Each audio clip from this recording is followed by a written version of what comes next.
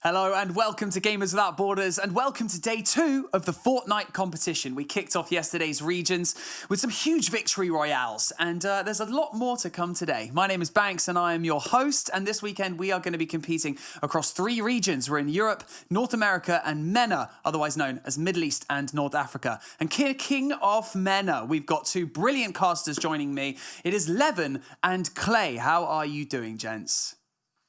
Man, it's exciting to be here, right? We obviously had day 1, which was brilliant, very exciting, something new. And coming into day 2, I'm super excited to see how it plays out. I am as well. It's going to be hectic, chaotic. We saw some amazing plays over in NA and EU. So I'm excited to see what the pros from MENA take from those regions and implement today.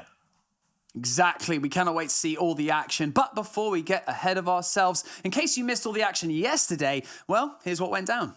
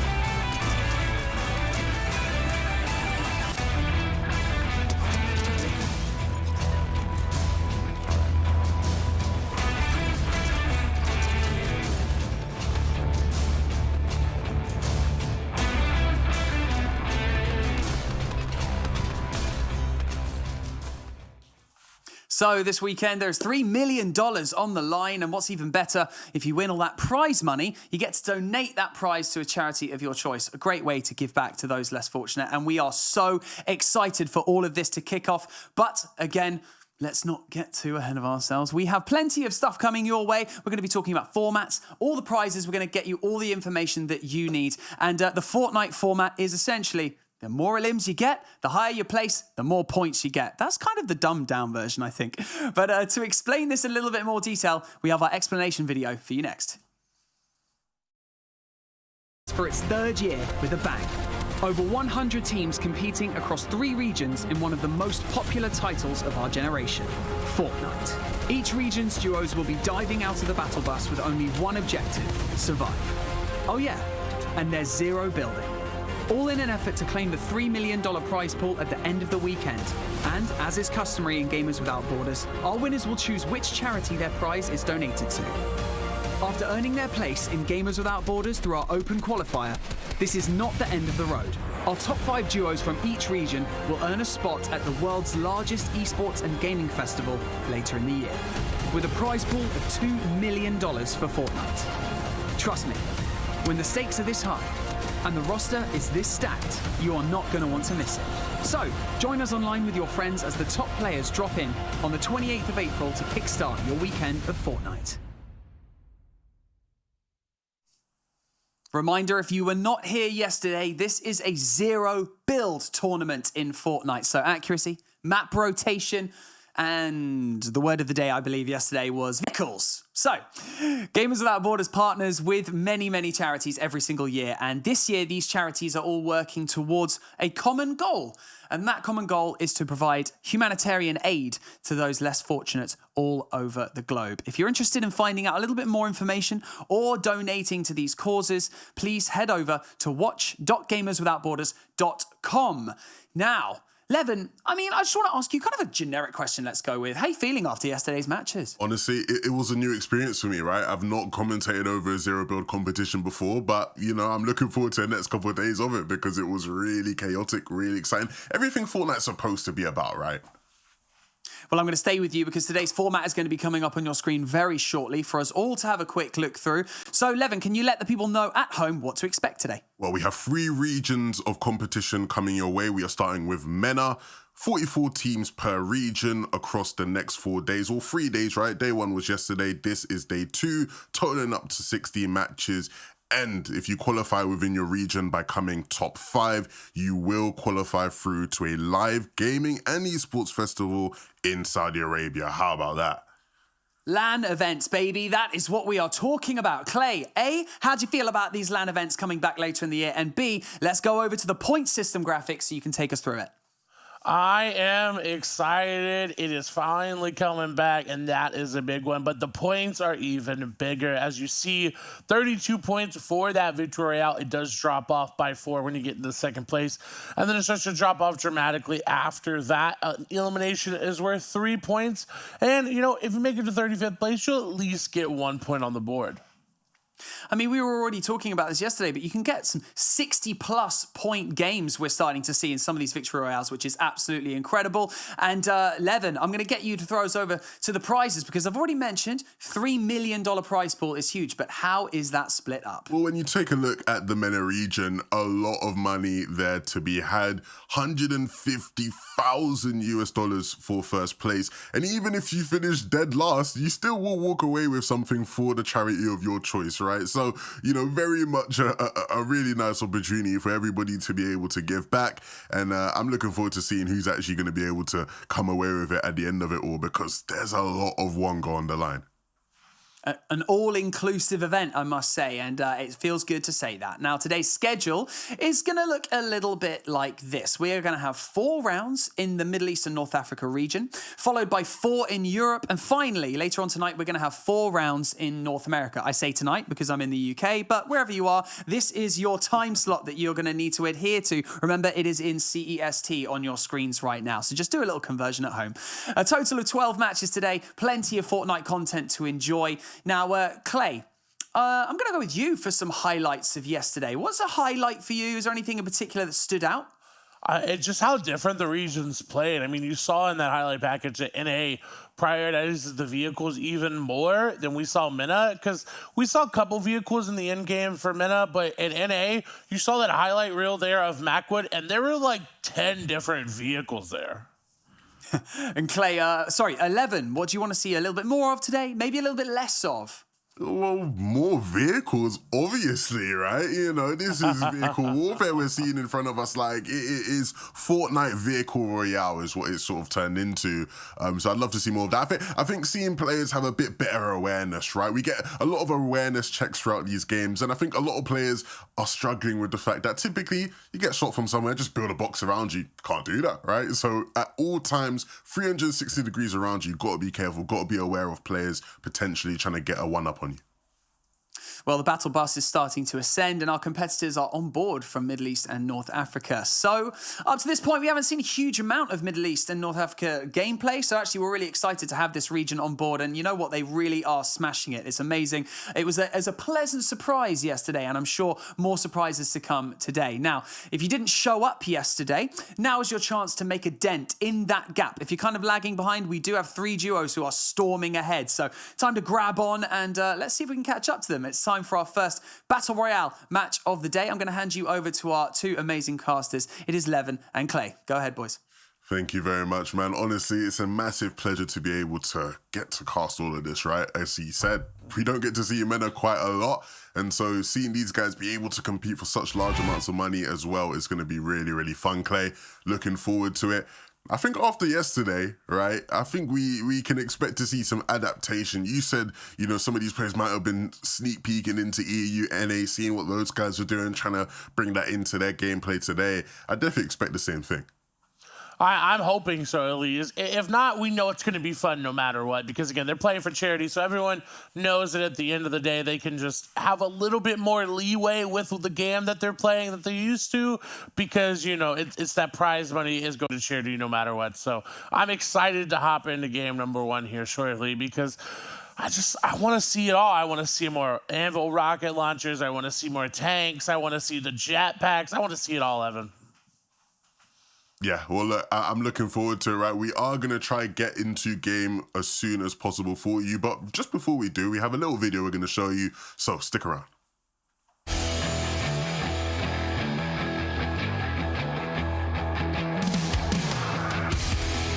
I think I prefer a no-build game mode because I think it's more dynamic. We need to stay always focused and I prefer that mode.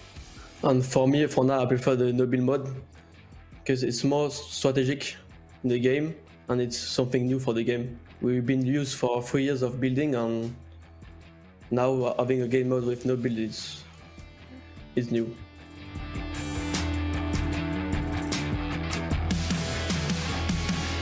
I think my favorite in-game dance is the Take the L because I like this one. For me, there's a new one. It's called Alors on danse. This one is so good.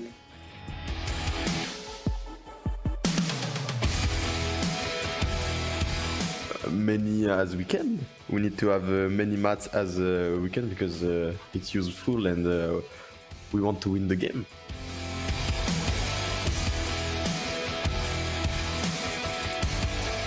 My favorite landing spot is Grotto because they have so many loots in this place and we can fight early game with many people, so I like this place, yes.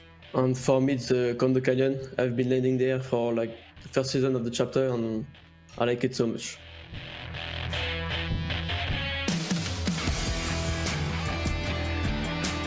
I think we both feeling great. We are excited to play this tournament because for us it's the moment to prove ourselves and our new geos. So yeah, we are happy and excited. I feel the same of him, and I think we will be ready for that.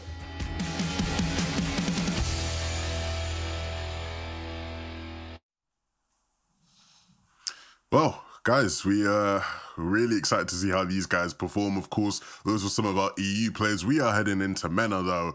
And I think when you look at a lot of how these MENA players have been doing, a lot of them obviously doing really well in actual competitive competition in recent weeks and days. And I think as much as, like you said, Clay, it is all for a good cause. It is a bit of fun, you know, we're raising money for charity. A lot of these guys are uber competitive.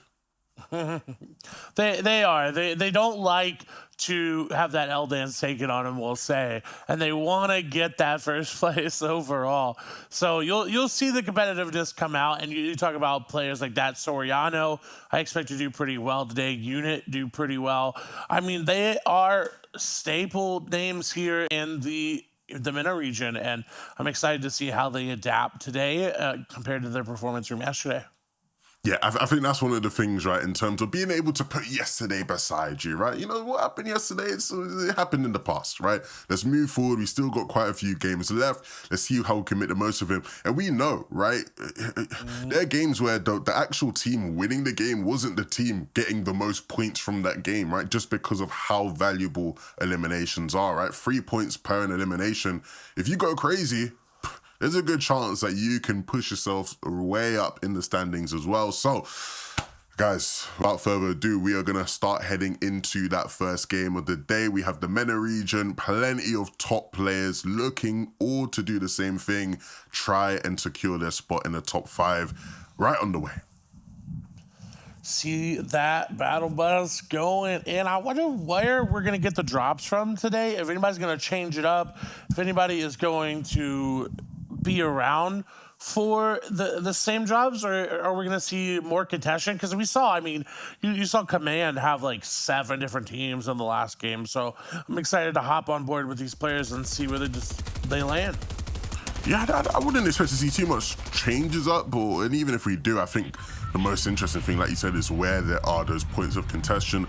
Of course, you can expect plenty of that out of Command Cavern. I'm sure we'll see some teams towards Tilted as well, battling it out there. So lots to watch, plenty to see, and I think it's only a matter of time until these players start to land and we get a good idea of who wants it with who. Of course, you can already see some familiar names all gliding out of the battle bus, the likes of Clutcher C4, Faris at the very bottom of your screens. I can see NM7 as well, gliding out there. Modisk and S&W heading towards the Bugle. And of course, as we head closer towards the Tilted and the Caverns of the world, things are where it starts to go down. So, any early contention you can spot around the map right now? I see it's a couple teams over towards Command. Got 2 in Tilted, it looks like, as well. But other than that, I think the map's pretty open.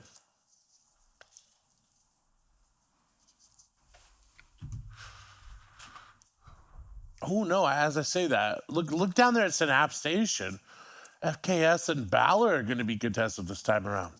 Yeah, that looks real interesting. We're going to be heading over to see what Draftel's doing. Of course, Draftel did incredibly well yesterday. This isn't too great, but Senpai isn't going to be by his side right now. Senpai got dropped early, and so Draftel has a tough task on his hand. Heads up to the blimp, but Pasir will be closely on his tail. And with such a large HP advantage, he needs to be careful, right? Cannoned his way out, made sure to get as far away as possible. But now he just needs to make sure he doesn't get spotted, because you can see Primero has his eyes set, but with that loadout, there's not going to be much he can do from that distance. The SMG and the shotgun won't be doing much from that way out. So they will claim Tilted to themselves, which is nice. I think they'll like that. But at the very least, we'll get to see Draftel continue to play out in this game. They got to be careful on their rotations out, though. You get a little bit too greedy. You go into a POI where you're like, there's no one here, some loot on the ground, and then all of a sudden, well, you're eliminated as we move back over to Synapse Station. And maybe a point of contention, because this is where that armored battle bus does in fact spawn, as you see right now in front of Rampage. It's really, really good at destroying builds. So essentially, the best way to loot Synapse Station is to grab that and just run through all the builds, grab all the mats, or not the mats, sorry, grab all the items and loot there, and just be on your way. Like, you get everything. It breaks ammo boxes, chests, everything. Yeah, it's interesting, right? Because, you talk about loot and sort of that dynamic, how that works out. Typically in a regular competitive game, you'd expect to see players looting up as fast as they can, trying to get positioned to try and get some tags for Storm Surge, make sure they get their damage up as much as possible. But Storm Surge wasn't something that we saw play a big part in these games yesterday, and I doubt we will see that play a big part today either. Maybe I'll have to eat my words later on, but in that case, right, it is all just about prioritizing getting that best loadout possible and trying to find these optimal positions, right? We know how difficult it can be. Sometimes you like to see teams play central zones, but is that really going to be optimal, right? Trying to play dead center of the zone where everybody is just surrounding you, potentially taking shots at you, and you ain't got much cover. That's not going to be ideal, right? So these fights become even more interesting. You can see though, forget looting, Primero and Passive, they just want to get way in, and they will get in over towards Coney. Primero down to just 1 drop of HP, will take Gentle down, and so these guys are on the move. They're feeling aggressive. They have a bloodlust right now, and so they're going to try to take down FHD in this 2v1.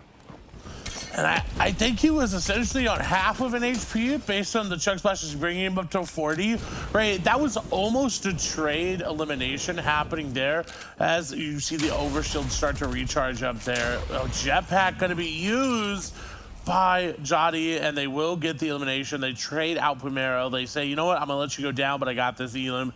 And they're chilling. They're up. They're ready to go. Nice work. nice work. They pick up a pair of eliminations, some points. They've got 3 in the game so far. And we talked about how some teams will just look to get uber aggressive. And these guys seem to be the ones on that train right now. So I'm liking what I'm seeing. And I think you kind of have to. If you're behind, you just keep going and keep being aggressive.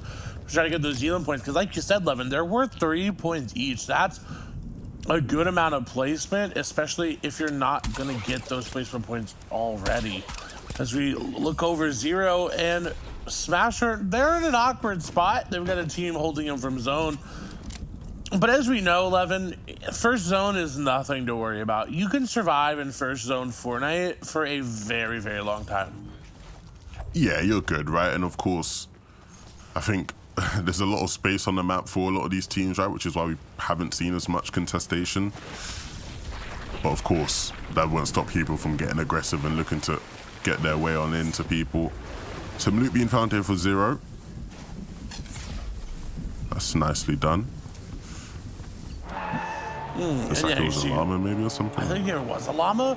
There's chug splashes, shield kegs, like it was the whole 9 yards there. And we saw yesterday Cowcatcher's really going to be what players are going to use. And I like that they went back, grabbed that extra one, put one on top of the vehicle, because it's just so great to have on the vehicle. It just plows through everything. Yeah, and of course, they got a whiplash vehicle there as well, which is really nice. A bit of an upgrade on the regular sedan that they had, so that can allow them to sort of be a bit more ambitious in their attempts to get to certain positions. Rapid, someone who we saw a lot of yesterday, and someone who we saw can hit shots like crazy. You don't want to give this guy even an inch, right? Because he will take a whole mile. So you always got to be protected around him. I like the way you mentioned the cow catchers, right? They are really important. Basically the only form of cover these players can use. And so, you know, everybody will be trying to have one, right? As we scroll past different teams, like everybody will be prioritizing having one, as well as having a vehicle, a repair tool, and a gas canister if possible as well, right? You want to have all the protection you possibly can. And if your vehicle doesn't have chonkers on it, it's also, you gotta get some chonkers. Because this season was actually really different, and not a lot of players have actually talked about it. And is that when you are off-roading a vehicle that does not have chonkers, it does not go as fast this season. It definitely has been impacted. It slows down significantly. So if you have chonkers, you essentially ignore that terrain. But if you don't, you're gonna go slower. It's gonna be easier to hit shots on you. So it's just better for you to have chonkers on your vehicle. Because look at Adapter versus Mansoor here. It's a great example. You can see Mansoor, if they kept going, would just be that much better at driving. And they are. So we get to take a look at it now. Because again, they're off-road tires versus regular tires. Yeah, of course, right? Having those chonkers tires gives you that extra speed and mobility. Allows you to traverse through the more rocky terrain just that bit easier as well, which is always an added bonus. But you're seeing now a lot of players sort of grouping up. Drafter was able to get Senpai up, and they've got a decent looking loadout as well, so that will be nice. Tilted Towers is a POI that has a lot of IO vehicles, right? So they probably will be able to snatch one of these vehicles for themselves.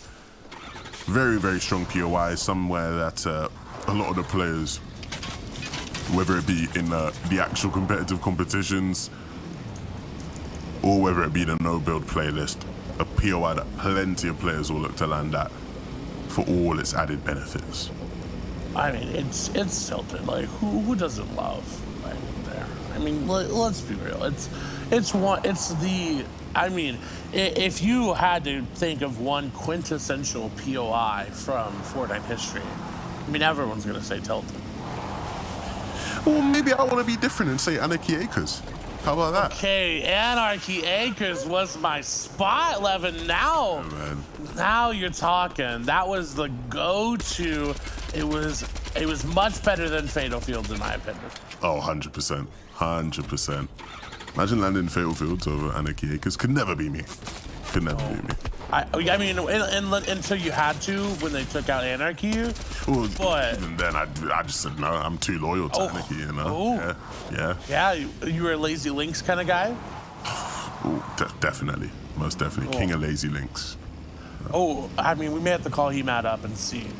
Right? Or maybe I'm sure Finex as well will have something to say about that. Finex would definitely have something to say.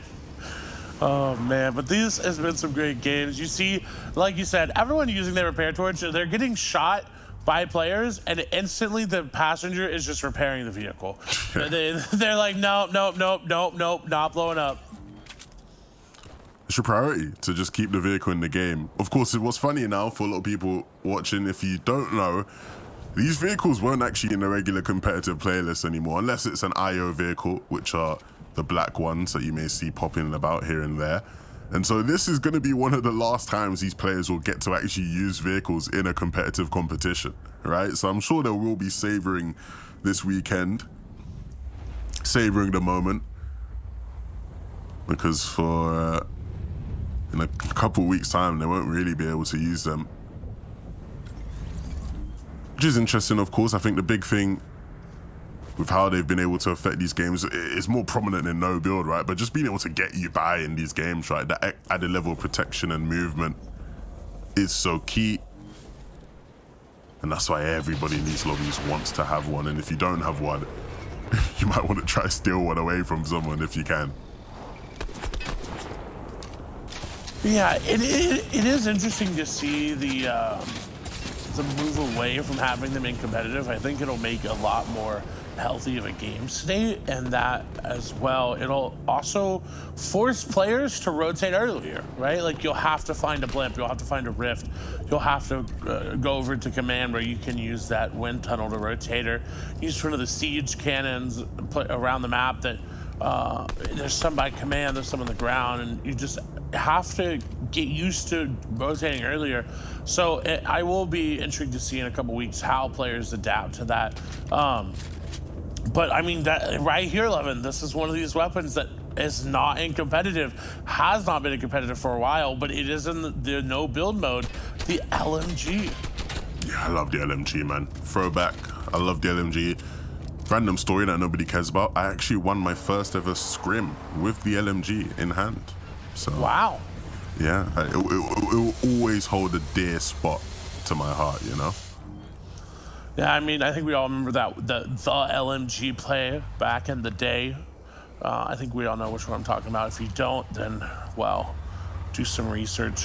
Hop on the old internet, do some research, and I think I need to do some research. I ain't got a clue what you're talking about, man. you don't know the quintessential LMG play, Friday Fortnite. No idea, man. Man, all right, you gotta take a look. I'll send you a link. I'll hook you up. But look at Modisk and S&W. They said, you know what? We're not gonna go in the tank at the same time. Convoy. And I like it, right? Because we were talking yesterday how unprotected you are in that gunner seat. And Falcon was like, you know what? S&W was like, you know what? I'm gonna be protected in my truck. I'll be your escort to the gas station. Who's escorting who, right? I'm guessing Fair. S&W is escorting Modisk, but I would probably want the tank as the protection, you know, in the front, leading the way, I guess. But I see it regardless. It's interesting here, right? They're just destroying this whole area.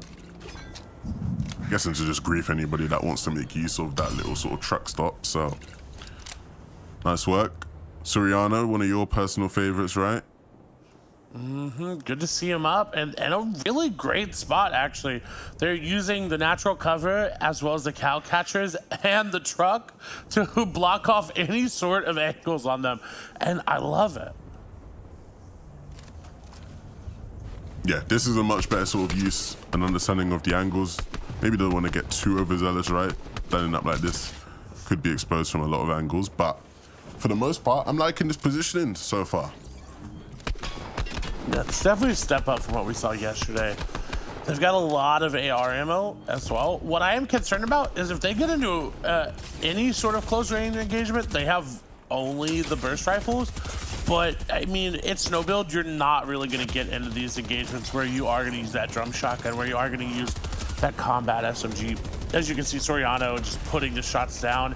And oh, the Anvil rocket launcher Elim coming through there for Soriano and Sam. That's real nice. That rocket launcher is a huge part of these games. Being able to find the right moments and opportunities to use them is so key. You can see Rapid on the right of your screen. Just playing hide and seek. Doesn't have his teammate, and so things become infinitely more difficult in that sense. Trying to stay alive as a solo in these games could be almost impossible. And is he going to be spotted? I don't know if Poor and Van saw him. No, they did. I think they did. I think they did see him, and they're going to cycle right back round. Oh dear, he's literally just running around like a flop out of water, and Rapid will go down. And if it was any other vehicle, right? Not obviously not the Whiplash. He could have hopped in, tried to make a play, and oh no, are we gonna see the trend of the shockwaves continue today? Because it seemed like every single time yesterday we saw a shockwave, the person was eliminated every single time. So I'll be interested to see if that changes it. And I like this. They threw down the shield keg, hopped in the car, the truck, and said, "We're protected. We're not getting out. We're just gonna heal up real quick."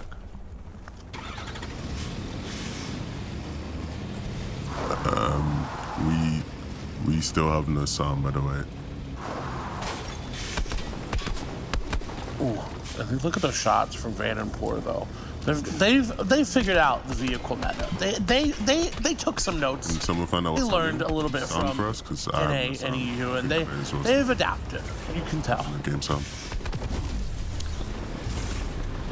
Yeah, we're seeing some changes. A lot more of these vehicles being sort of savored and valued in these moments. I was about to say, did Fortnite had a first-person update? What was that? Wasn't sure, but look, they decided, you know what, we're gonna go all the way up this hill, and it doesn't matter if you're hiding behind these cow catchers. We want the high ground, but Rocky Reels and NM7X are doing very well to defend it. Yeah, I'm a huge fan of NM7, so hopefully we can see them have a bit of a better day. They were able to get deep in some of their games, but not quite the finishes they would have wanted. But maybe that's not going to happen today, because Rocky Rules will go down. NM7 left all alone. And not in the most comfortable positions. Using the chug splashes here. Oh dear. But Trick Shots has gone down now. NM7 will follow as well. And QND will follow Trick Shots back to the lobby. Just like that, all right? Players can fall so quickly in a matter of a flash. Everyone's down. That was such an unfortunate trade there for them. They're like, yeah, we gotta, okay, I guess we're eliminated now. As you can see, Van and Poor just getting absolutely obliterated there by Ken and their mythic burst AR, as well as that Anvil rocket launcher. And Vagnar was going and being aggressive, and Ken did not grab the chug splashes. It has to go back into zone to grab them if they want, but they don't have the HP. And Sonic and Lore are deciding we're gonna stay on the blimp in zone, and one of them is gonna go down because of it. This is not good for them whatsoever. Senpai picks up an elimination. Lore just camping out in the zone. Seeing some Kree strats right now. Just trying to out-hit everything. And I might end up being the player at some point from some of these players. Just to see if they can out-hit on the zone. Because these zones don't close, right? And so if you can sort of just stay alive as long, wait for everyone to fire out, maybe there's a chance for you. Draftel and Senpai, we saw how well they were doing yesterday. And they already are back to seemingly their winning ways, getting deep into these games. Draftel actually just goes down as I say that, so a bit of the caster's curse coming out. Senpai will get the refrag, the trade comes through, but he has barely any cover. He needs to try find something, and quickly. He knows Law's behind this rock. He needs to get behind him, needs to hit some key shots. The minis will come through, and he's very fortunate right now that the tank isn't focusing on him, so this might be a free second place for him. And now in a 1v1 versus a tank, Heckle isn't going to make this easy for him whatsoever, Clay. Does he stand a chance here? No, he's going to try to hide behind this, but it'll go down. Oh, no. I was going to say before he gets it off, it's going to go aggressive, maybe. able to do it as he forces Peckle to get out. The SMG spray is there, so close. 28 HP, almost going over. It was almost the first place there. It was so close after what was such an unfortunate start for Draftel and Senpai, where Senpai goes down early. Draftel's left to try reboot his friend. You thought, oh, this game is all in tatters, but they did an amazing comeback and they were able to get second place, but second place just wasn't quite enough. It's unfortunate, but a really great start from a team who we saw do so brilliant in that previous day. Yeah, you can take a look here and just see all of the different highlights coming through.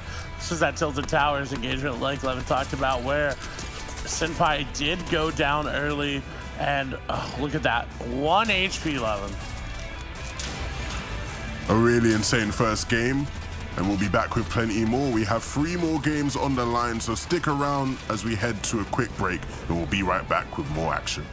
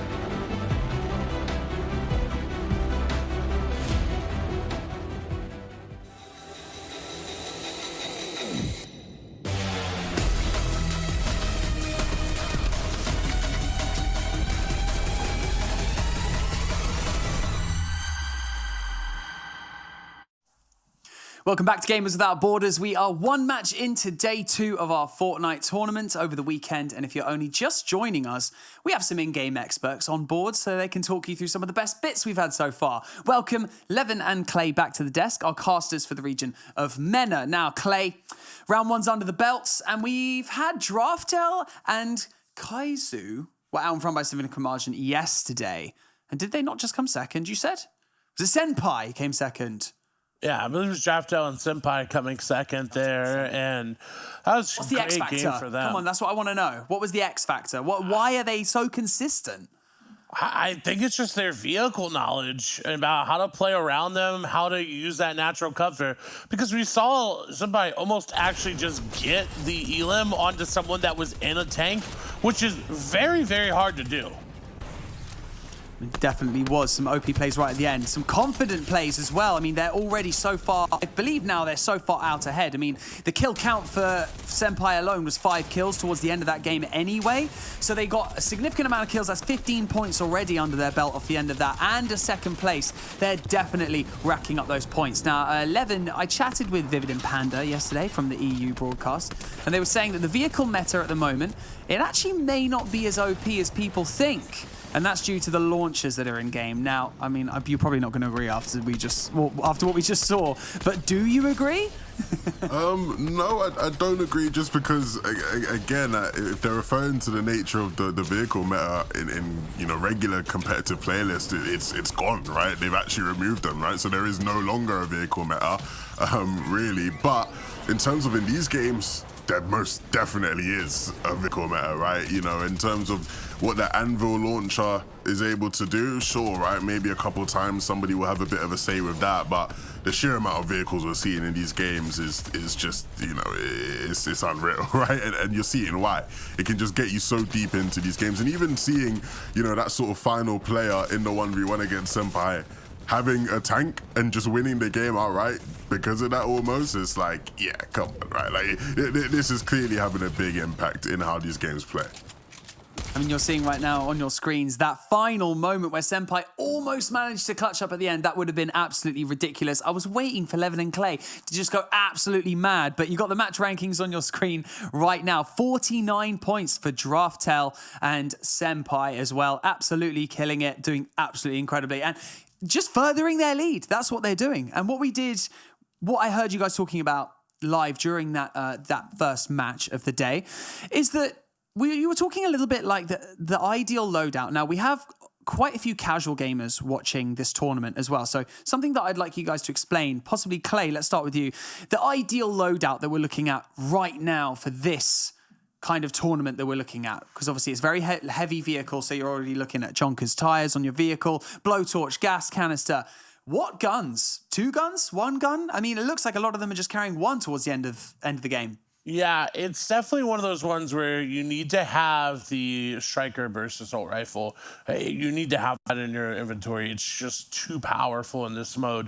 And then realistically, either have one player with a blowtorch, have another player with cow catchers rather, and then a set of heals. And then if you want, you can have that rocket anvil launcher, or the anvil rocket launcher, my apologies, on one of your members, because it's just so powerful getting rid of these vehicles.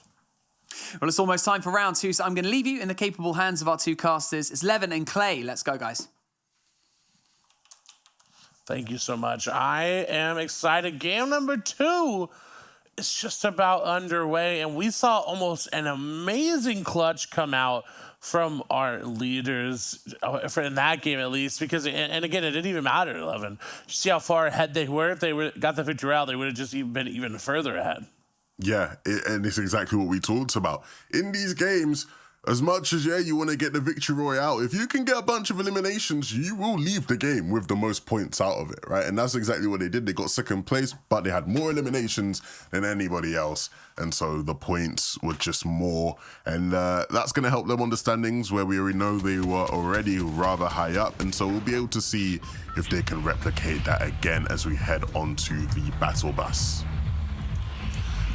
Well, we're here. We're on the battle bus. Everyone's jumping north to south.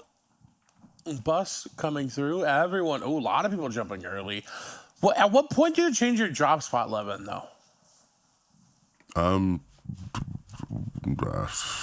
Me never, but for these guys, I don't know. I guess if things aren't going well after game 3, then switch out for the last game, right? I mean, but think about it, right? I mean, we're in game number 6 of 6. I can't do the math right now. Game number 6 overall, right? I mean, at what point, like, when do you reach the halfway point of the overall matches? Do you switch? Do you stay?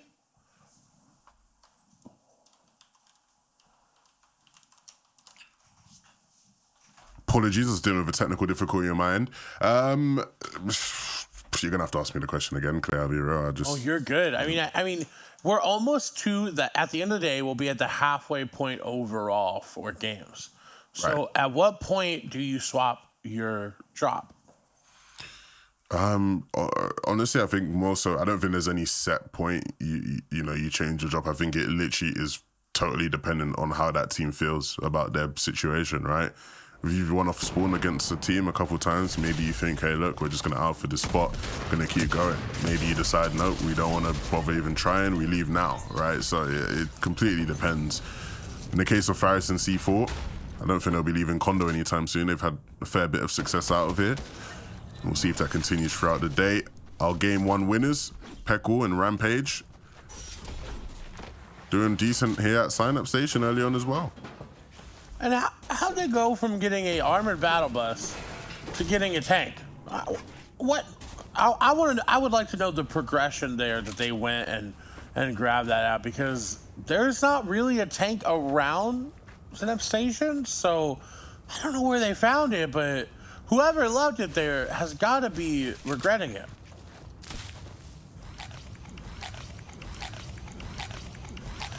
Oh, and I'm gonna be real. One of my favorite items in the game right now has got to be the clomberries. Just because, like, I mean, let's be real. They look delicious and they're so healing, right? They're so versatile. They are essentially a slurp mushroom, and the fact that they will give you 10 effective HP. And what FKS? What does that look?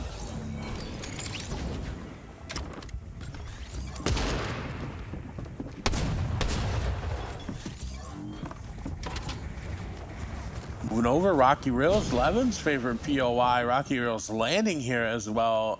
NM7X really needs to heal up, as they are not doing too hot. They've got no heals in the inventory. Luckily, Rocky's got one mini for him, but Helen up above will try to play spoiler. They have a jetpack, but I mean, honestly, in a competitive play, it's very hard to use a jetpack just because of how good everyone's aim is.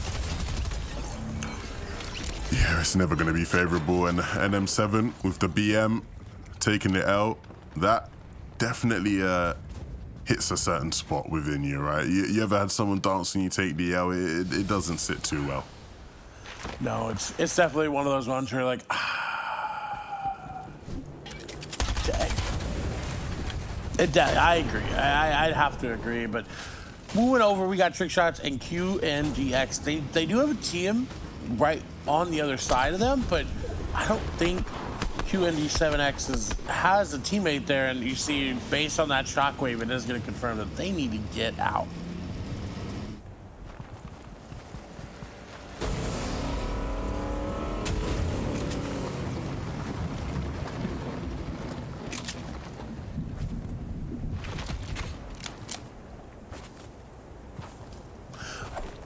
Let's talk a little bit more about heals, Levin. With the shield kegs being introduced, how viable do you feel that these shield kegs are to bring into like a late game scenario? There's often going to be things you want to carry ahead of it, so I doubt you see it much, but you know, it is definitely very useful, right? You get so much effective shields from it. Obviously, it's shareable, right? Which is obviously a big help in comparison to something like a big pot or whatnot. So both you and your teammate can benefit from just one. But no, shield kegs are great. Very nice addition, especially like sort of off spawn. When you're in those sort of engagements, you need to heal up quickly in the middle of a build fight, just popping one down between you and your teammate. One problem you can actually find sometimes is I've been in fights against people where we plop down the shield keg and my opponent is also like, getting the shield from it because they're just on the other side of my wall, right? Because the radius is pretty big on it, so it definitely can work both ways at times. But no, shield kegs are great, but unlikely to see people sort of carrying them deep into end games unless there's no real other alternative. Yeah, I think my other than the clomberries, my favorite competitive heal item has got to be the Mad Mist, Levin. Let's be real. It's just so versatile. The fact that you can heal up while in zone and still running. I mean, who's not gonna take a Mad Mist when they see one? Yeah, med mists are great. Med mists are really nice. I think chug splashes probably are the best though, in terms of just being able to give you shield and HP. Having that HP is very important, which is why med mists are really good. Floppers are obviously really good as well this season, being able to have some storm play to that as well. But I think it's always going to be chug splashes. I think if you can have 6 chug splashes, this is ideal in most situations, at least. Oh, for sure. I mean, I don't think there's a better item when it comes to healing comparatively. I mean, the chili chug splashes when they were there, I mean, definitely because of the fact that they did offer that speed boost, but it's still, chug splashes still reign supreme, but that med mist, if you have the opportunity to pick it up, it's definitely worth grabbing. That's a different story over here out in Tilted 11. We've got Senpai and Draftel, who doesn't look like they fought off spawn, have a great position to hold players out of zone, and are hitting some pretty good shots.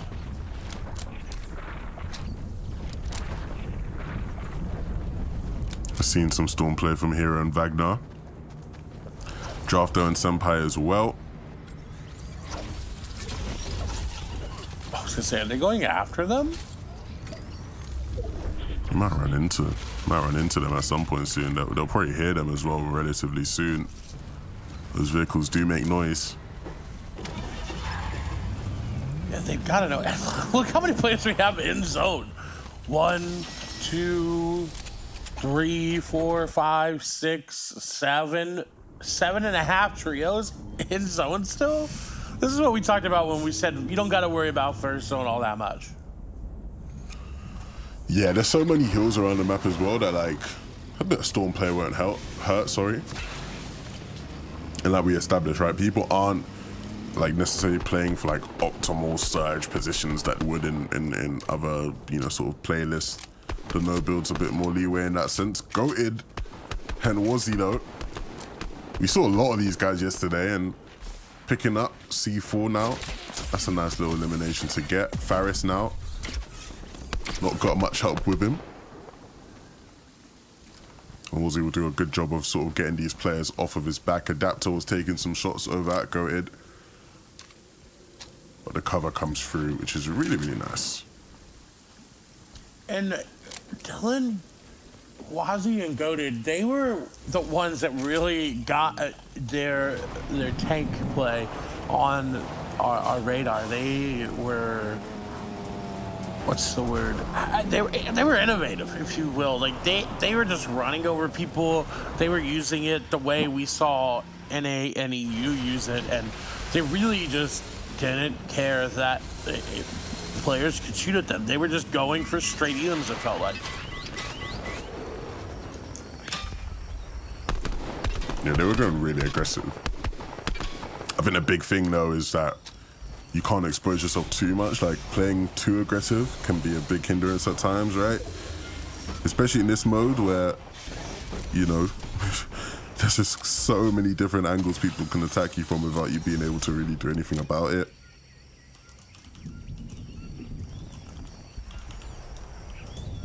Yeah, it's one of those ones where it's very high risk, high reward kind of situations, and this is definitely risky, choosing to be on this island versus going across. But as you can see, Mentor and Adapter said, you know what, we were fine with those two vehicles last time, but we're gonna make it a little bit different.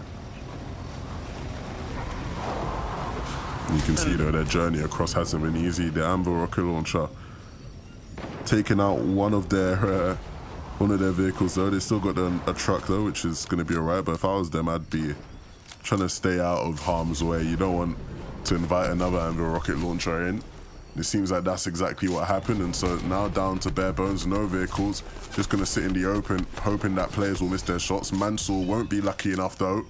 He's down to minimal amounts of HP, and if he moves, things aren't gonna be looking too good for him. Adapter though was able to get out. Oh no, Adapter went down to Goated, so unfortunately for that duo, Adapter and Mansell, they get taken out. And on top of that, Levin, right after that, Goated got taken down. It's the swinging pendulum of no build, right? Oh, dear. You don't want to go down to a shark. I've not seen that in a while. Wazzy goes down as well, so Wazzy wasn't able to stay alive as a solo. Wazzy gets taken out. And so another duo, another decent, really, well, I say duo, well, not all these duos are decent, but another top duo being taken out. And this shark wants some. Isn't letting go. It's actually a really big issue because look, King and Owl are looking to get some shots onto them, and so is Dexify and Spy. And this shark is just constantly going for them. They have to get rid of it. I don't know if that'll be an option, right? It's going to be really difficult for them. You can see the zone on the top right of your screen. Oh dear, the shark's causing them endless amounts of issues. Oh dear. Forcing them back even further onto this island.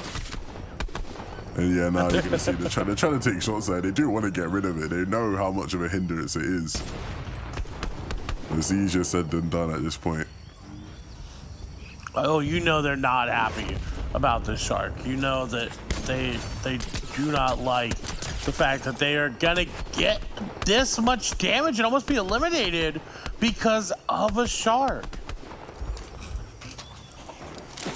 This is so tough. You can see Dexify knows they're hungry for that elimination. And the Cowcatcher is saving him just for the moment, but it is really tight. He will have to hit some big shots, but he can't afford to overextend. And he's got to be careful with the shark as well. Never knows. Oh dear. This is the problem. The Cowcatchers can only save you so much. Oh goodness, Oh, the no. shark. Oh no. And then he goes down. Oh, the tail hit him back and King got the elim. Oh no. Oh, you know they're not happy, 11. I'd be fuming personally if that was me, man. That is so rough. What a way to go down. What a way to go down. Oh, these things happen. Draftel, Senpai, still in the game.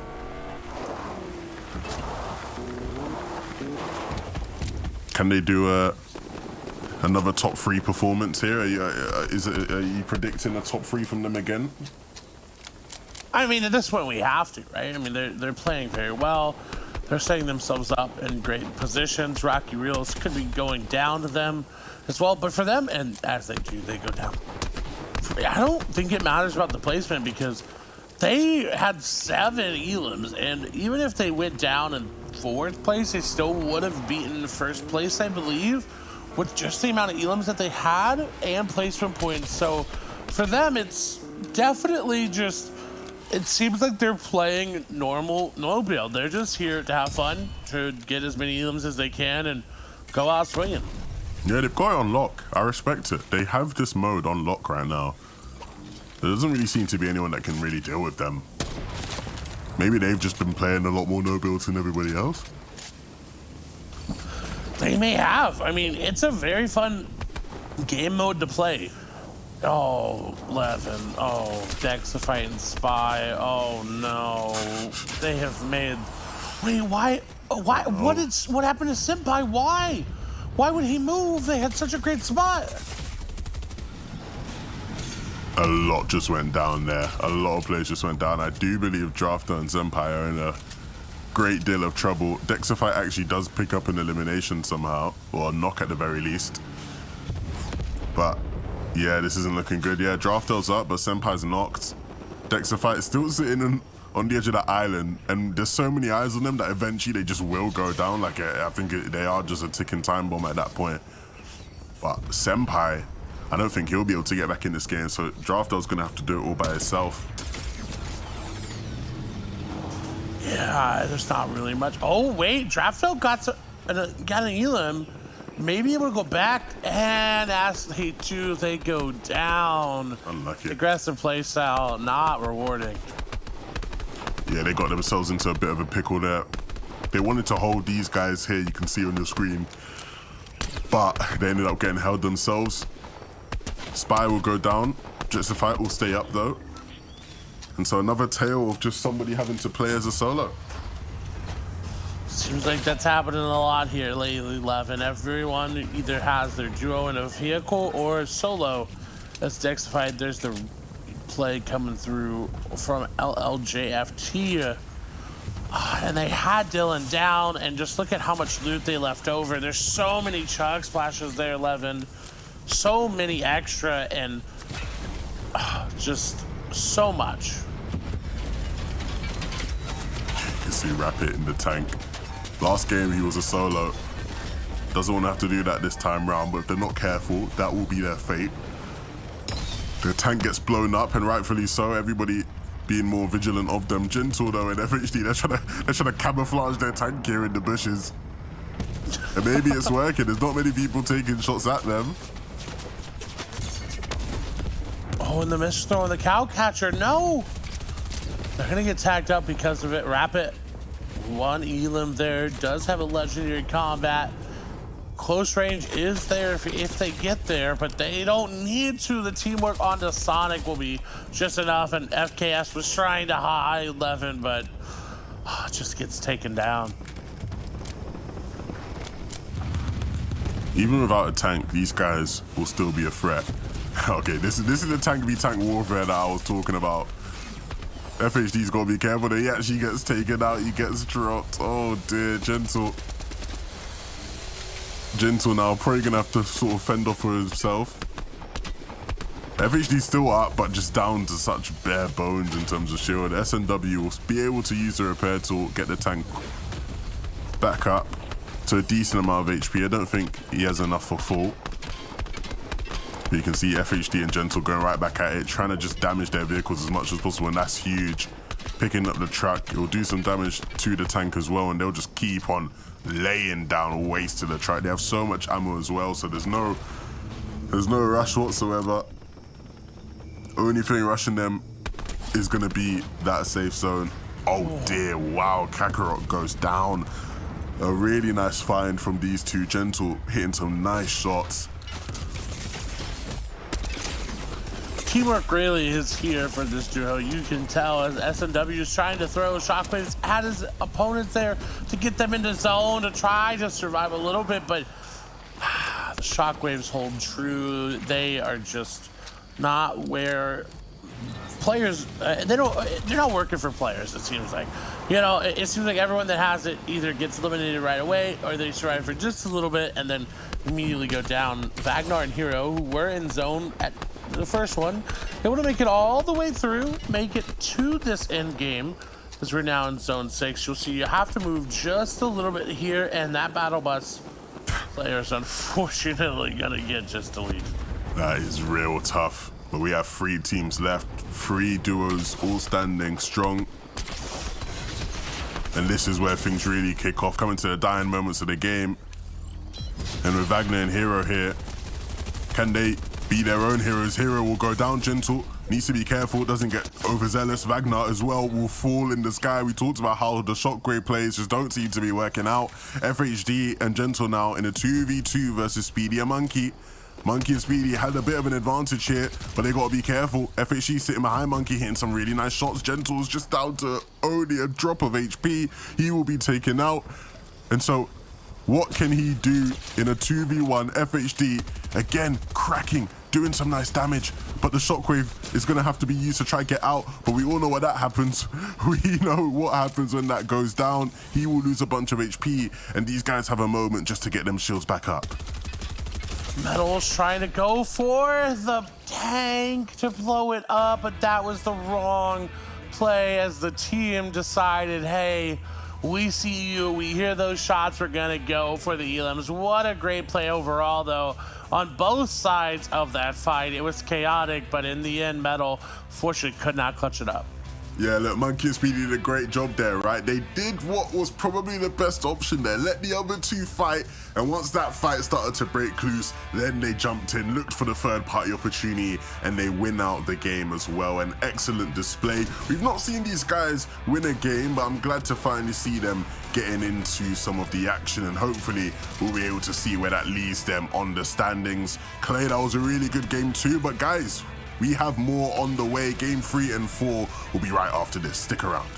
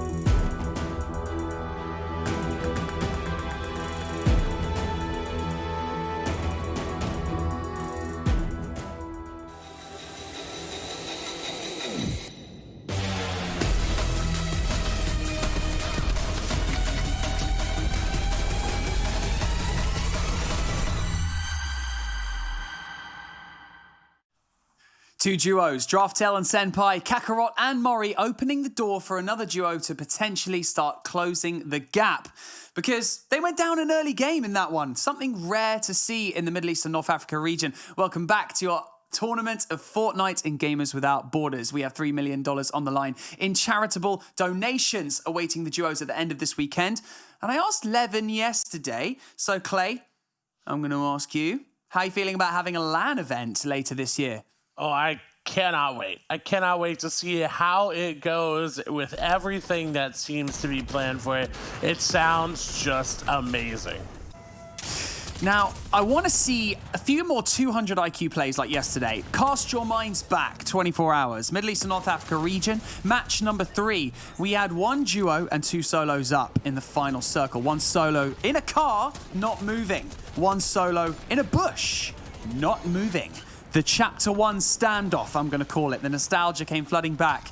Levin, you know, I'm going to get you to take us through the match results once the graphic comes up on our screen. But did you cast your mind back and think, this is actually when we just didn't build? This is how we utilize the map. And we're kind of back to it, aren't we? Yeah, definitely. I think that's part of the excitement behind the no-build mode as a whole, right? People sort of throwing it back to those early days of Fortnite where building just wasn't as prevalent. And of course, that's where you get some of these bush plays, right? And it definitely has been somewhat effective in these games. We're seeing it, right? Even if it isn't those final moments like it was in Game 3 yesterday, you know, camping in the bush is the strat in these games. I'm telling you that much. I love it. Now, can you take us through the match ranking, Levin? Go on, mate. Yeah. This is very, very interesting, right? Because, of course, you got Gentle and FHD who did incredibly well in that game. They came second place, second to Speedy and Ahmed, though. And look, it's all good, right? Because I think I was really high on Gentle. I wanted to see how they do. Of course, he's one of the better players in the MENA region in regular competitive playlists, if not the best, right? And so, you know, I was hoping that you'd be able to put on a show for us. It hasn't quite gone that way, but this is definitely a good start to get back into the mix.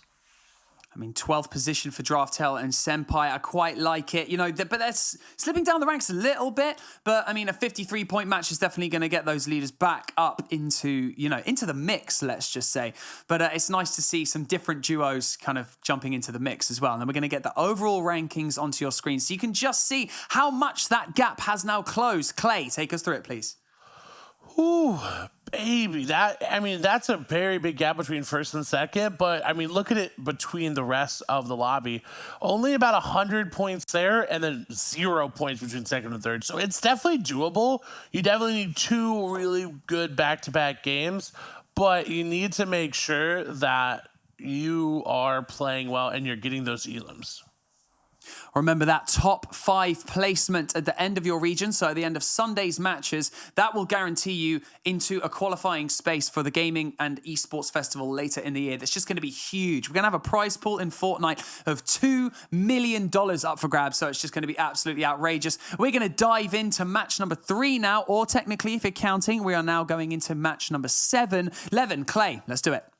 Really looking forward to this one, man. It's been an interesting first couple of games today. Of course, we had a bunch of really fun games yesterday as well. And I'm sure a lot of these players will be looking to make amends for where they went wrong in the previous ones. I know Senpai will definitely be wanting to try and get back into that top 3 mixture. We know how good those guys are.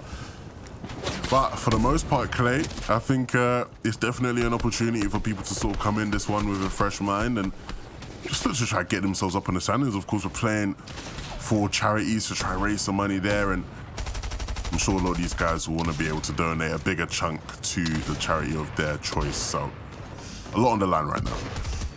Oh, for sure. Everyone here wants to come out saying, hey, I donated the most to my charity, but only one team is going to be able to do that, so they really have to work towards that. And right now it's looking like Dexel is going to be able to do that. It's interesting, right? Because obviously a lot of these guys will be familiar with playing against each other in different competitive playlists, but coming up against these guys in no build, you still see that same competitive energy there. We saw a couple take DLs happen. One was over at Rocky Rills, and so I'm sure we'll get to see more of that this game, seeing if these guys can test us again. But honestly, I'm looking forward to seeing how it all plays out.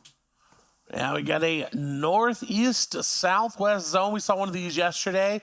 Seeing a lot less players jump out of the bus early, and I'm thinking we're going to see some more mid-zone contests, or mid-map contests, Levin. I want to see that Tilted Towers fight happen, maybe, but I'm not seeing things happen, actually. It looks like we may be experiencing some things there, as only a handful of teams actually here in this game.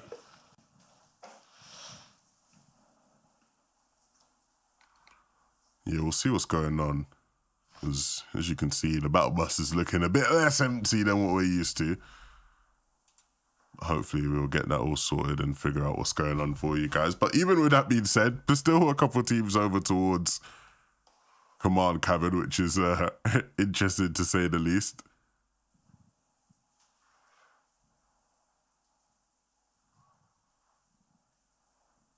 Yeah, still contesting off of that drop.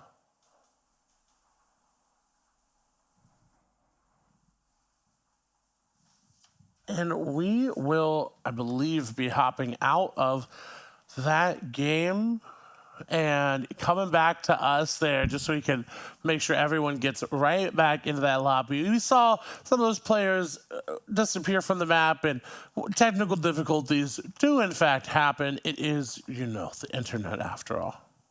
These things happen. These things happen, guys. But at the end of the day, we want to make sure that we give you a game that has all the players on the battle bus so that we can really get people's head-to-heads, right? We don't want to leave anybody behind, right, on the island. We want to make sure we get everybody, so we're going to deal with that as best as possible. But until we have a bit more of an update for you, honestly, I'm looking forward to sort of getting into it, right, Claire? I am as well. I think it'll be great. Again, the games have been action-packed. They've been awesome. It hasn't been a moment of, what are players going to do? It's not usually, because sometimes in competitive Fortnite, you do get that moment where it's like, okay, here's the story. We've set it up. These players are getting there. They're getting to towards that apex of the fights. But it's mostly players just looking for Storm Surge tags and rotating through, right? But this one, not so much. It seems like there's always some sort of action happening all around the map. And I'm excited to see that, exactly how these players finish these games out. Because again, Levin, they only have 2 more today. Yeah, just 2 more today, so you want to make the best of them as you possibly can. I believe we will be getting back into games in just sort of under a minute for you guys, hopefully. So don't worry, you can stick around, get to hear our lovely voices speak just for that bit longer.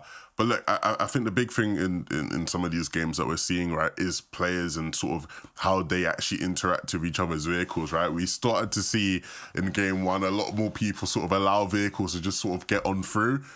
In the previous game, not necessarily the case, people being more aggressive towards people's vehicles, making sure you don't get to keep your tank into the game. You don't get to keep your truck leap into the game. We're going to take shots at it. And if you ain't got a repair tool, then unlucky for you.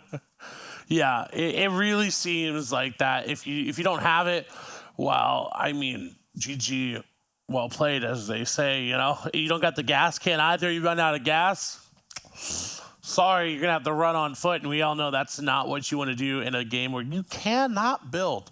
So we'll be happening momentarily to see this game take it underway. Sorry about that. But Levin, I want to ask you a question. Okay. You're in no build. It's a 1v1v1. They have a tank. What are you doing? I'm jumping on the tank. Oh. Yeah. Okay, Levin's getting aggressive with it. That's the only answer, right? You just got to jump on the tank with them. You know what I mean? And if they're in the driver's seat, I'm jumping on the turret, probably taking some shots at them and taking some shots at the other person left in the 1v1 as well.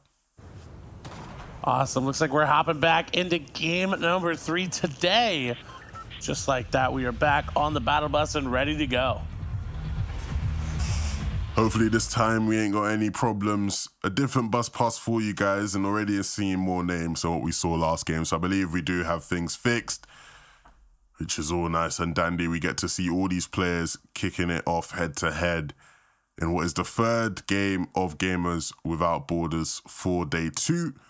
We got 1 more after this, and then a couple more in the next coming days. So let's see where people are going, where people are landing, where people are contesting, Clay. Ooh, a lot more names this time around. Draftel and Senpai back to Tilted Towers. They go. Synapse Station still got a couple players there. Condo Canyon going to have a couple around it as well. Sanctuary going to be completely open, Levin.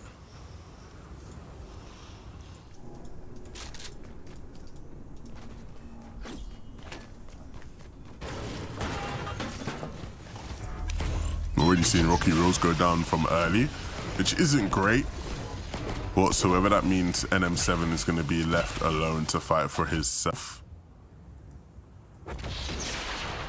We already saw Petgul and Rampage win this fight in the previous game here at Synapse Station. And so can they do the 2 out of 2? Or will this fight go into the hands of their opponents this time around?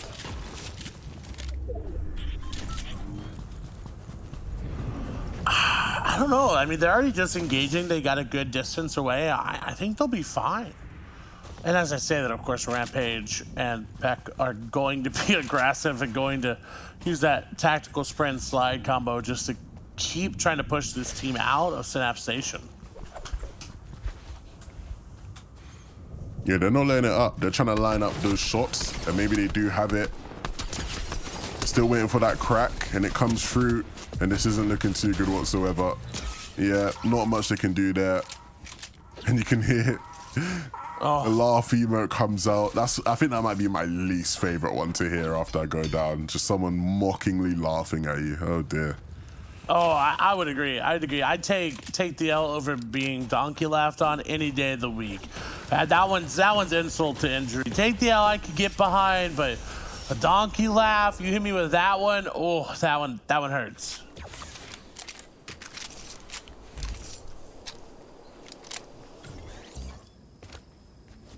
Grev's got an interesting loadout there. A very new shock into the game, has the LMG here, and it's gonna get punished for not leaving that POI early. Yeah, this loadout is absolutely horrible. I'm just gonna say it. It is not great. He's gonna need a significant upgrade and fast and soon, because yeah, you do not want to be heading into any sort of engagements with that type of loot. Moving over towards the fortress. One of my, I'd have to say, you know, you asked me yesterday what my favorite POI is, Daily Bugle. I'm gonna have to retract that, Levin. You know, I went back, thought about it. Fortress, hands down, my favorite POI. Yeah, Fortress is very interesting. Got a bit of a buff as well in terms of the recent competitive updates. So I expect this spot to be a lot stronger, in the regular competitive playlist, which is interesting. So looking forward to seeing some more action taking place at the Fortress. But in the meantime, we got Helen and Vizzy on the dash, trying to get away right now. But not so much success, because they will be pincered in underneath this bridge, and the HP is quickly dwindling. But actually, Helon turning the tables a bit, forcing his opponent to just have to scurry away. But eventually will be taken out, and with Vizzy being such low HP, he won't last too long. That will be the end of their game. That's pretty unfortunate for those guys. Yeah, and everyone is being pretty aggressive. Wazi's trying to make sure that they don't get run over here. It will connect on a lot of shots, and that Anvil rocket launcher shot, as Clapsy's trying to just repair the damage there, but you can't really do it. And one thing to note, nice elimination coming through will save their teammate Goaded if they can get there quick enough. One thing to note is, you notice that explosion got rid of the cow catcher. It does so much damage that it gets rid of them. So it's a very good play there by Wazi.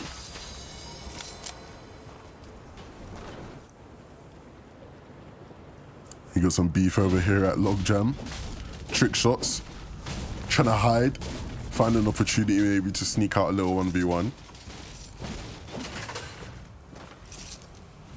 I don't know if Soriano will be expecting it. Of course, they already had a fight here, which they partially won. They've picked up one elimination on Q and D.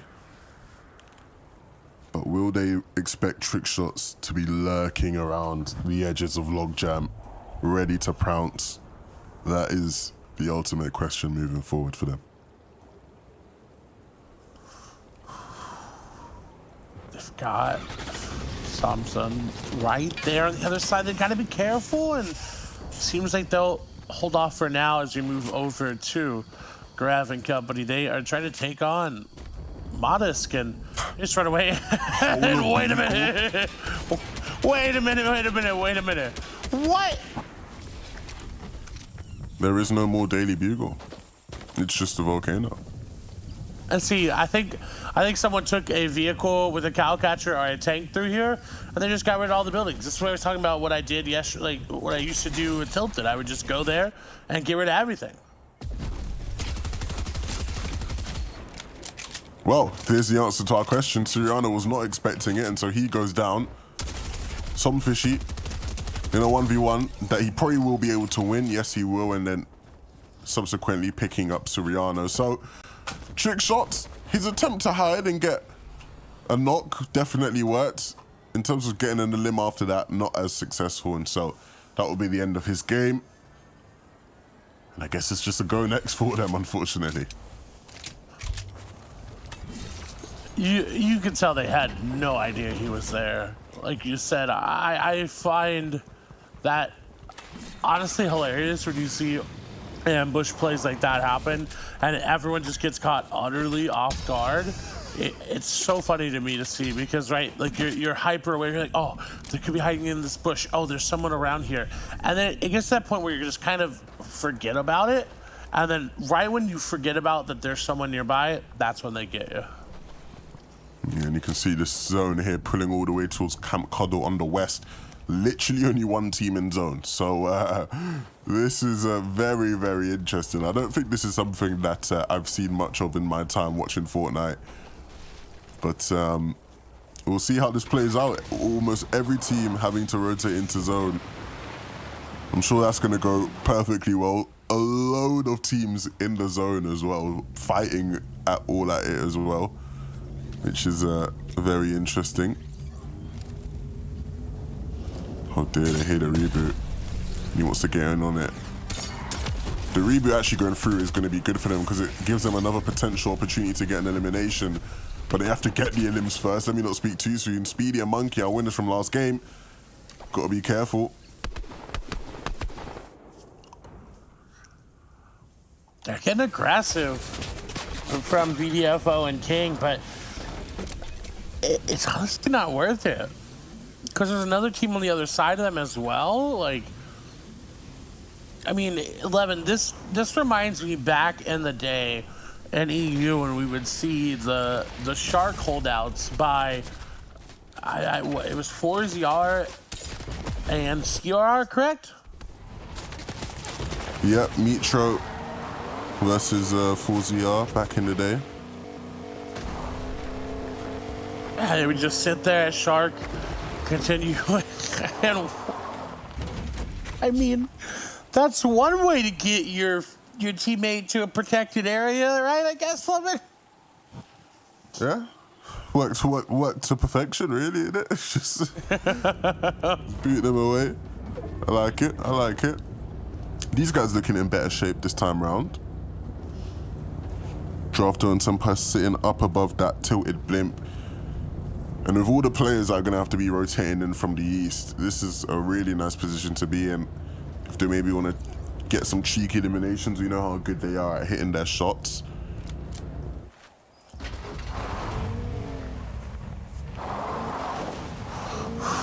But they got to. And unfortunately, sometimes, you know, in Fortnite, you have those days where you have just an amazing set of like shots come through, and then today may be the day where they don't have that aim. And we go over to Camp Cuddle, which is the direct center of the zone.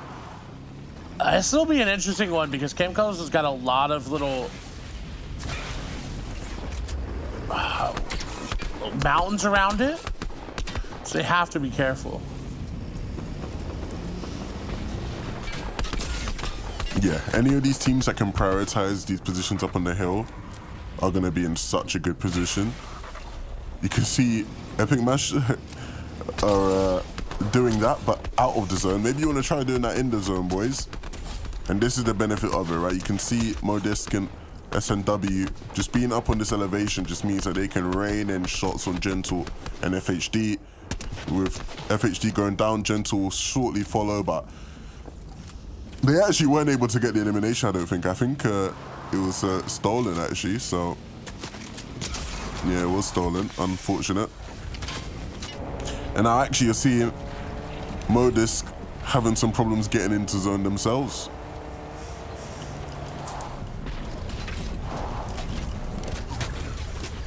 Oh no, they I was gonna say don't have a lot of room to work with, but S&W does have the ability to repair this vehicle, but Modus is gonna go down. S&W will get some shots off, but they are trapped between a rock and a hard spot as Exafite falls too. Yeah, this is really rough. And this is exactly what I was talking about when I was saying, like, all these players having to try to get into zone is just going to be so complicated. All of them side by side, they can't coexist with each other well. The Shockwave players will come in, forcing people away. And all hell is breaking loose right now. This is really awkward for a lot of these guys. And it's going to keep getting awkward. The zone continues to pull towards the west, so it doesn't get any easier. This is gonna be a great zone. I think I've made it known before that I love zones that challenge players, right? And I mean, let's be real here. Steamy Stack zones in the past, the Volcano zones from Chapter 1, Daily Bugle zones. I love them, Levin, because it's unconventional. We don't get to see them often, and it makes players challenge themselves to a level that we don't see. You sure we don't get them often, man? I feel like we see those zones all the time.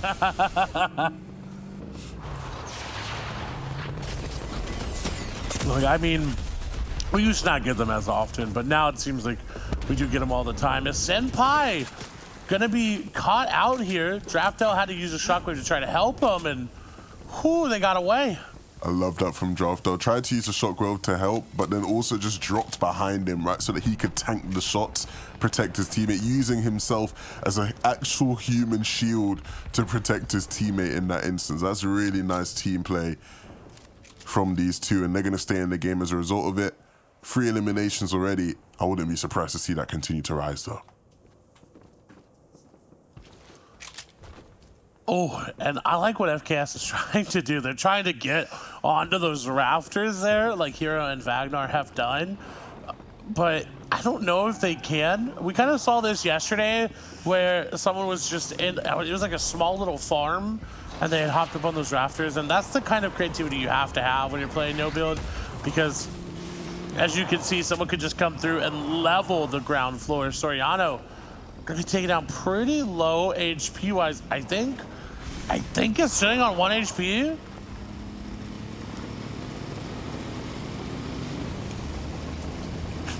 He's half an HP point. Well, he was a 1 HP. Interesting. They're gonna find a player. No shot, they just found someone. Soriano's gonna go down because of it. There's no way. I don't even know what I'm watching right now. You might want to get out of that vehicle, buddy. And I don't think the shockwave was the play. Gets out by the skin of his teeth. But something tells me the trouble's not done yet. Kakuro, just on his back. He's got to be careful. This is not a great spot to be in at all. Oh my gosh, that I don't know how they got out and were able to even just stay up for a little bit. And oh, sniper shot not gonna connect. Sniper shot not gonna connect. Yeah. I'm not sure. Somehow still able to stay up. Oh dear. Yep. Eventually, it was only a matter of time until they hit the shots necessary. Speedy will actually be the one to do it. Our winner from the last game. They're still in this one. And the lobby started to dwindle a bit. We just got 9 teams remaining in this one. 18 players left. So we got nothing but duos left, but as we know in this mode, you can go from being a duo to being a solo rather quickly.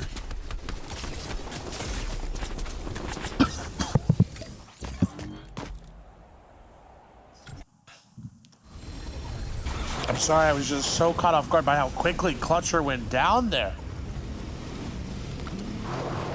It seemed like they had a great setup and they were just taken out.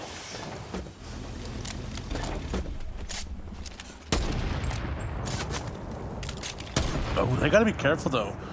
Only 3, or it seemed like 6 more shots left in that sniper, and we're getting to the point where it'll be really good for them to have it because everyone's gonna be looking for these vehicle rotations. If they double hit it, it will take it down pretty low.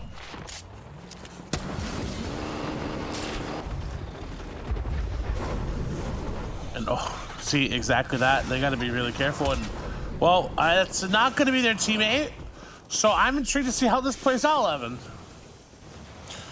I've seen these kind of plays happen quite a bit, and it's a lot more common than you'd expect. We've not seen it much in these games, but I've definitely seen this.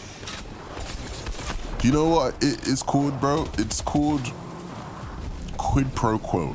You know, something for something. You let me chill in this car. I might have a blowtorch. I'll repair it if someone shoots at it. But I think they come to the engineer agreement. Like, they definitely did. Yeah. They ended up getting the elim for it as well. Oh no, Monkey actually goes down. He burns to a crisp. And so Speedy now left as a solo. That's unfortunate. And look, Draftel and Senpai able to come back from whatever they were in and just throw them. That's nasty, isn't it? There's no hiding there. Yeah. This is why they're on 7 elims. Oh, no, wait, Draftel. Wasting a lot of cow catchers there. It's still up, but jeez, I mean, they're just playing out of their mind right now. Yeah, this is interesting. It feels like only a moment ago I was saying that there was 9 teams left. Now we're down to 4, half of that, or less than half. And even less players there to deal with. Mori and Kakarot have done a brilliant job up to this point. But the job is not finished. I like their positioning up on this hill. It gives them a lot of vision, a lot of options. But they've got to be careful because Snowy's right next to Mori there. Snowy in the zone, using that med mist like you said. And he's doing a great job of just staying alive. I think he's just trying to wait for people to sort of take each other out. But this is where we want to start seeing people making use of them sort of bush players, just hiding if you can, staying out of plain sight. Drafter, you've got to be careful. The rock's not there to protect you anymore, my friend. Kakarot doing a brilliant job of using the heavy sniper to get that out of the way. And so Balor, again, just trying to stay alive as long as possible, trying to make sure he can just finesse his way into a top 2. But it just seems less likely as the time goes by. And eventually he gets taken out. Drafter will be the one to do the final blow. But this is very interesting. 2 teams you've seen do plenty of damage in this tournament thus far, Clay. And they're going to be going off against each other in the final moments. This is a great standoff there. And Senpai is just going to find that elimination to come through. That's going to be the knock. Mori on the other side. Draftel is trying to put the damage down. Cannot connect there. Goes back over to Senpai. They're taking the L. They know they got this one in the bag. The BM coming through. Cowcatcher going to be thrown down. The shots for Mori are there. He's almost doing it. They may be able to clutch up and... The pickaxe! The pickaxe! Oh my goodness! He whips out the pickaxe in the final moment. No respect, no regard whatsoever for his opponent's feelings. The ultimate disrespect in Fortnite. You hate to see it, or maybe you love it, depending on who you are. What a way to finish the game, Clay. I have no words for that. They knew the moment that it was a 2v2, they were going to win that game. And I mean, why not go out in style, right, Eleven? These guys, their confidence is utterly unmatched. I honestly just haven't seen anything like it before. We already know these guys are way up on the standings, but I expect it to be even more drastic now. Stick around as we go for a quick break, and when we're back, we'll evaluate just how insane those final moments were. See you soon.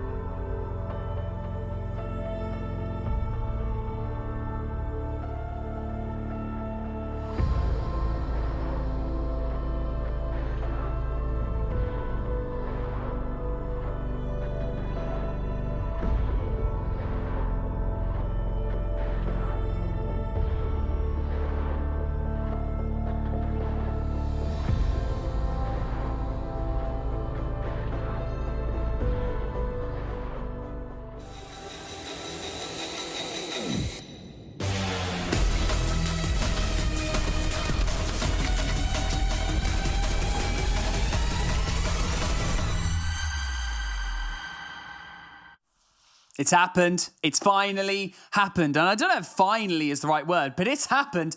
A pickaxe kill for the last kill of the match.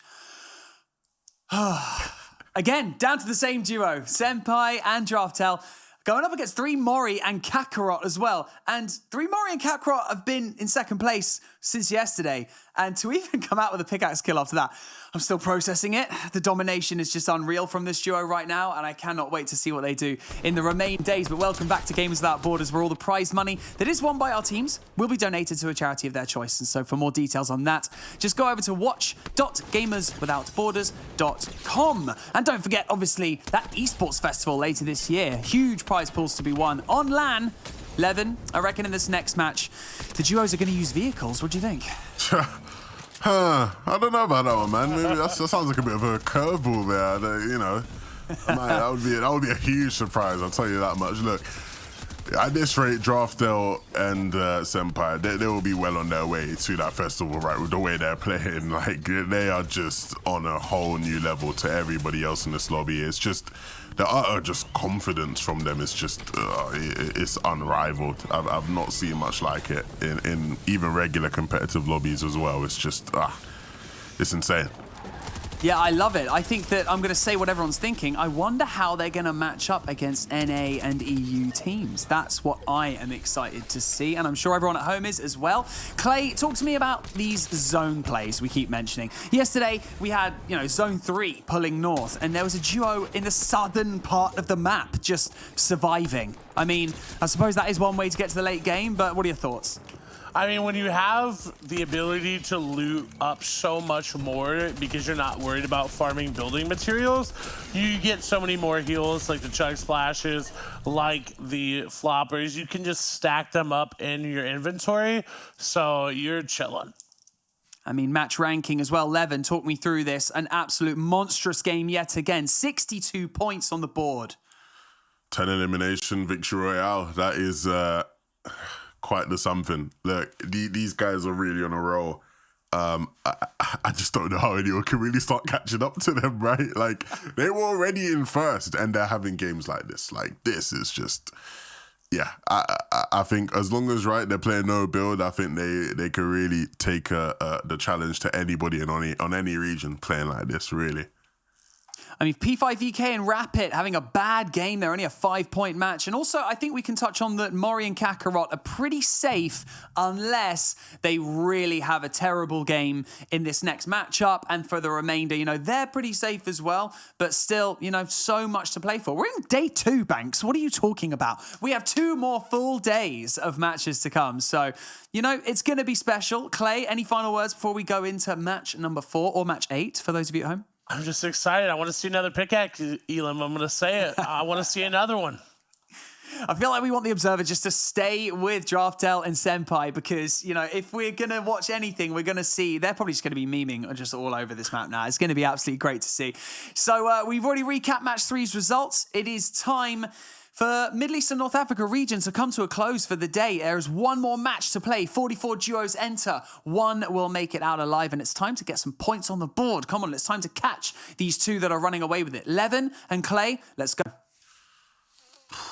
I'm looking forward to it, Clay. It's going to be an exciting one. We got our final game of the day. And I think what's even more weird to think about, Clay, is the fact that this is actually just sort of the halfway point, right? We've already had so much action, but this is only really the halfway point. We still got plenty of games in the next couple of days. But so far, I think there's been one clear team that has just absolutely dominated the competition, and I can't wait to see how they do again in this game. Drafter and Senpai have been out of this world. They really have, and this is while being contested, Levin. Right, which usually we see in competitive Fortnite, meaning if you're contested, you're not going to do well. It's very hard for that to happen. So the fact that they're doing it while contested is amazing to see.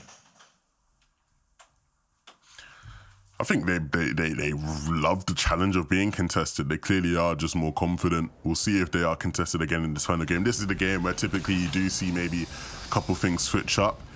In these final games, people trying to get a one-up on each other if maybe things haven't been going so well on the day.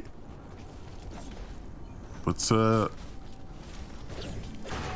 nothing too drastic at Synapse Station. I think the one biggest change is that Pekko and Rampage are still here, but they're up against a different team. FKS and Balor are here now. It wasn't usually these guys, I believe. So a new challenge, but a challenge that they are familiar with here at Synapse. Rabbit, unfortunately, going to fall early there. Hero will be the one to take them down. That's not what you want to see in the last game. JM7Y taking down Lore. Clapsy will finalize that elimination there as Peck is going to steal that armored battle bus away from FKS, and they're going to be on their way. And honestly, the best way to leave Synapse Station is to take that bus with you. Yeah, I think we've seen that now a couple games in a row where it's just been so crucial to help these teams get deeper in these games.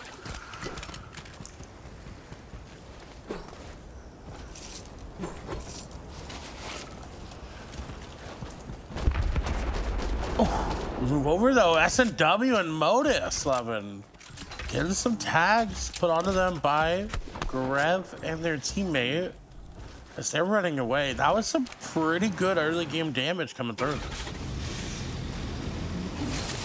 Yeah, but I think ultimately, right, it's not like a regular game where you'll be satisfied with the damage. Oh, yeah, we're good on our Storm Surge in this lobby. It's almost elimination or bust, right? Elimination, let's get that. And let's be on our way.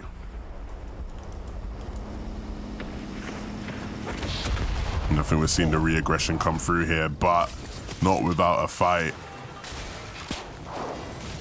I think SNW up on this building. Because I think they used the anvil rocket launcher, but you saw the cow catcher on the front. They just wanted to plow through. Completely just tanked it, right? It was like it wasn't even there. But there's only so many times you can get away with that. You saw SNW Modus tried to get some shots off on them guys, but they just sort of drove a rate.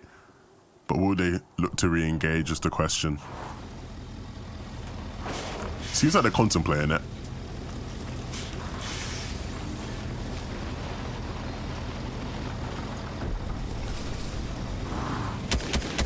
Yeah, they're back and forth. They don't know if they want to go for it, and here they go.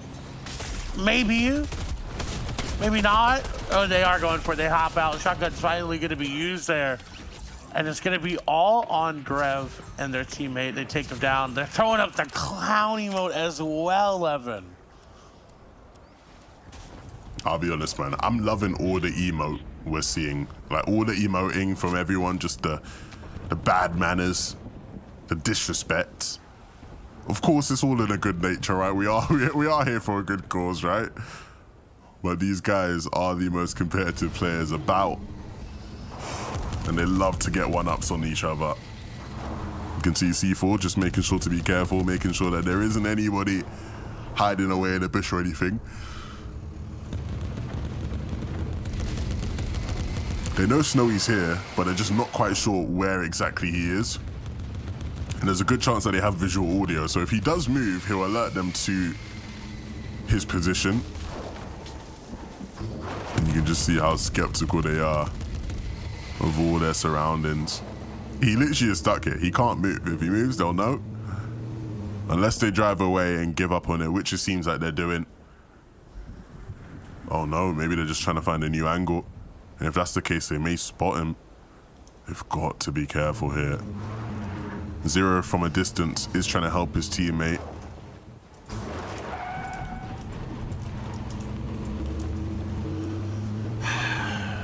I don't think they're gonna have much options to fight this. I mean, Ferris and Clutcher don't really have an angle. They have the battle bus, so they could go for one, but they're so far away that the damage just isn't really there, Levin.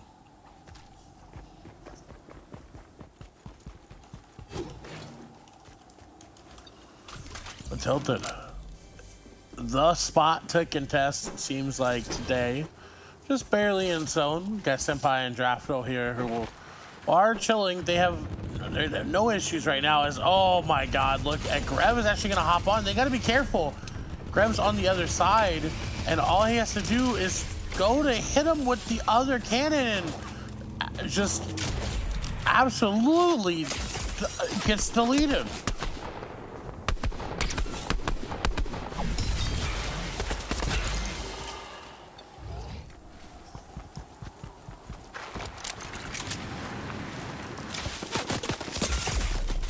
Oh dear, you can't even hide in the bush in this instance. They know where you are, my friend.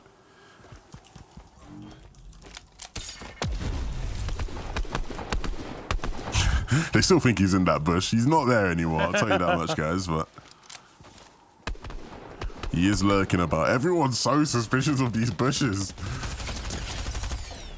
Yeah, in reality, you gotta worry about the rocks more. Yeah. As a oh, oh no! He wins the fight, but at what cost? Goes down to Monkey and Speedy. And you're just not even safe in the zone. You'd usually expect, you know, nobody's in the zone. We can just sort of chill here for a bit, get into zone all peacefully. There's like every team's in the zone basically. it really is. We've got a lot of players just sitting here in the zone fighting each other, and I wouldn't expect anything else from Fortnite. I'll be real. When it comes to no building, I wouldn't expect much else.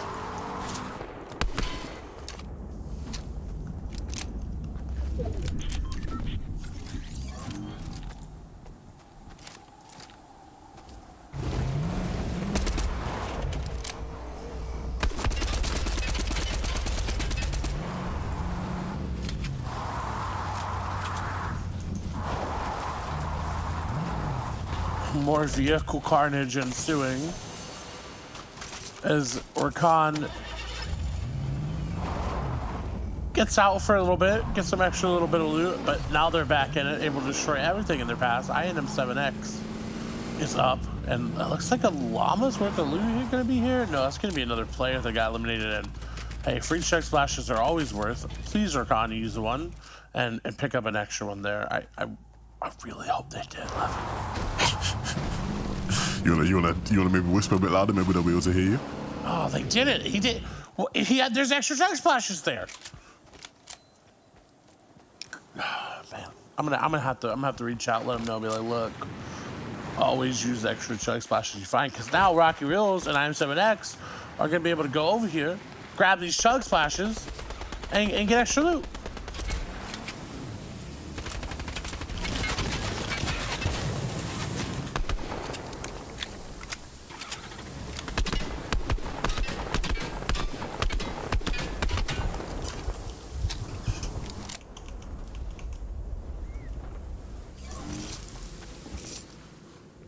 A lot of teams grouped up here over at Condo.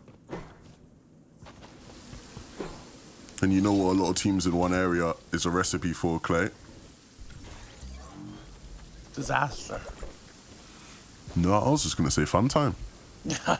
Well, fun time for us, a disaster for some players, you know. True. They're thinking, hey, it's clear I could just run through, and then they get hit with a tank. You say that like being hit with a tank isn't a pleasant experience. It's definitely fun to try to figure out how to fight the tanks. I'll be real. I mean, like you said, I think the only way to fight them is to go and be aggressive. Okay, Clutcher healed up. You couldn't see if that health bar went down or up there. And usually when it goes full, it sometimes will take a second to go to that red state that we know as the DBNO. So safe for now, but again, Levin, if you're on edge zone right now, it's going to be really hard for you because there's teams like Helion and Visi who are just sitting there spraying it down.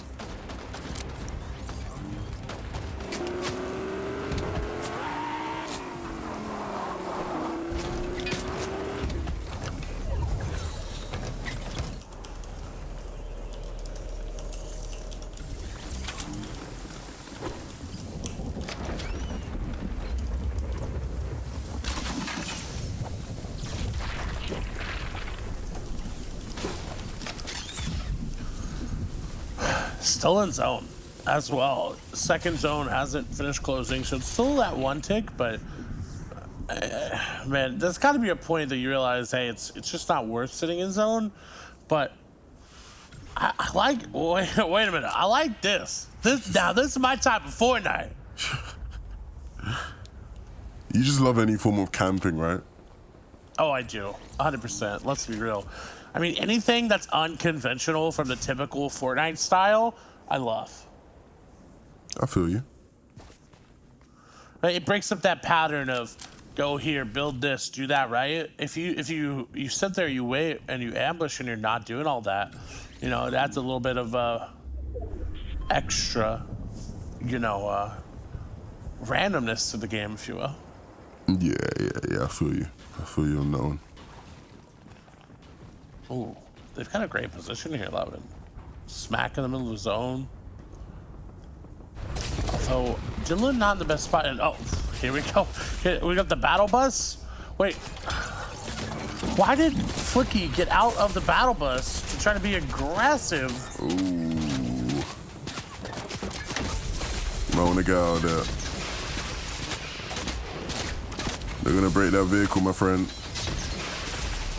You might want to step back, buddy. He's going for the repair. The same time. They out-repair it. I think they actually do out-repair it. Maybe? I don't think if two people are spraying at it. No, they've been out-repairing it. Yeah, they're out-repairing it. Wow. I actually never thought about that. About whether you could just out-repair if someone's like shooting at you.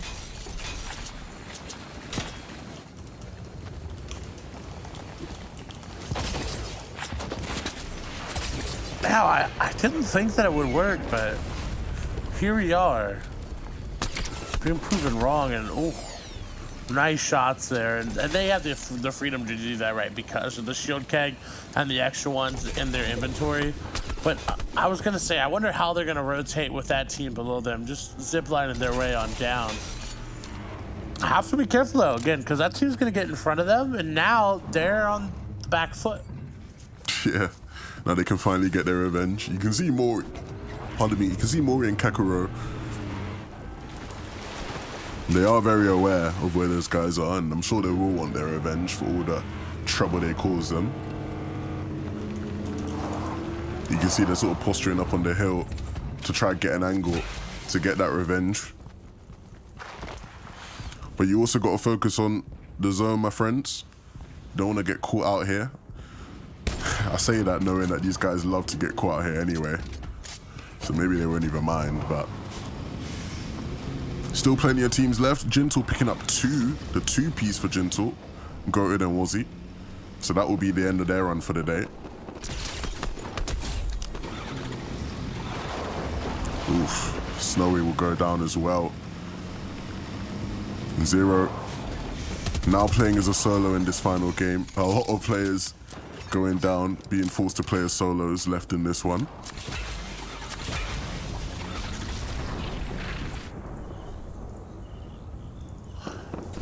There's just a lot of players congested right here. You've got to be careful. Gentle right on the other side. FKS right there. Ballard goes down to Soriano. Synapse Station going to be home.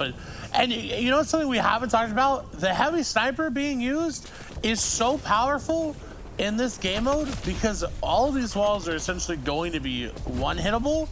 You could just go in, be aggressive if you wanted to. Yeah, and of course, the amount of damage it just does on impact is huge as well. We've not seen as many people hit their shots with it, which has been odd, but better late than never, right? Is what they say. You can see Spy has his eyes on people, but he doesn't want to be too overzealous as he's playing as a solo.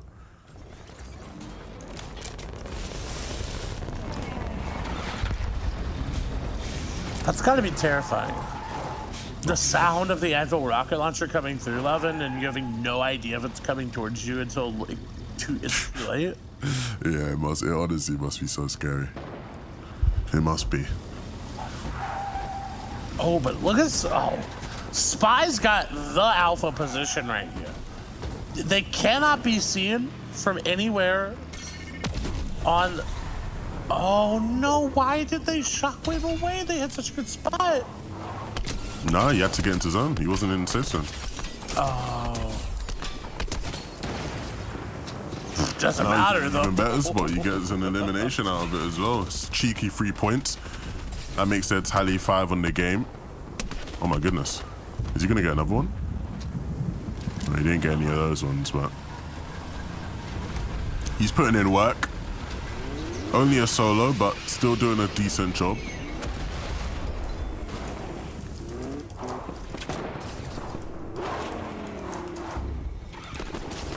I mean, look at Mansoor and Sour. They are just hiding. And oh, car's gonna come by. They're gonna say, "You don't see me. You don't see me. You don't see me," and narrowly escape getting shot at there by Yonks.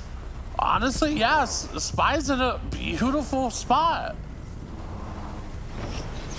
Yeah, this is actually really, really nice, I'm not gonna lie. Let's see where the zone pulls though. That would be huge for him in his pursuit. Can they get some headshots? Oh, those would have been better off if they could have been headshots.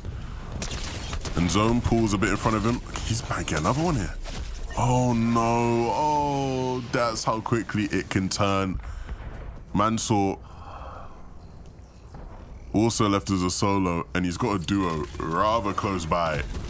I don't think they're gonna hear him. They're literally right above him, but they don't know. If they just look below, it could be a free elimination, and they realize, and he goes down. Oh boy, I thought for a moment they were just gonna leave him be. They wouldn't have noticed. I'm sure he would have been hearing it, bricking it to himself. But he is now sent back to the lobby in this final game. But I don't think that's the end of the fighting. I don't think that's the end of the beef. We still got plenty going on all around the map. Kakarot and Mori looking to get in on the action. Rabbit, we've not seen much of him today, and we're not going to see much of him at all. He will go down. And his teammate now trying to pick up any of the remains of the loot. There's so much loot here on the floor. And Suriano will now get that finish, and that's actually going to be his 5th on the game. Saving it till late to go off, but I've spoken too soon. Suriano will go down. That's the revenge frag for Sui. And that's his 4th this game, and he can repair the vehicle as well. And now in his pursuit to avenge his teammate, Speedy and Monkey, they've done brilliantly to keep their vehicle up. Of course, you can see the repair tool, how useful it is in these moments. And this game is really starting to get to the interesting part, I'll tell you that.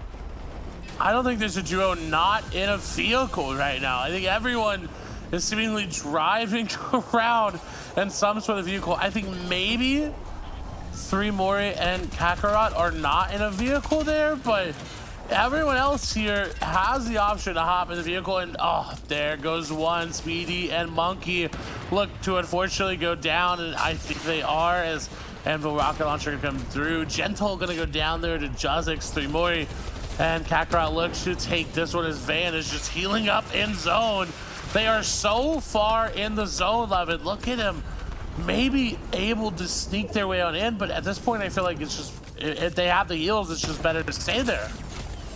Yeah, we'll see what these guys can do. They've got to be careful. Kakarot down to just bare bones in terms of HP, and the zone pushing against their backs. This becomes infinitely more difficult. Clapsy goes down. Van using the floppers to keep himself in the game. He has his eyes set on Kakarot and Mori, but he's going to just do the safe thing to not even shoot, not try to take that engagement. Oh my god, Clapsy stealing a vehicle away. Does he actually survive that? He seemingly does. Mori's now caught in his vehicle. He's going to try to take him out.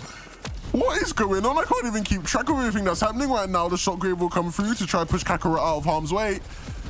And again, this is just shockwave warfare. Everybody in the air trying to get shots off at each other. You're so vulnerable when you're up there, though. You take so much damage. Card goes down. Kakarot goes down as well.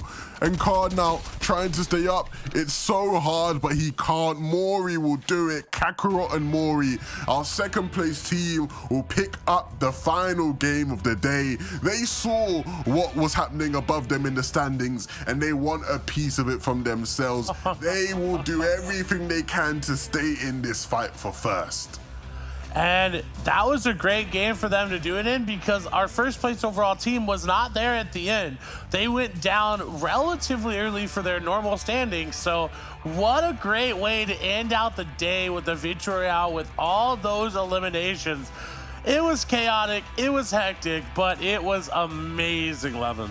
Yeah, honestly, look, after the embarrassment right from last game where they just literally got pickaxed to their demise, Kakarot and Mori have now come back and avenged themselves, gotten their revenge.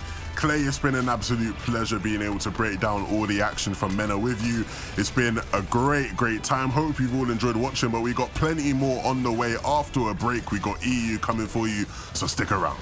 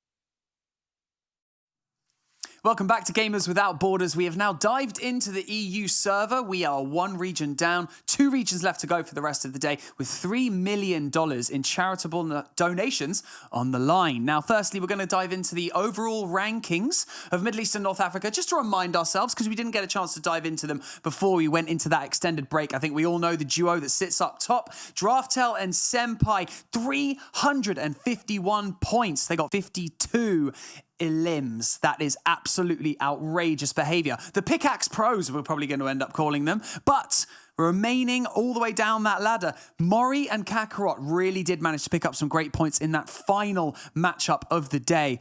And the gap is starting to close between, the rest of the pack. Let's say from 20th upwards, there's probably about 120 points in it. So definitely not completely out of the woods for those duos. There's still plenty of time, plenty of matches to play. We're only halfway through. Let's be honest, we're only halfway through all of the matches for each of the regions. Well, for MENA so far, and we're going to be diving into EU very shortly. So with a new region comes new casters. I'm now joined by Vivid and Panda back on the casting desk. Vivid, day 1 of 0 build is done. As we begin day 2, what do we want more of? Oh man, we just want more overall great action, right? We saw a lot of kind of strategies come out in the first day, a lot of vehicles, a lot of tanks, some uses of that battle best, kind of everything that we were really expecting, especially with things like the cow catchers and everything like that. But overall, I think that day 1 was just really, really fun to watch. The no build dynamic just adds so much to Fortnite, and it was just awesome to be able to sit here and watch all of it unfold. Yeah, we've seen some incredible plays so far, and it's just so different to what we're used to. As we watch the highlights on your screen right now, towers upon towers is what we normally see in the final circle, but now it's just vehicles upon vehicles, Panda. Vehicles upon vehicles. I mean, literally, if you aren't or don't have a vehicle there in the final moments, you're at a huge disadvantage. And I think these teams that didn't realize that yesterday are going to realize that today, because we saw just how dominant having a vehicle was there in the final moments. And realistically, when you have a zero build mode like this, you need some kind of active way to cover yourself from all the opposing teams. The best way to do that, grab a car, grab a truck, or even grab a tank. Grab a tank indeed. Those end of games, I mean, what we're typically seeing is just some absolutely outrageous shockwave plays, or some absolutely just sitting pretty inside a tank and just waiting for the carnage to come to you. And you're just you're just nicely tucked away when you're inside one of those tanks. Again, much like the previous region, we're going to have 4 matches in Europe. So best to hit the ground running, because this is your schedule at the moment. And these are your time zones. Don't forget that all of the times are in CEST. So don't forget to do that conversion to wherever you are at the moment. But 4 matches can go by very quickly if you're reckless at the beginning. We have seen some teams just go out pretty much at the beginning of each match because they've just tried to get too aggressive from the very beginning. So if you're only just joining us, we'll have a quick reminder of the tournament at Gamers Without Borders, but we're going to dive back into the studio with our 2 casters. Anything that we really should be leaning into, because in the EU server, we've been seeing a lot of dominant kind of gameplay, and we know that the EU server is really somewhat stacked. So is there anything that you feel like the teams that are lagging behind, Vivid, they should really need to work on in this server? Well, I mean, it's just like a typical Fortnite competition. That a day of competition has gone by. They had 4 matches to kind of warm up, kind of get the feel for this game mode. If they haven't had prior experience, right? Obviously, these teams should have been preparing for something like this. But if they didn't, by chance, they do have 4 matches on their belt that they can kind of reference and go back and a VOD review. As you can see here in the tournament format, there are actually 16 total matches. So if the first 4 didn't really go your way, it's not that big of a deal. Obviously, you're setting yourself a little bit behind in the rest of the competition. Like, for example, we have Bad Sniper and DKS all the way up top with 146 points. So if you're not really up there with them, you're just putting yourself on the back foot. But it is a marathon here and not a sprint. They still do have 12 more matches. So it'll be interesting to see how these matches play out and how they are going to use the information they gathered on day number 1 to further their competition in the following days. Well, we got the point system for you right now. 32 points for that first position. Each elim gets you 3 points. So if you're looking at like a 10-plus elim round, Victory Royale, you're looking at over 60 points to contribute towards your overall rankings. Now, Panda, I'm going to want to take us through the charity prize pool, sorry. Yeah, absolutely. I mean, we got to talk about it, right? First place walking away with a whopping $250,000 $1,000 for charity. That is a massive amount of money on the line, but don't fret. Even if you find yourself in last place, you still get some money to donate to a charity. So super exciting to see what these players will be able to do, and all for a great cause.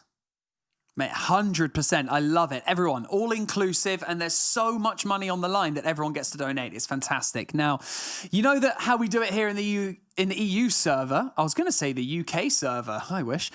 We need some predictions. Now, I want to bear in mind that we have more casual gamers watching as well. So who should they keep an eye out for? Panda, I'm going to come to you first. Which duos? I mean, you've already mentioned Bad Sniper, haven't we? Yeah, I mean, look, Bad Sniper, DKS, they are my pick to take it all. However, walking into day number 2, we really need to focus more on Vidil and O'Reilly. Again, we talked about them quite a bit yesterday, struggling to get a good start in the beginning, but ultimately finding some footing there in the second half. But will it be enough? They need to make some changes to the game plan, and hopefully in day number 2, they can accomplish that. Vivid, what about you? Who would you be keeping an eye out for? And also, I want to know, what's your landing spot? Listen, I like to stick to my picks, right? Yesterday I picked Vortex and Janus. They didn't do too well. They are sitting in 16th position, but I do believe that they are well-vetted players. They thrive in situations where they can kind of gather experience. So I think that day 1 experience will travel over into day number 2. And I love the point that Panda made there, because we did see some momentum from Noah Riley and Vidil as they switched their drop spot actually over to the Cavern.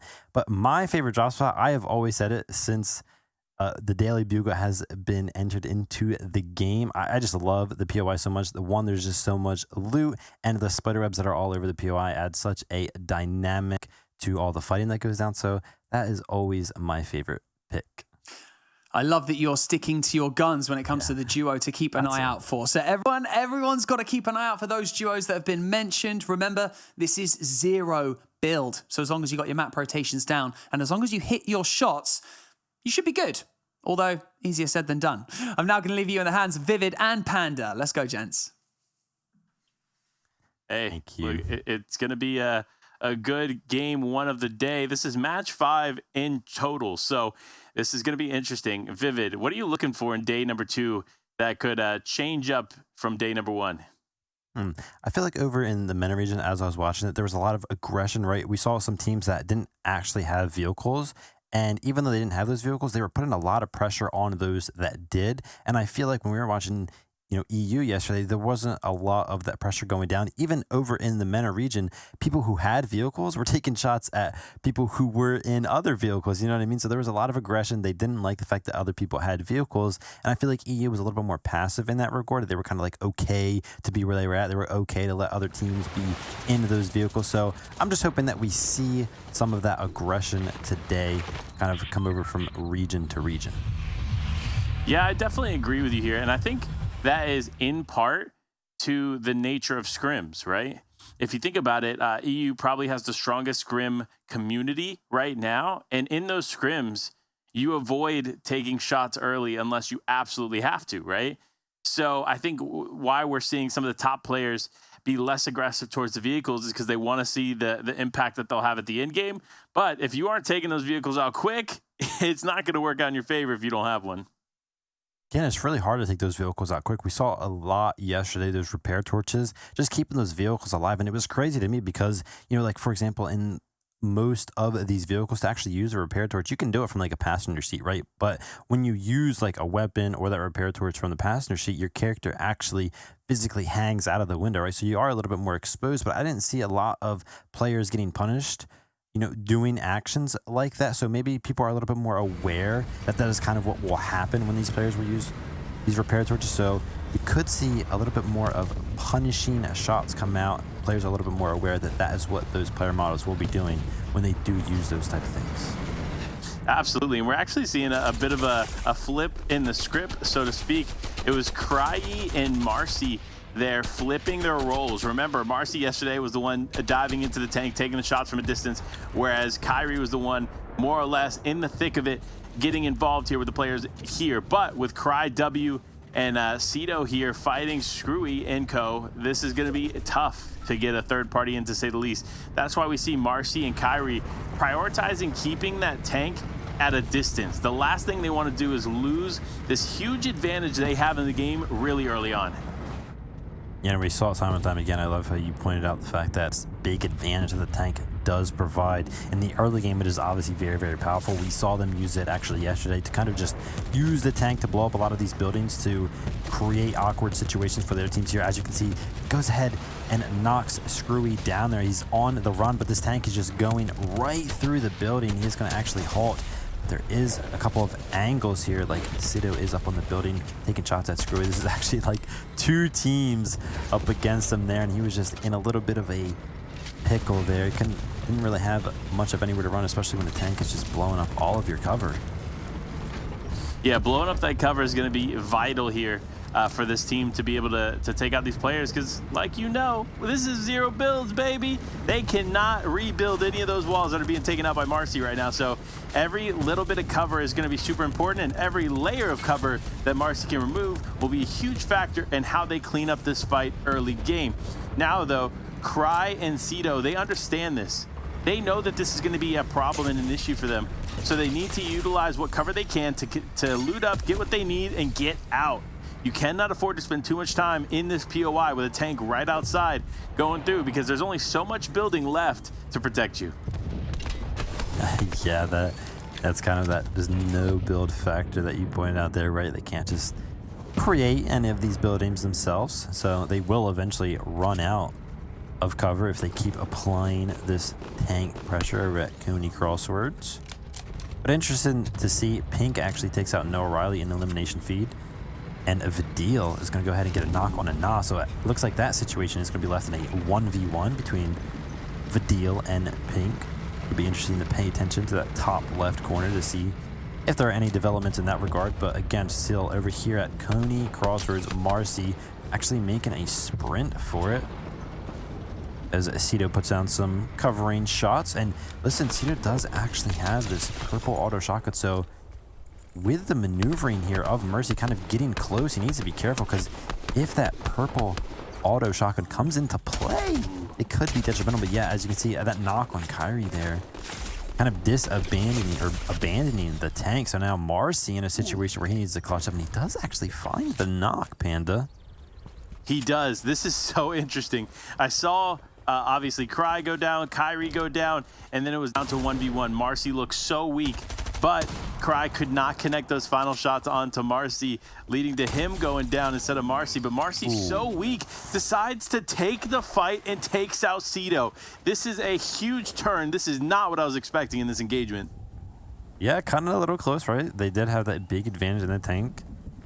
They are actually forced to hop out of it. They make a move, and it ends up playing out for them. But it was very, very close, and not comfortable position at all.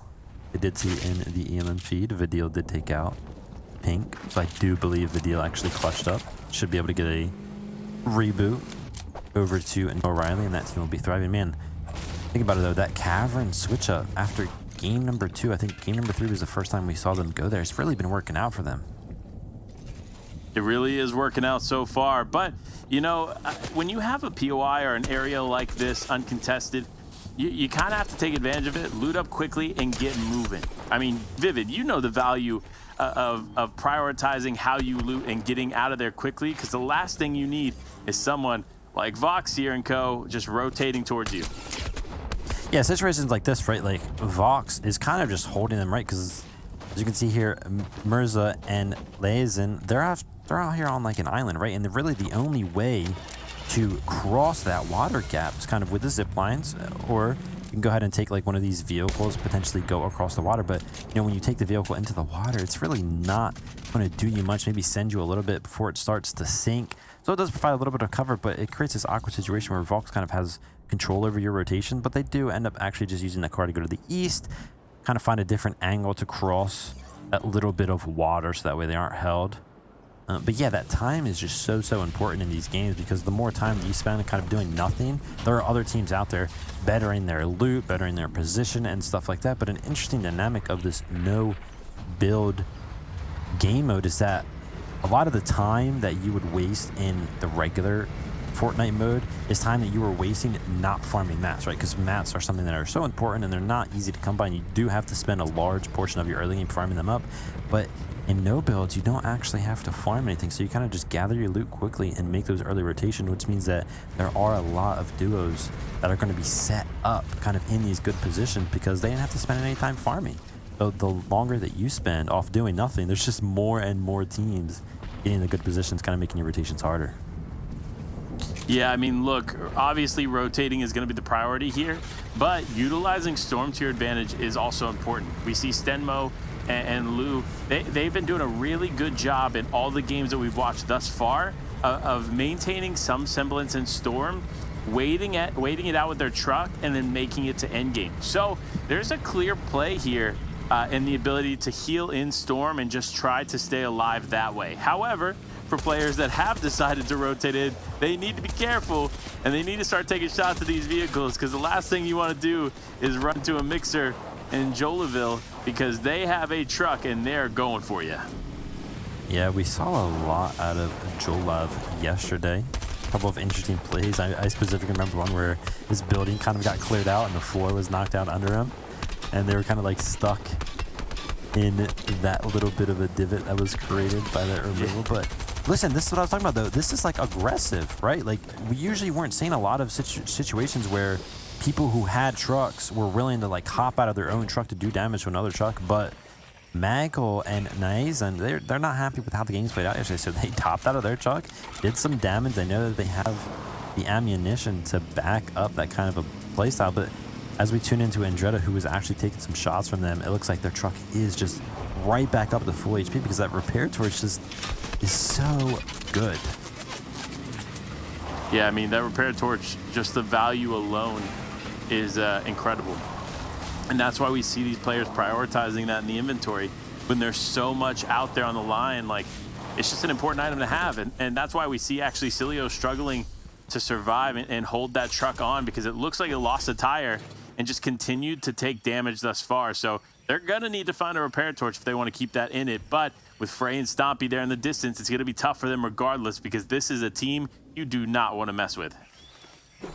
Yeah, interesting play here from Naizan and his duo, right? They did have the truck, and I was mentioning they were being a little bit of an aggressive duo. They did hop out of theirs to do damage to Andretta's, but then their truck is right now down to like 50% or 50 durability, just like straight up. So it can take like 2 shots and then it's just done for. So they are just kind of hanging out over here at the sanctuary, and they were just kind of hiding out in that building. Maybe they know that Stompy and Frey are over here. Maybe they were hoping that they were going to run into that building, but Stompy and Frey are looking mighty fine as they do have the battle bus, which will keep them safe on this little rotation.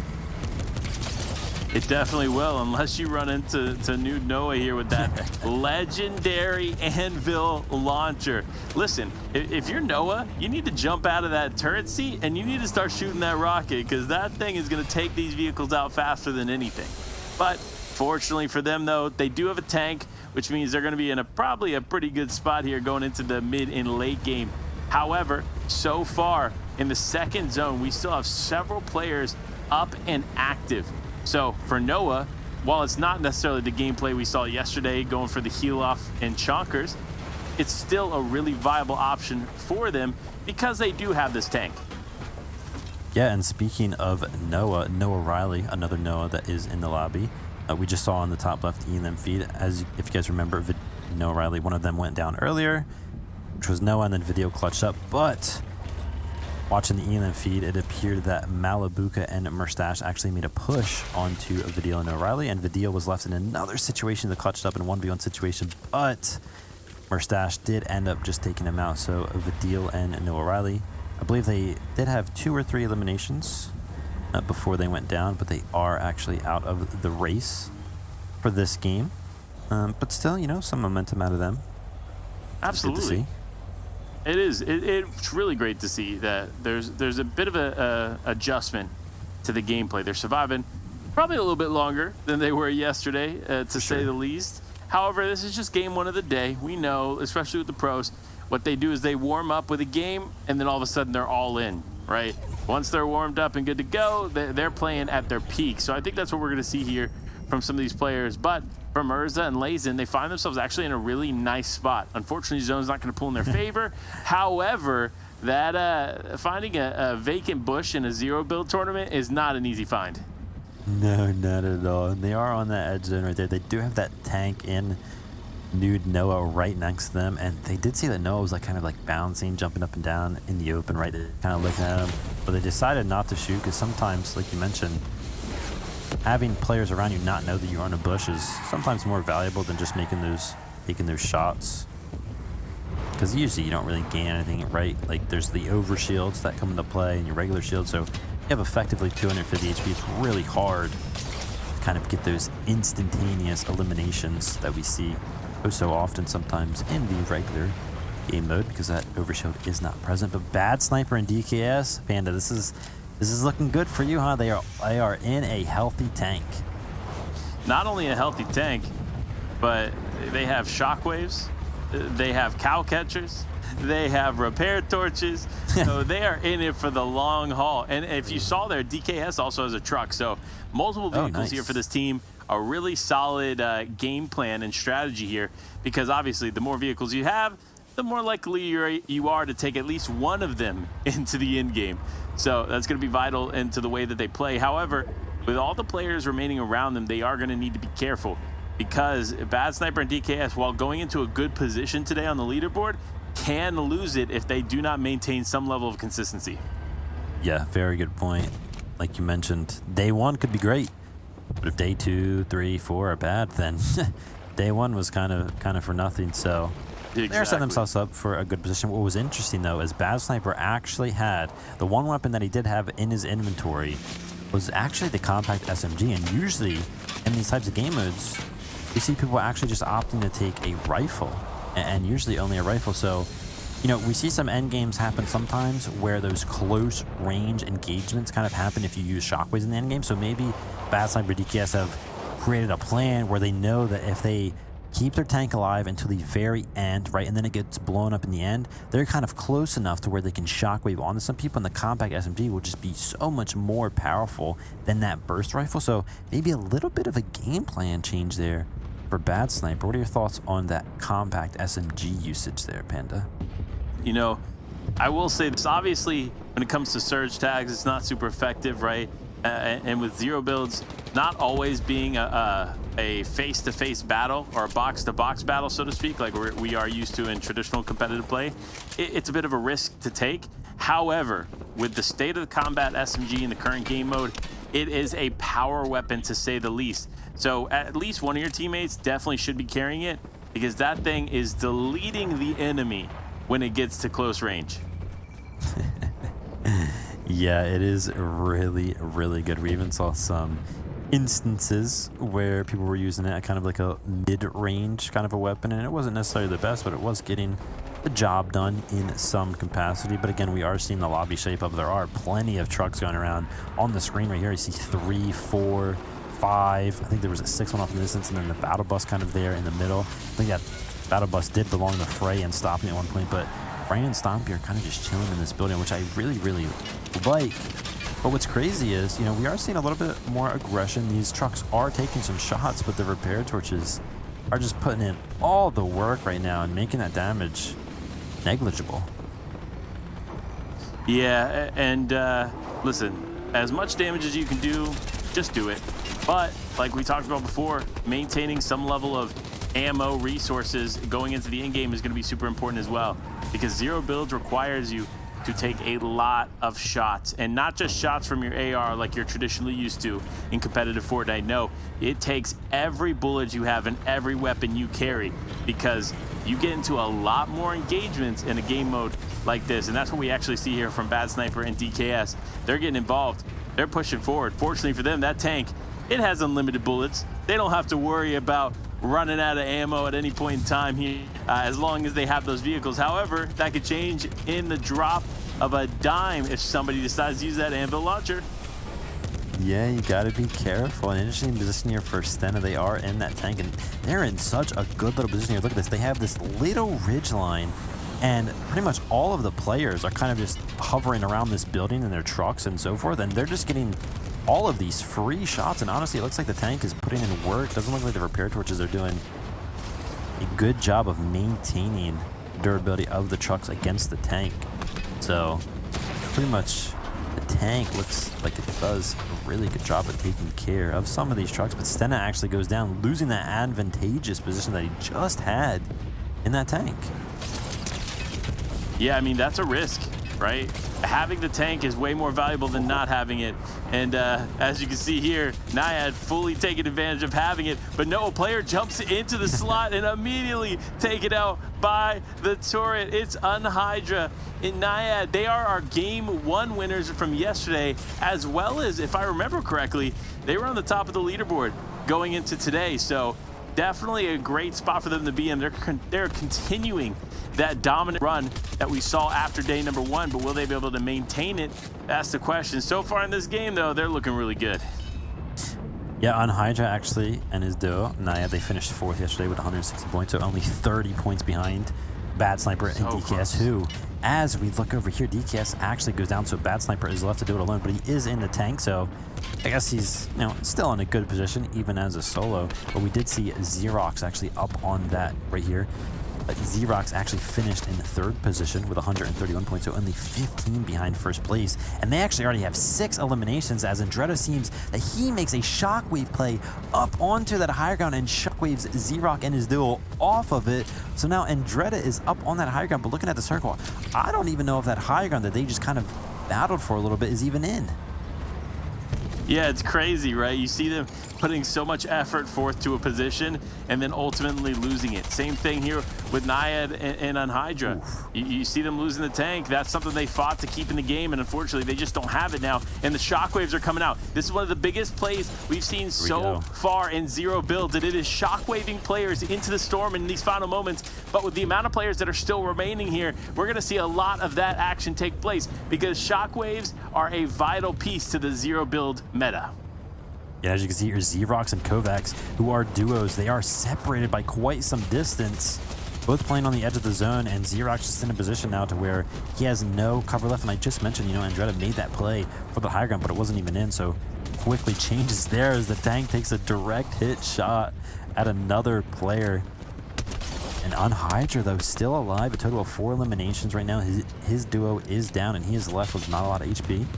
Some comms got to come in because he can actually pop 1 mini shield there to kind of give him a little bit of the edge. And Bad Sniper still in the tank, pretty healthy as well, only half durability. And he's actually picked up a new duo here, Panda. Magically, is in his turn seat.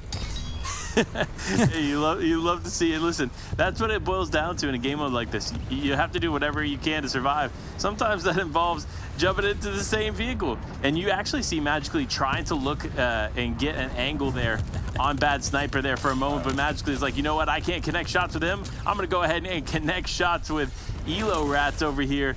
But unfortunately for them, he's going to run straight into another player as well as shots from the tank. And it's Bad Sniper who actually cleans up that elimination. Now 4 eliminations on the board, 2 teams remaining. But as I say it, Bad Sniper goes down. It is Keneal versus Magically. A 1v1 situation here for the first game of the day. Who's going to come out on top? Magically says, you know what, the tank's going to come out on top. I'm going to make the tank play. But no, it actually doesn't work out in his favor. Down to 5 shield, 100 effective HP, and it's not going to be enough. Keneal Stoke walks away with the victory royale in game number 1 of the day.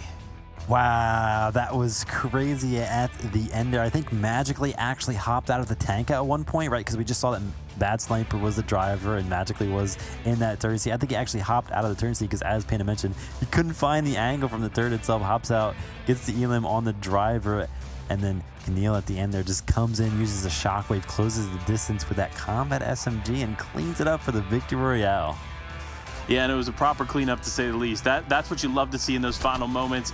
And speaking of these moments, we've had some incredible moments in match number 5, number 1 of the day, of course. But we got to take a quick break before we can break it all down for you here. So make sure to stay tuned, and we'll be right back.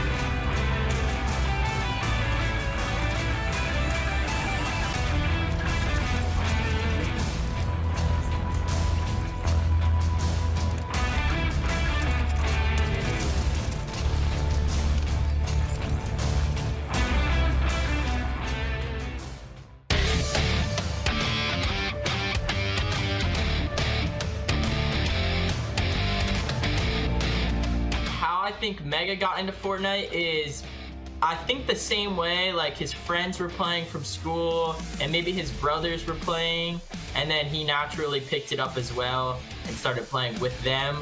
So I think it was kind of the same as me, but like something to do with his brothers probably. Yeah, that's kind of what happened. I was just walking back home from school, and then a lot of my friends told me to get the new game and that they were watching like streamers play it, Fortnite. So I decided to install it like the day of on my PlayStation, and then I played it. I mean, that's pretty bad, I'm gonna be honest, but I kept playing it, and then after like a month or something, I just bought a PC, and then yeah, on from there.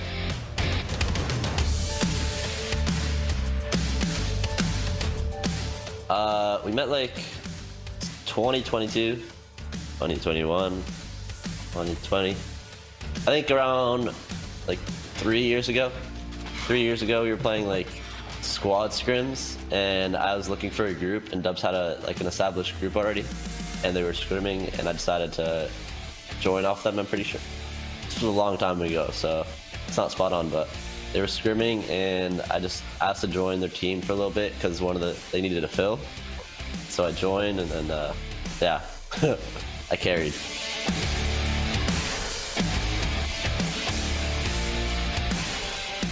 I think the amount of hours Dubs plays a day is like 8, probably 7. Yeah, probably around there. Yeah, that's right around there. I think Mega plays about 3 hours a day. 2 out of 10.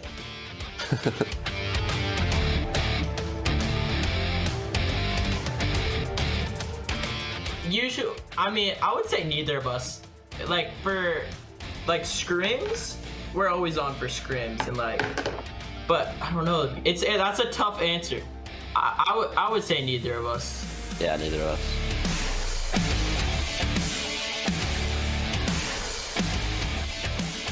How me and Dubs improve is probably through like VOD reviewing. So after like a tournament or something, we go into replays and see how we both played, see our mistakes, and see how we can fix them.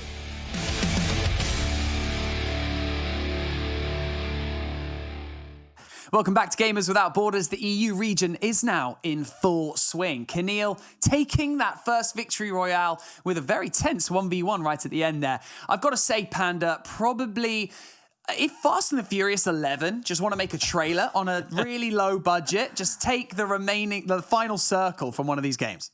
Well, you're just going to have to hit up the director of Fast and Furious and be like, hey, listen, do you need some tips for your new movie? Go ahead and come watch Gamers Without Borders and check it out. But, hey, looking at the match rankings, unsurprisingly enough, we see Keneal and Conal HK up at the top there. 7 eliminations and a ton of placement points. 53 points in total is no easy task, and fortunately for them, they're going to walk away with it.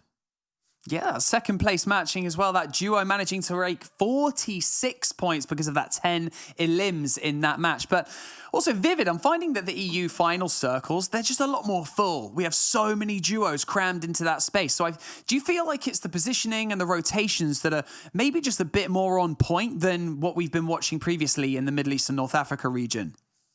You know, I think that the EU region kind of has this idea of like hiding their vehicles down very, very well. So, I kind of mentioned it a lot about I want to see a little bit more aggression in the mid game onto those vehicles, kind of do some damage. That way they don't necessarily last as long. But honestly, shout out to the players because they're just doing such a great job of finding these unique positions where they can just hide the vehicles, right? So since all these vehicles are kind of living through this mid game, they're just left to be alive in the end game, and that's why we're just seeing so many players because it's hard to deal with all of these players that are in these vehicles when you get into that end game. Oof, it does. It's just like carnage, to be honest. I'm kind of watching going, I don't really know who to watch. But match 2 in the EU region is upon us, so I guess it's only fair to mention people that have impressed us in match 1. But before we do that, I'm going to be signing out. This is me for the day. And the amazing Kelly is going to be jumping on after match number 2 to take you through the rest of EU region and into North America as well. Vivid and Panda, it's been an absolute pleasure once again. I'm going to leave it with you to take us in to match number 2 of the EU server. See you in a bit. Well, thank you, Banks, man, for sending it over to us. Thank you for hanging out with us for the first half of the day. It's been fun, man. And for as far as players you need to watch, Just watch Bad Sniper and DKS. They're doing work. I'm not just saying it because they're my prediction. Yes, you are. But I'm saying it because they are my prediction. But hey, listen, they're living up to the hype I'm giving them. You know, I love to see it. But it's time. And I want to see how this truly plays out, because the last time we looked at the map versus yesterday's map kind of disbursement, seems like people have decided to change up some of the drop spots, especially more players look like they're going to Command Cavern.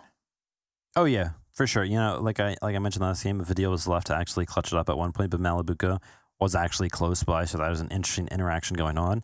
And you know, you kind of highlighted Cavern there, but I did want to throw some of that highlight over to Coney Crossroads, because yesterday we only saw actually two teams there, and usually there was this preliminary fight where they both kind of just went for the tank, right? And then whoever got the tank kind of just blew everything up that was there. But now that there's three teams there, there's like this whole new dynamic. And it's really, really amazing to see, because look, on the west side of the map, there are so many names actually over there that you can't even make any of them out. So that is how contested this area as a whole is, Panda. Yeah, it definitely is heavily contested. Fortunately, though, with the blimp here still in this area, there's at least some space to create a bit of an easy attack for them. But no, as I say that, Mustache down, trying to fly away is Malibuca with his teammate in hand. But other players close by are looking to stop that res. You see Lucia actually looking to find where they dropped, and he's going to miss them. He doesn't realize they're there. But no, his teammate might be able to spot him, but no, it doesn't look like they're going to be up. So Malibuca gets Mustache back into the game, and now the powerhouse EU duo is still up and at it, and immediately getting some major tags there. Such a good spot there to be in. Mustache gets a little bit of shield on him, and now the fight is taken to the opponent as Lucia just tries to run away. No way, Malibuca and Mustache. So sneaky, man. They do actually pick up that elim on Perk down there, and now they are going to go for that chase on Lucia. How the tides can turn so fast in Fortnite. That is incredible. At one point, they are just hiding for their lives, getting that res. Lucia on the hunt, and all of a sudden Lucia is just left with 1 HP, hiding away, looking for some heals. But Noah, Riley, and Vidal want some revenge of their own as they get to knock on Malibuca. If you remember from last game, Malibuca was the one that actually took them both out. So, oh man, Fortnite is awesome, huh, Panda? Fortnite is awesome. It's funny, right? Like, you talk about a BR game, right? And you have your standard BRs, who survives till the end, yada, yada. But Fortnite continues to innovate the way that BRs work, and now creating what we would consider just your standard battle royale, right? In a zero build. They've been able to not only create that, but create a really fun and unique game mode that is unlike any other one on the market. And that's why it's so exciting to get to watch some of these games unfold, especially when you got some of the most notable pros from EU competing in this new game mode. Yep, there it is. Vidal with the great aim picks up that elim on Lucia finally. So didn't get it earlier, didn't finish it up. Lucia did live with that 1 HP, but in the end, Noah and Vidal are on top of the Cavern. This is awesome. Listen, we talked about there was a little bit of momentum last game that we saw come out of them, but didn't end up panning out. But this game is the one where they got to play a little bit slower now, right? Because usually we know that they are such an aggressive duo. But sometimes in this game, it doesn't necessarily pick off. And some developments over at Tilted Towers, actually. Bad Sniper getting knocked by Pickle, as Pickle and Jaren. I feel like Pickle always opts to pick up this jetpack. I think we saw like almost an exact situation like yesterday where he was chasing DKS through the building just like this, and DKS hops in a vehicle, and then Jaren hopped in the vehicle, and then they had to switch yesterday. So almost an exact reenactment of what happened yesterday as the chase does continue. But I think DKS is actually going to get away, but he is left as a solo. Listen, I just want to say this. If we had an award for the best driver in this tournament, it's going to DKS. Yep. This is the second time we've watched him just slip away from Pickle and Jaron. So kind of impressive, especially because it looks like there's another team here on the hill that that he rotated through. So to be able to avoid that aggression on top of the obvious team that was in Tilted Towers, good on them. But there's still so many other players, so many other full teams left here. And one of them is not Kane, because Hijo, Loot Boy Hijo, is no longer in this game. Yes, that is unfortunate a little bit. But Kane, he does find himself a bush, not necessarily one of the bigger bushes that we like to see these duos find, right? I feel like if you have a bigger bush, it's usually a little bit more comfortable than just being in that little one. Man, it's so reminiscent, right? If you think about it, to like the first couple months of Fortnite, you'd be like in the end game, right? One of the last circles, and you're just looking all around, up, down, left, right. You can't find where the last player is at. And finally, you come to the realization that those little bushes are a possibility. And usually they were hiding out in those. We saw some tricks with like the tree outfit that came out, right? A lot of players like to use those to hide in the bush. Very, very tricky.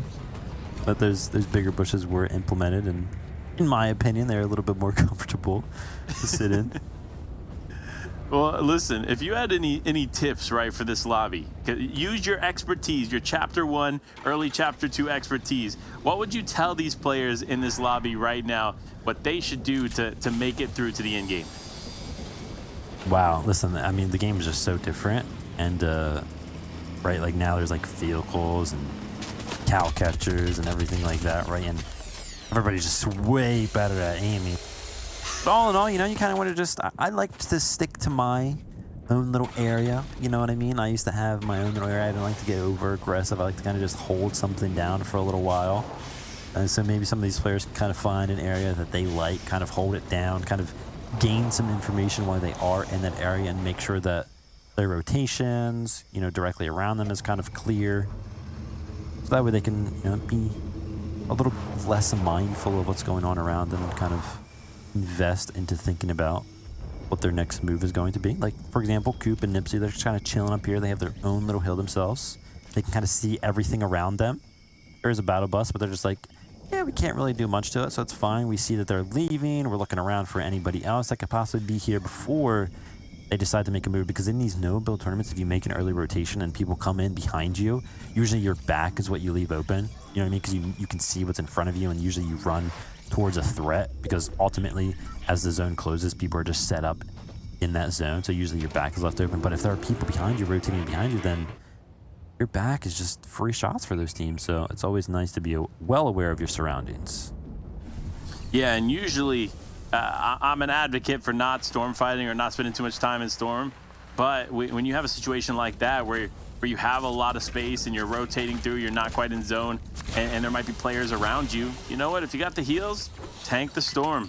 Because in this game mode, storm is another level of cover that you just might not have as you have to rotate inward, especially with a lot of open areas like we see here for Kovacs. Kovacs, though, lost his teammate, but 3 eliminations on the board, still a solid start no matter what, and looking to continue those eliminations as he looks over to not Hellfire. Yeah, Xerox and Kovacs, yeah, they are in a good position. Last game they got 2nd place, but then coming into the day as a whole, they were in 3rd place. So, you know, Kovacs really trying to make sure that he gathers some points so that way they can stay consistent on that leaderboard. As Andy, listen, you talked about it. That zone is like new protection, right? Catches Scram off guard, not really expecting somebody to be in the storm. And Andy's getting real aggressive here on Hellfire. Actually going to be investing a shockwave towards this chase as the truck hits the web over there. And he invests another shockwave. Wow, they really want this elimination. Sometimes the eliminations are worth it, but obviously, like we talked about before, shockwaves are such a valuable piece to have, and especially when you go down, that's the last thing you want to have to deal with. Hellfire going to be able to clean it up and heal himself up here, as Andy now just going to have to rotate away and find some cover, because the last thing you want to do is have to take a fight here with a player like Hellfire. Oh man, and Andy is not happy about losing his duo there, so he chases even further again, goes right head on into that bush. Those bushes are scary. There's a lot of room in there for the player that is in there to play around where they can maneuver and kind of keep themselves hidden physically, at least, or visually, I mean, from the other players. So that makes it hard for the player that is actually being aggressive to make any good plays. And we saw it there. Hellfire made a great attempt there. It does actually pick up the 1 elimination before going down to Andy, but like 5 shockwaves came out from that duo. to chase that one elimination. Eliminations are worth 3 points, but you know, when you get to those higher placement points, you really got to take that into consideration, whether you want to risk going down early and leaving your duo as a solo. Yeah, that's the last thing you want to have to deal with, right? You want to fight as a healthy duo, as a healthy team, and see who will come out on top. But regardless, obviously, if you are a solo player, this is probably one of the few game modes that you can actually have a bit of an advantage, right? It's easier to hide one player than it is two, to be honest. True. So in zero builds, it's definitely easier to find cover as a solo player. And we've seen it. We've seen it happen from personal experience, too, in one of the earlier events that I got to partake in. I was left as a solo player from a trio and was able to climb from, like, literally, like, 20th place to 5th. So sometimes being a solo works, but for Trippin and Andretta, they said, nah, I don't like that, Panda. I'm not going to try to do that. I'm going to try to keep my duo in the game. And we might just have to use our truck as cover to do it. I love it. Tripper and Andretta, they see a truck rolling up right by. They have their own truck, and they just hop out, and they lay down some shots and pick up a quick 2 eliminations, and all of that loot kind of just hand-delivered to them. As you can see, Andretta kind of sorting through the new goodies that he has, and they still do have that truck, but a little bit of an awkward rotation for them, because if we look at the map, they are northwest up there, those blue arrows, and towards the center of the zone, you have to pass actually through this water, and vehicles aren't necessarily the best option, at least trucks, at least for crossing that water. If you have a boat, then hey, you're in business. But Piz and Reckons actually make quick work of the water with their truck, so don't actually take any damage for it. You know, it's funny, right? We haven't seen the boats used too much in zero builds. So until you mentioned it, like I wasn't even looking out for the boats, right? And now it makes me wonder, it's like, is there some kind of like, I feel like there could be some level of strategy to having a boat with you, right? Even if it's just like a base layer of cover, like we see Andretta and Tripperin using the truck here for, there's got to be something, right? However, with how Fortnite has developed the vehicles and they're able to kind of float through the water for a period of time before they fully sink, if you can get it across that lake, by all means, you still have a truck. But for Reckons and Piz, they're not in zone. They don't have to go through water, but they do need to start moving. Yeah, actually, you know, we literally just talked about how I like to kind of play, right? They actually go towards the edge of the zone, even though that they were close to the center, but they do that so that they can get up on an elevated point. They can see into Tilted, right? Because Tilted are a lot of buildings, are a lot of places for these players to be hiding. So if they make that rotation, they have no idea how many players are actually in Tilted, if any are hiding. So those players that are hiding can just make that rotation behind them. So instead, they opt to be the ones that are kind of looking up, looking down into Tilted to gather that information and be the ones that are rotating behind these other players. Yeah, they're definitely doing a good job of rotating. And honestly, unsurprisingly, one of the better teams in this lobby, Seti Cami, hanging out, having a really, really solid position. They have a great usage of the repair torch there and the tank, and they're just holding on. But they're not in zone here, and I think Cami immediately identifies that and says, you know what? We need to start pressing forward. You see him actually probably scouting a little bit, making sure that Seti's going to be able to get over there with the tank, and now they're together. They're raining down terror as the tank is just unloading on unsuspecting players in the distance. That is the most, honestly, probably the scariest thing you can see in a situation like this.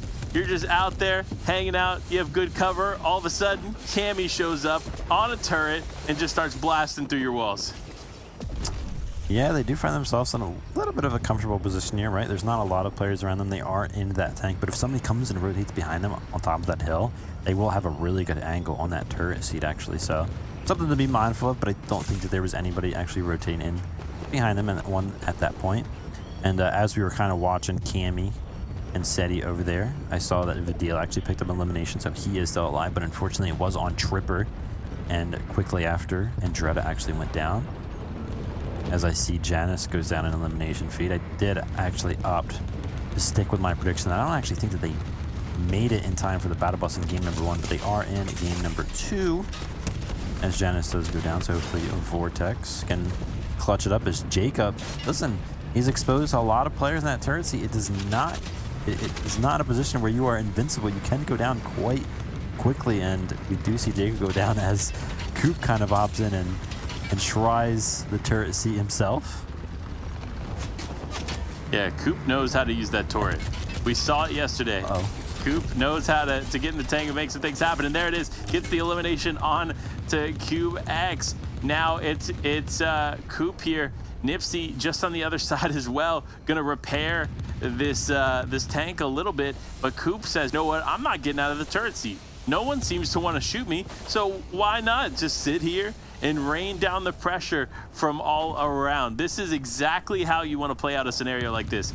You want to be the aggressor, you want to be the person with the best angle, and you want to make sure that you're protected. Ooh. And there it is, a nice elimination coming through onto Vox, and I'm pretty sure Coop was able to pick that up, but fortunately, they should be able to get the refresh, but no, it looks like teammate coming in, swooping in with the truck, potentially trying to get the res.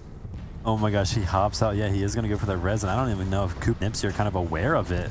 They are kind of just letting it go down. Oh, there we go. The tank shots do end up raining in as we see Vox go down. Oh, and the truck as a whole. So, and EGR, MRR, sorry, I do not know how to pronounce that name, but his truck ended up getting blown up immediately after. So Coop and Nipsey making the most out of the situation. It's been awesome to see kind of these heists go down, right, where a duo doesn't have a vehicle at all, and then all of a sudden they eliminate the players that were just in a tank, and now the tank is theirs.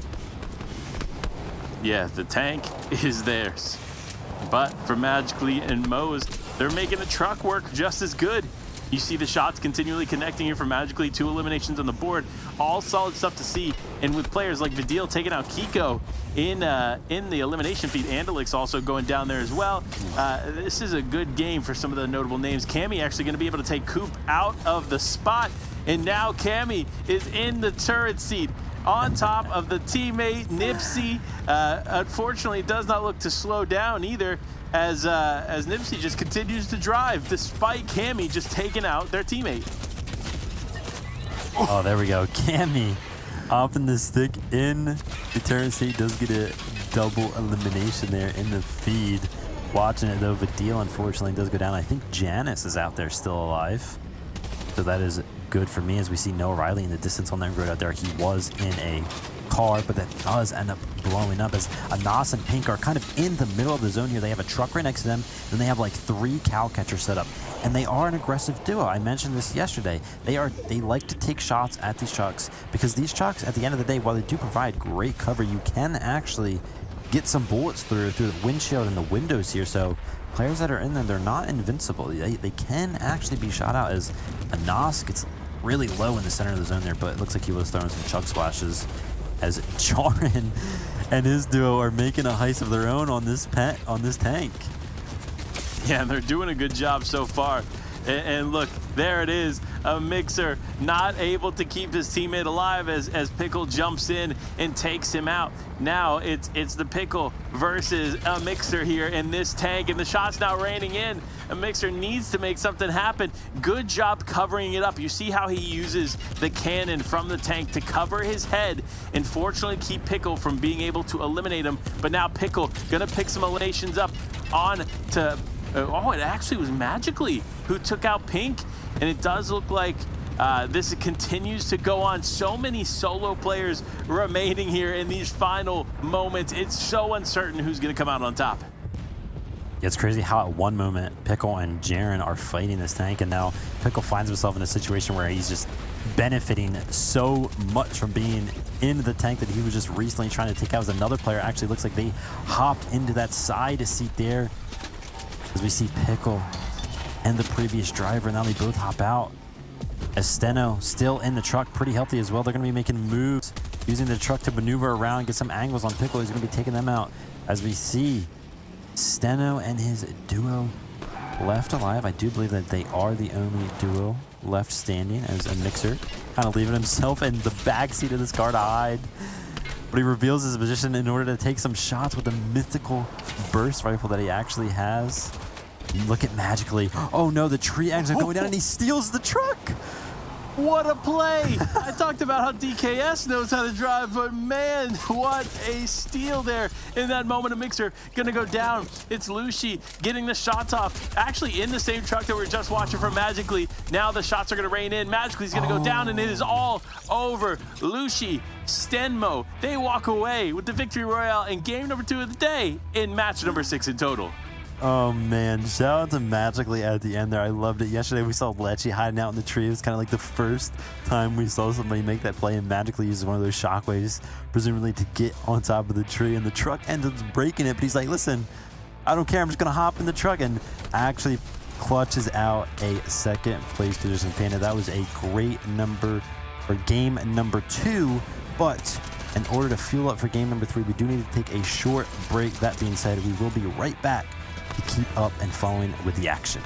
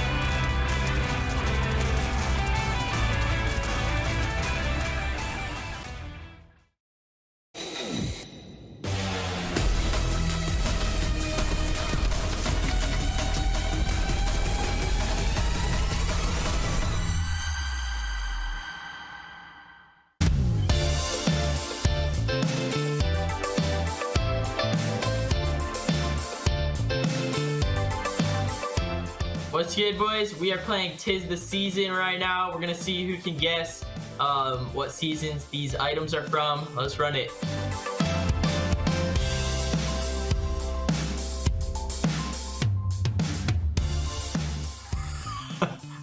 Yeah, I don't know. It's the season we're in right now. I honestly couldn't tell you what season we're in right now. Too many to count. So I'm gonna go with Chapter 2, Season 1. I think we're in Chapter 3. Are we not in Chapter 3 right now?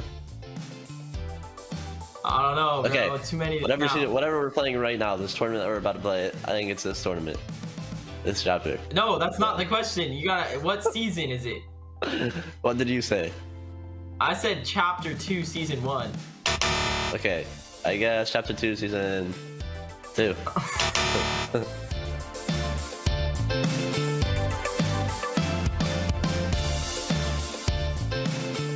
What is that trap?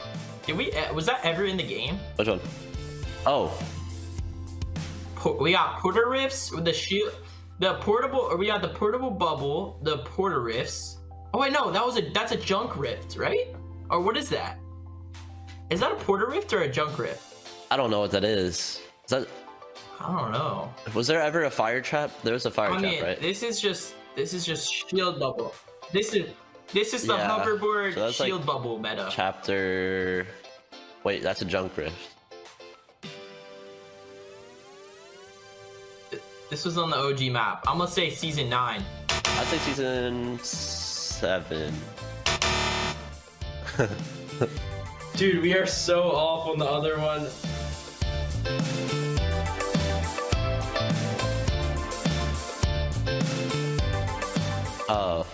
I think that this is Season X for sure. The Oh yeah, Chapter 1, Season 10. X. This meta was fun, dude. The Stark weapons, that was Stark. Season. Stark Season, Season X. Bring that back, baby. Bring That that was back. so fun. All right, guys, we just finished tis this season. I think we did horrible, Dubs. How do you think we did? Yeah, we definitely botched it. Didn't get a single one right. But yeah, all good. we got one right. Next. We got one right. We go next. GG.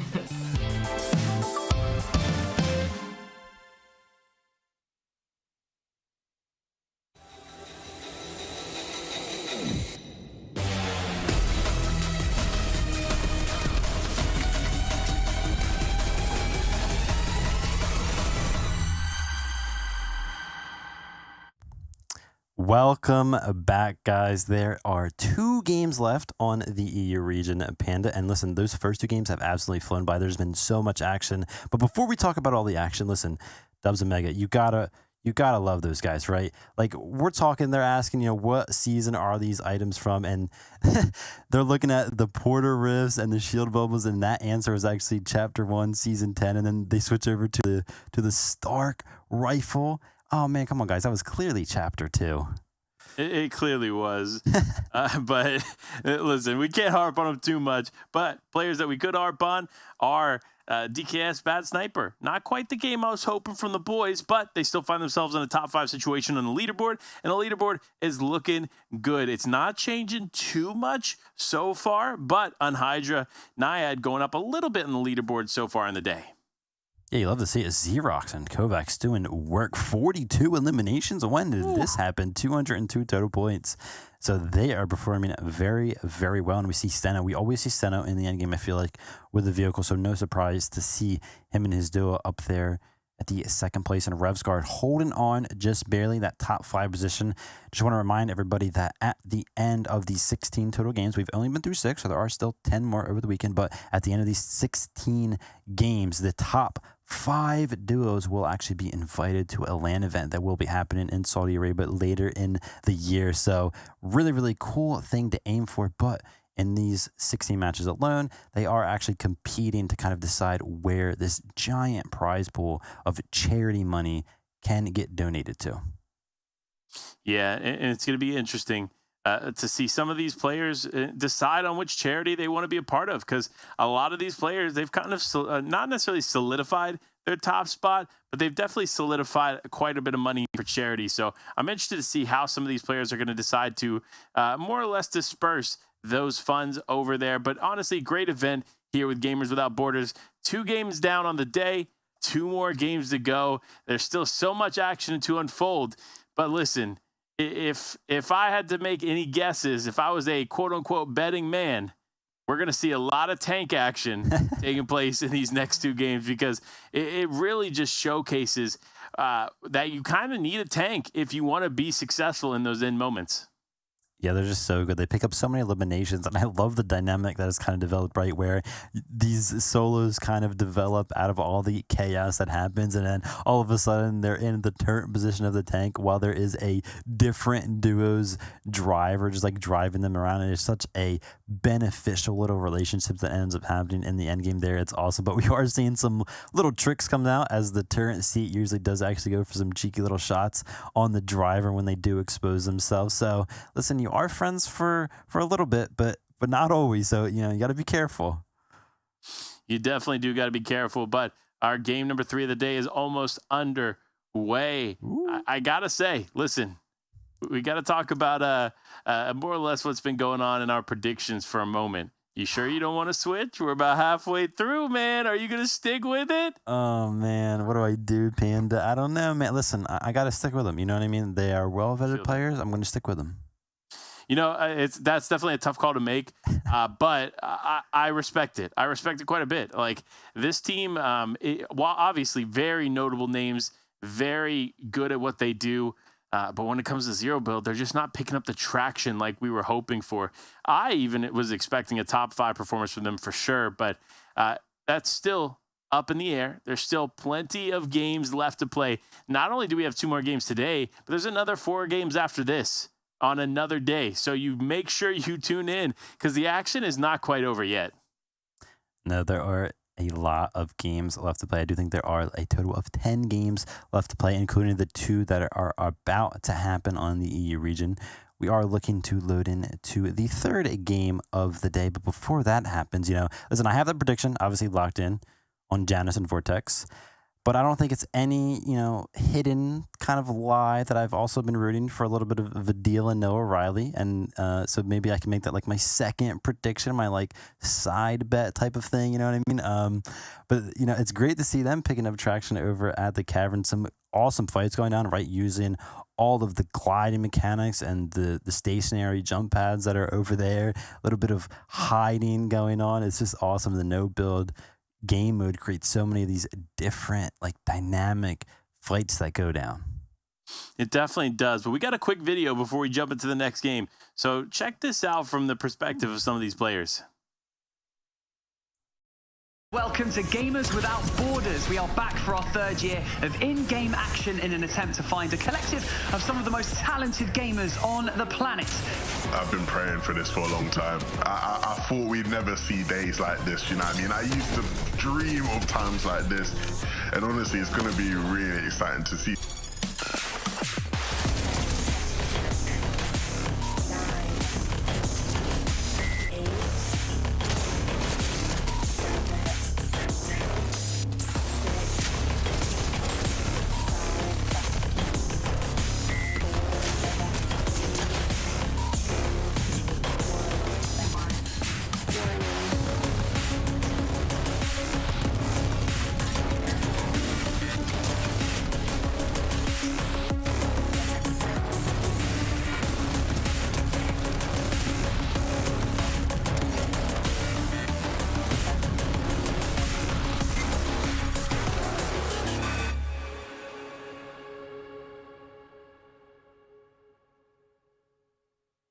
Oh, Panda, chills, man, chills. If you guys heard Levin in the background of that highlight right there, he is talking about how he has dreamed about times like this, alluding to the fact that a LAN is actually on the horizon. It's been so long since we've seen all these players gather in person, and that is what they are fighting for here today. A top 5 position at the end of this weekend will send them to that LAN that everybody is so excited about. So a lot to play for. Hopefully the pressure is not getting to any of these players, Panda.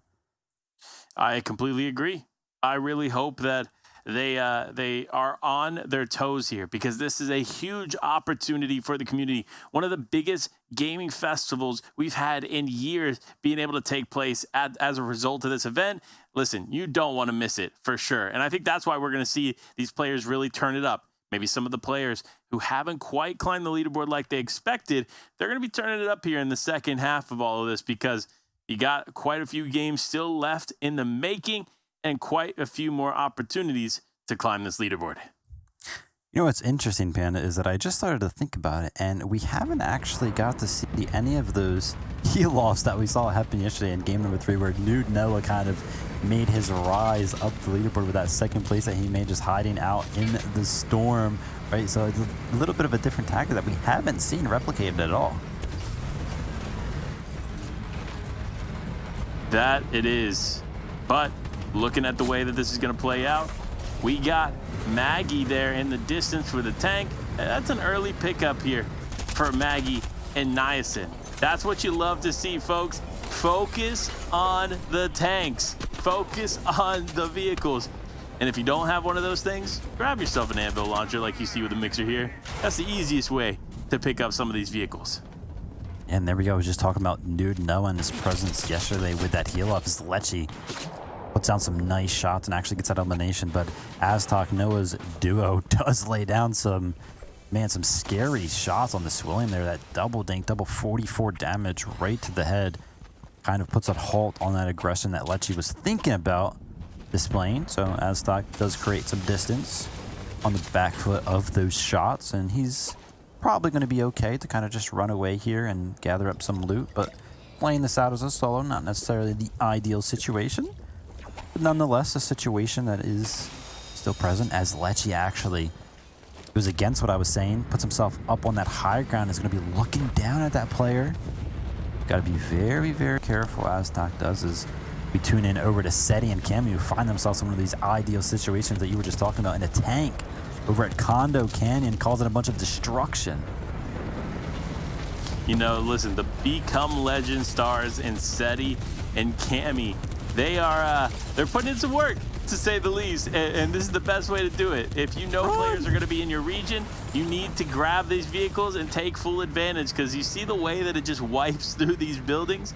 You put yourself at a disadvantage if you don't have one. So smart on them to be able to pick that up, but also smart on Bad, Sniper, and DKS doing the same thing, picking up the tank, but Lecce picking up another elimination. Does look like Noah and co are going to be out of this game.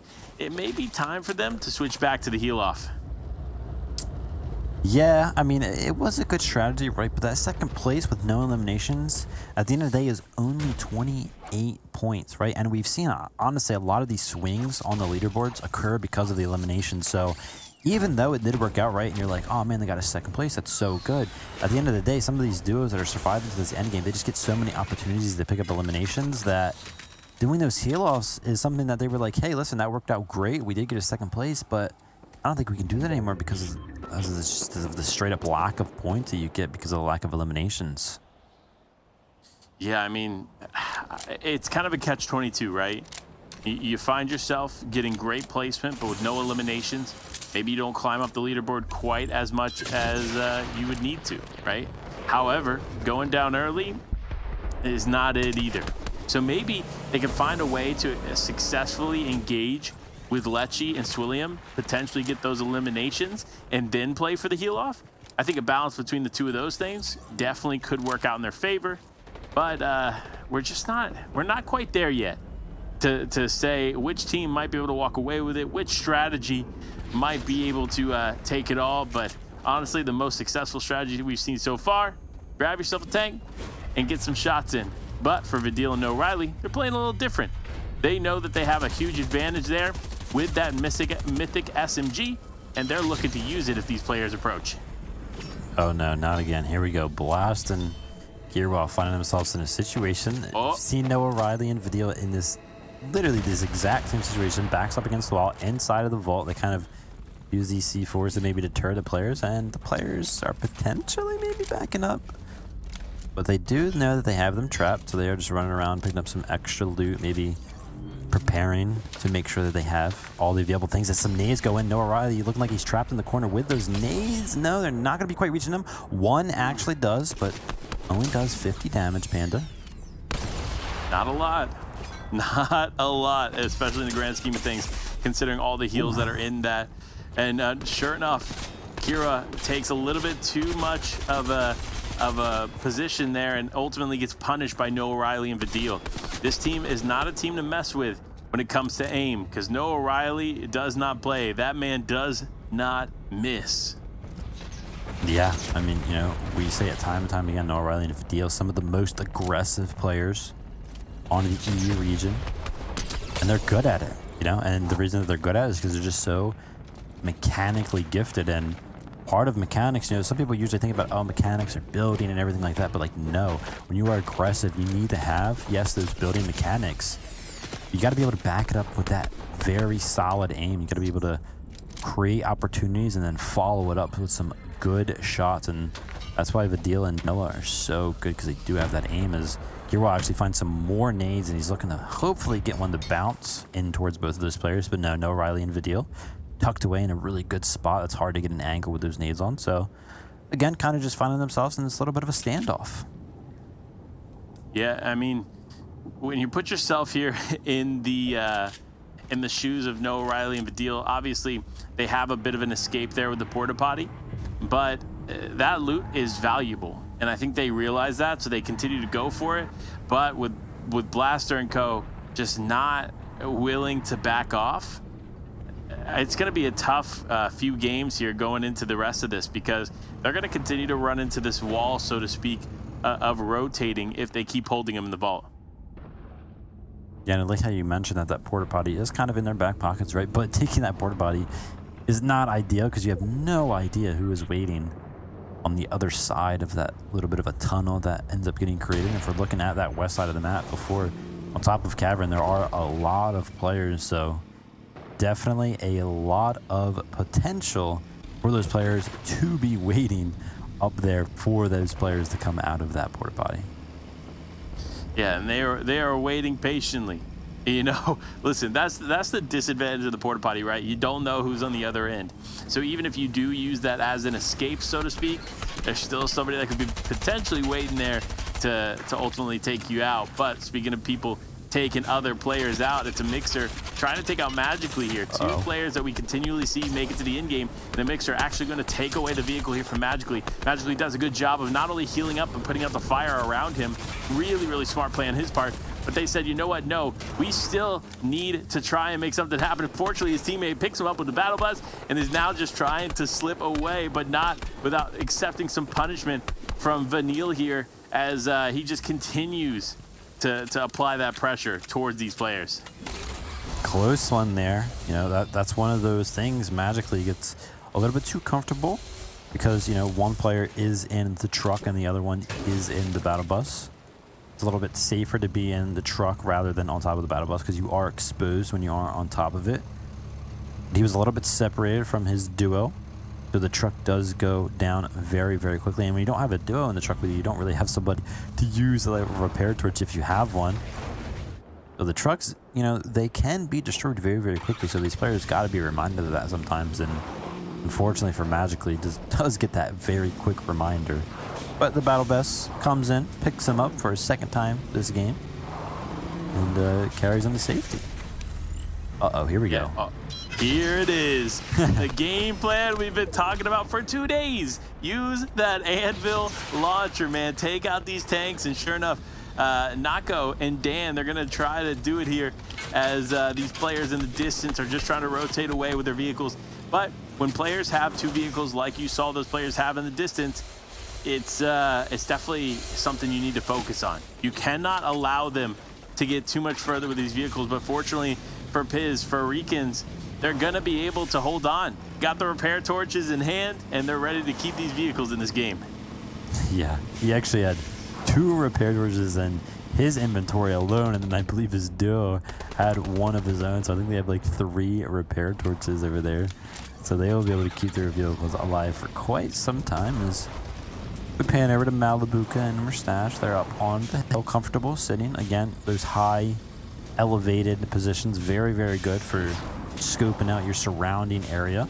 Ooh, as Malibuca gets a quick dodge on that anvil rocket launcher that was coming in there. He hops in the truck and moves the truck just barely to dodge that rocket that came in. But Steno actually takes the rocket launcher of his own, but that repair torch again, repairing it up very quickly, and the second one is not going to hit. So their truck is fine and dandy, and they're going to drive away and make sure that they create some distance between that team. But look at this, Tripper and Andretta, 5 eliminations already, Panda.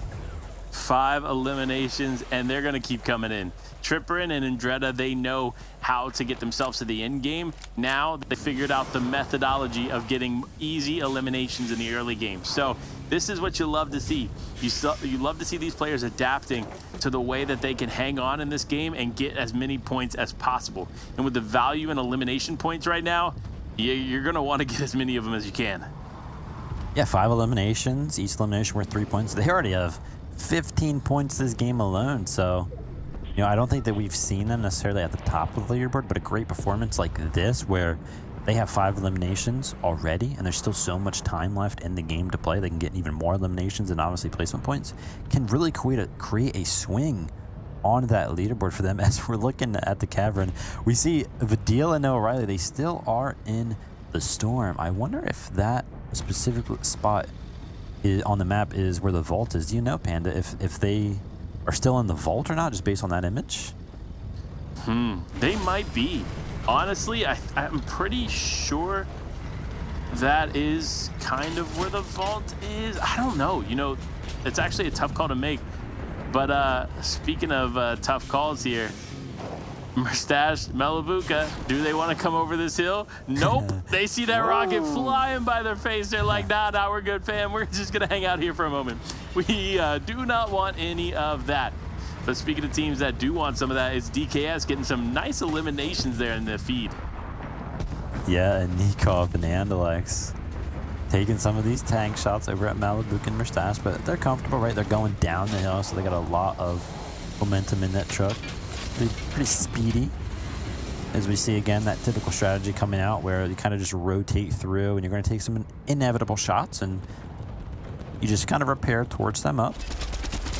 But yeah, interesting situation for Vidil and O'Reilly off in the storm, like I mentioned. I think that they'd probably still be waiting in that vault, right? Because they don't know if the players outside have left, and as soon as they walk out, they could just instantly have their game ended.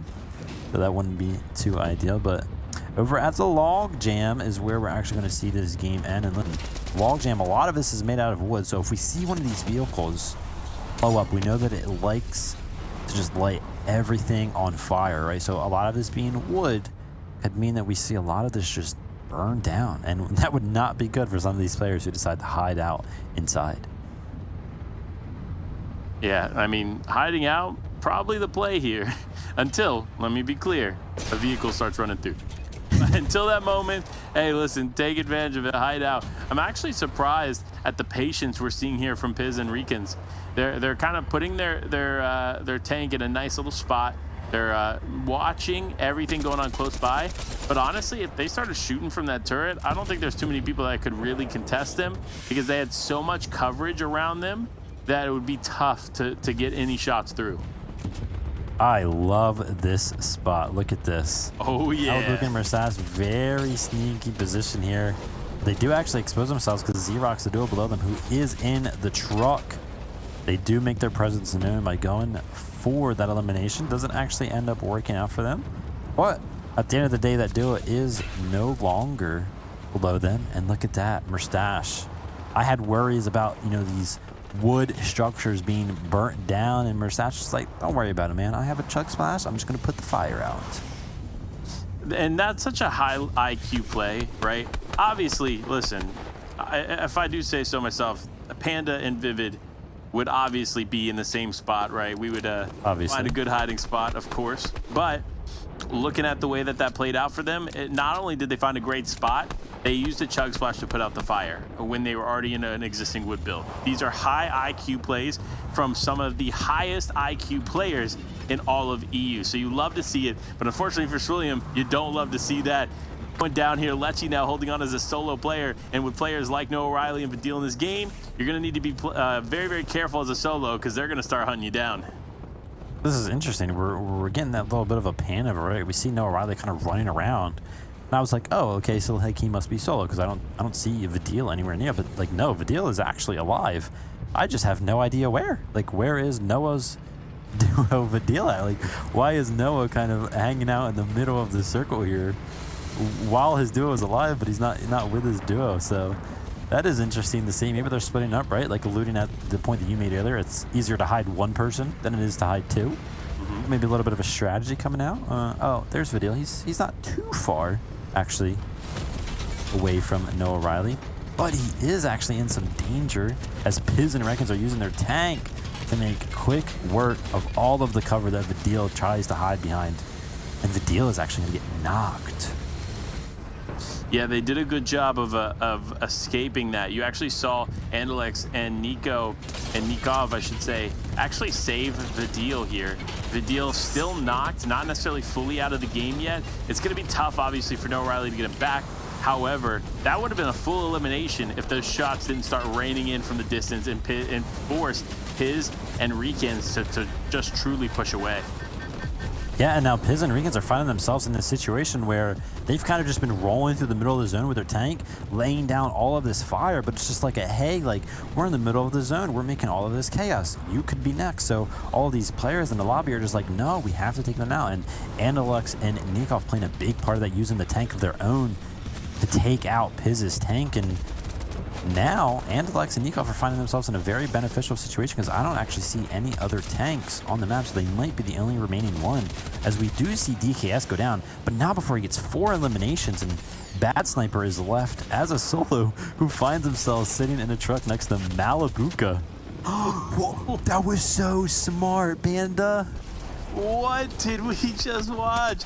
Man, Malabuka was like, he doesn't know I'm here. He doesn't know I'm here. And then just unleashes pain from that SMG, immediately taking him out. Bad Sniper. That is a tough situation to find yourself in. But speaking of tough, man, looks like Merstash has gone down as well. It looks like It says DKS. Maybe that was a DKS connected a shot there in the final moments. I don't know. But regardless, these players are still in it. Malabuka actually in it and still getting eliminations, and not only in the game, but also in the truck there with an opposing player. He needs to be careful though, because all it takes is that player deciding to take some shots, and he's going back to the lobby. And here we go. This is an interesting zone. We're actually going to be going over some like hills here. So while some of these players do have those upgraded tires that make it a little bit easier to go up them, it's still not the easiest thing in the world as Blaster finds himself in a 1v2 situation. That combat SMG putting in work as he makes some great movement plays around this rock, and the rock barely lives to give him some cover to actually make this res possible. Though awesome to see. And yeah, like I mentioned earlier, Andalex and Nikov left as the only tank in this lobby. Not a lot of vehicles.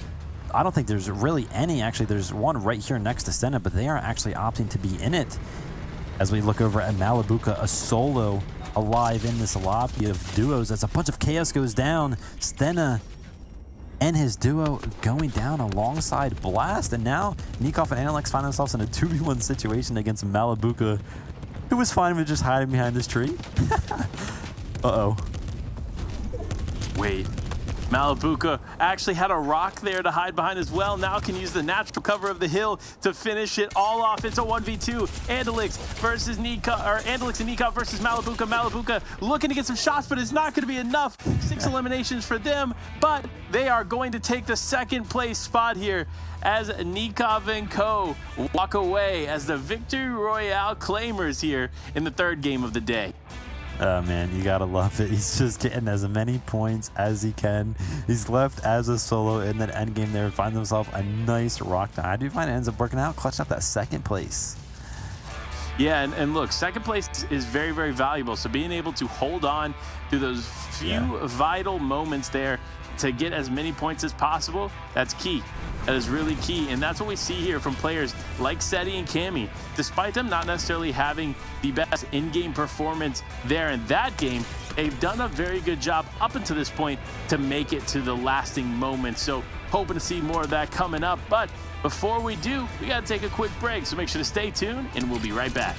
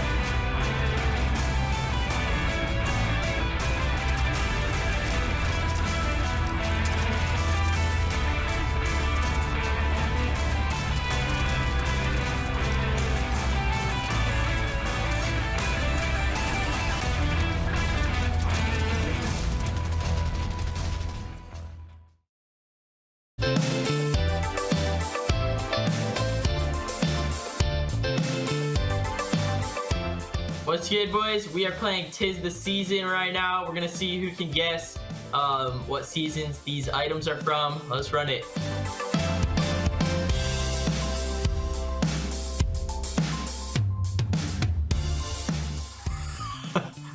Yeah, I don't know. It's the season we're in right now. I honestly couldn't tell you what season we're in right now. Too many to count. So I'm gonna go with Chapter 2, Season 1. I think we're in Chapter 3. Are we not in Chapter 3 right now? I don't know, bro. Okay. Too many to count. Whatever we're playing right now, this tournament that we're about to play, I think it's this tournament. This chapter. No, that's not the question. You gotta. What season is it? What did you say? I said Chapter 2, Season 1. Okay. I guess Chapter 2, Season 2.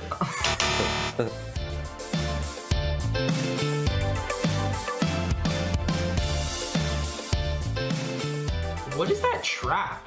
Did we? Was that ever in the game? Which one? Oh. We got Porter Rifts with the shield. the portable, or we got the portable bubble, the porter rifts. Oh wait, no, that's a junk rift, right? Or what is that?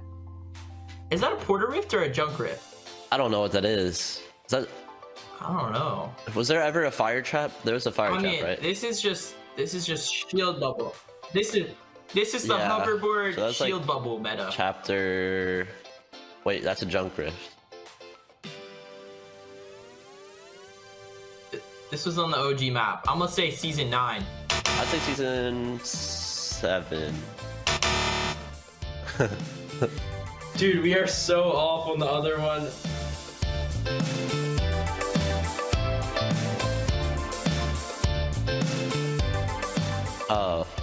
I think that this is season X for sure. Oh yeah, chapter 1, season 10. X. This meta was fun, dude. The Stark weapons, that was Stark season. Stark season X. Bring that back, baby. Bring that was back. so fun. Alright guys, we just finished tis the season. I think we did horrible, Dubs. How do you think we did? Yeah, we definitely botched it. Didn't get a single one right. But yeah, all good. we got one right. Next. We got one right. We go next. GG.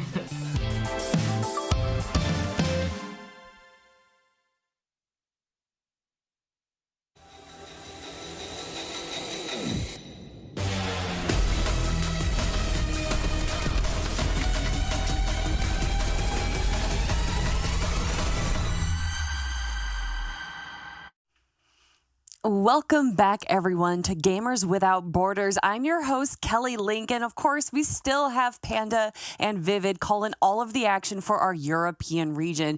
We've already wrapped up Middle East, North Africa, so if you guys want to check that out, make sure to follow this Twitch channel because we're going to have all the VODs available for you guys, and you're going to be able to check out all of that action. But we, of course, have to talk about the action that we just saw, and that was Nikov and Andalex coming out on top, Panda.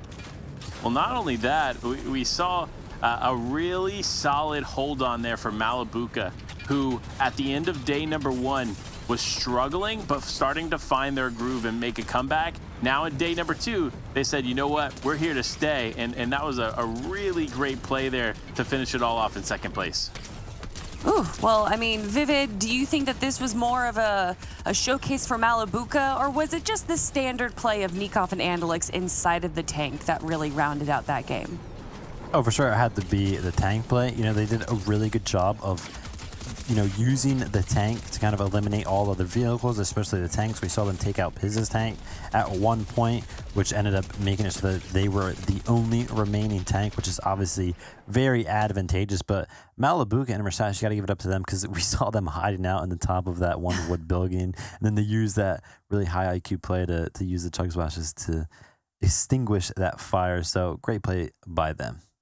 Well, yeah, you can see that great play really paying off right now while they're currently sitting in third place. But of course, the VR winners, Andalex and Nikov, going to be in second place, which is actually quite surprising that our first and second team, Panda, aren't in the first place spot.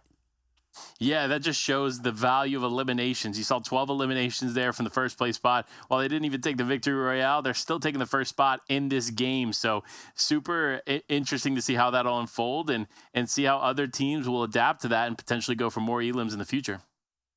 Elims are incredibly important. 3 points each. Of course, we saw someone yesterday, I think, get a 14 or even potentially 16 elimination VR. That alone set them pretty much halfway across the leaderboard. So I'm sure we're going to be seeing in our final game of Europe for today a lot more aggression, Vivid.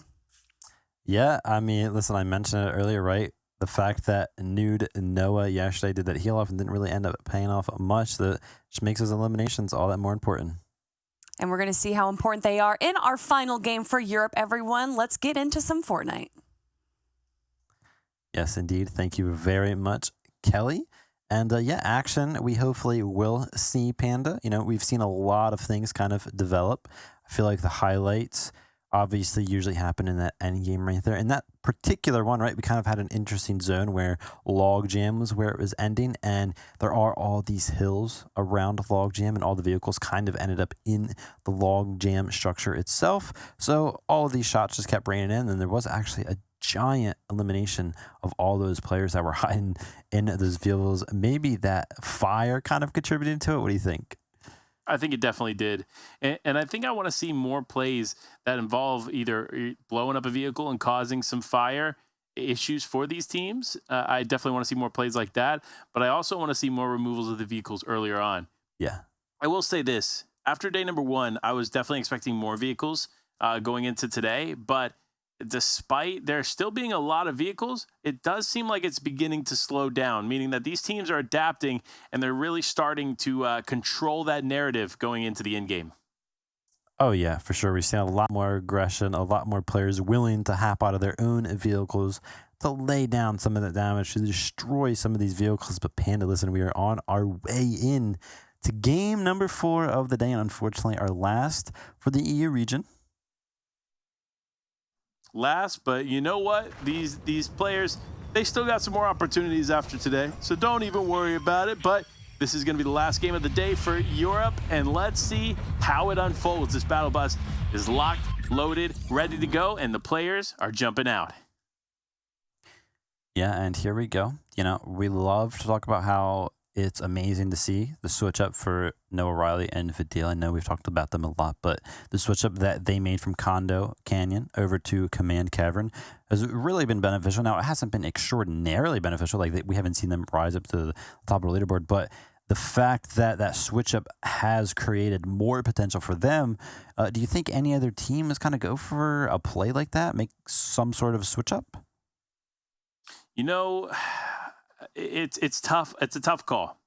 At this point in the tournament, I'm not sure that it makes the most sense to cause that shift up or create that shift up for you, especially when it comes to drop spots. But if it's really not working out, now's your last chance, right? Like, yeah, you definitely have to make some kind of change. And if that drop is the change you have to make, so be it. But just make sure you make that drop change quickly, because even if you're in Dreda, for example, despite having great games, it looks like this game is not going in their favor.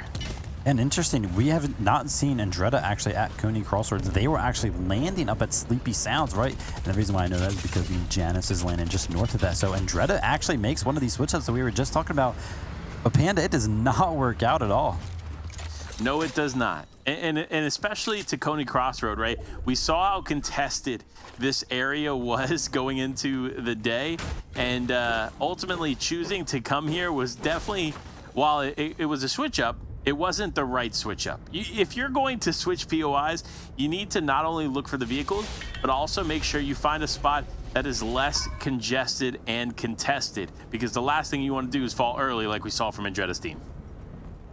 Yeah, but, you know, you got to admire the fact that they did actually go for one of those switch-ups. They have seen how dominant these tanks have been, and they kind of just made the decision to go for the one that just so happens to spawn over at Coney Crossroads. So, you know, this is the last game of the day, but we still do have more games to play after today. So, you know, kind of toying with the idea of going for that tank in future games could be something that they're kind of looking at, and just wanted to see how it goes. As we see Malibuca, after that great clutch in the last game, they're going to be finding himself in this pinch between Vidil and Noah Riley. Not somewhere that I would want to be, but he is doing a great job of utilizing this wind tunnel, and we have seen this trick before, Panda.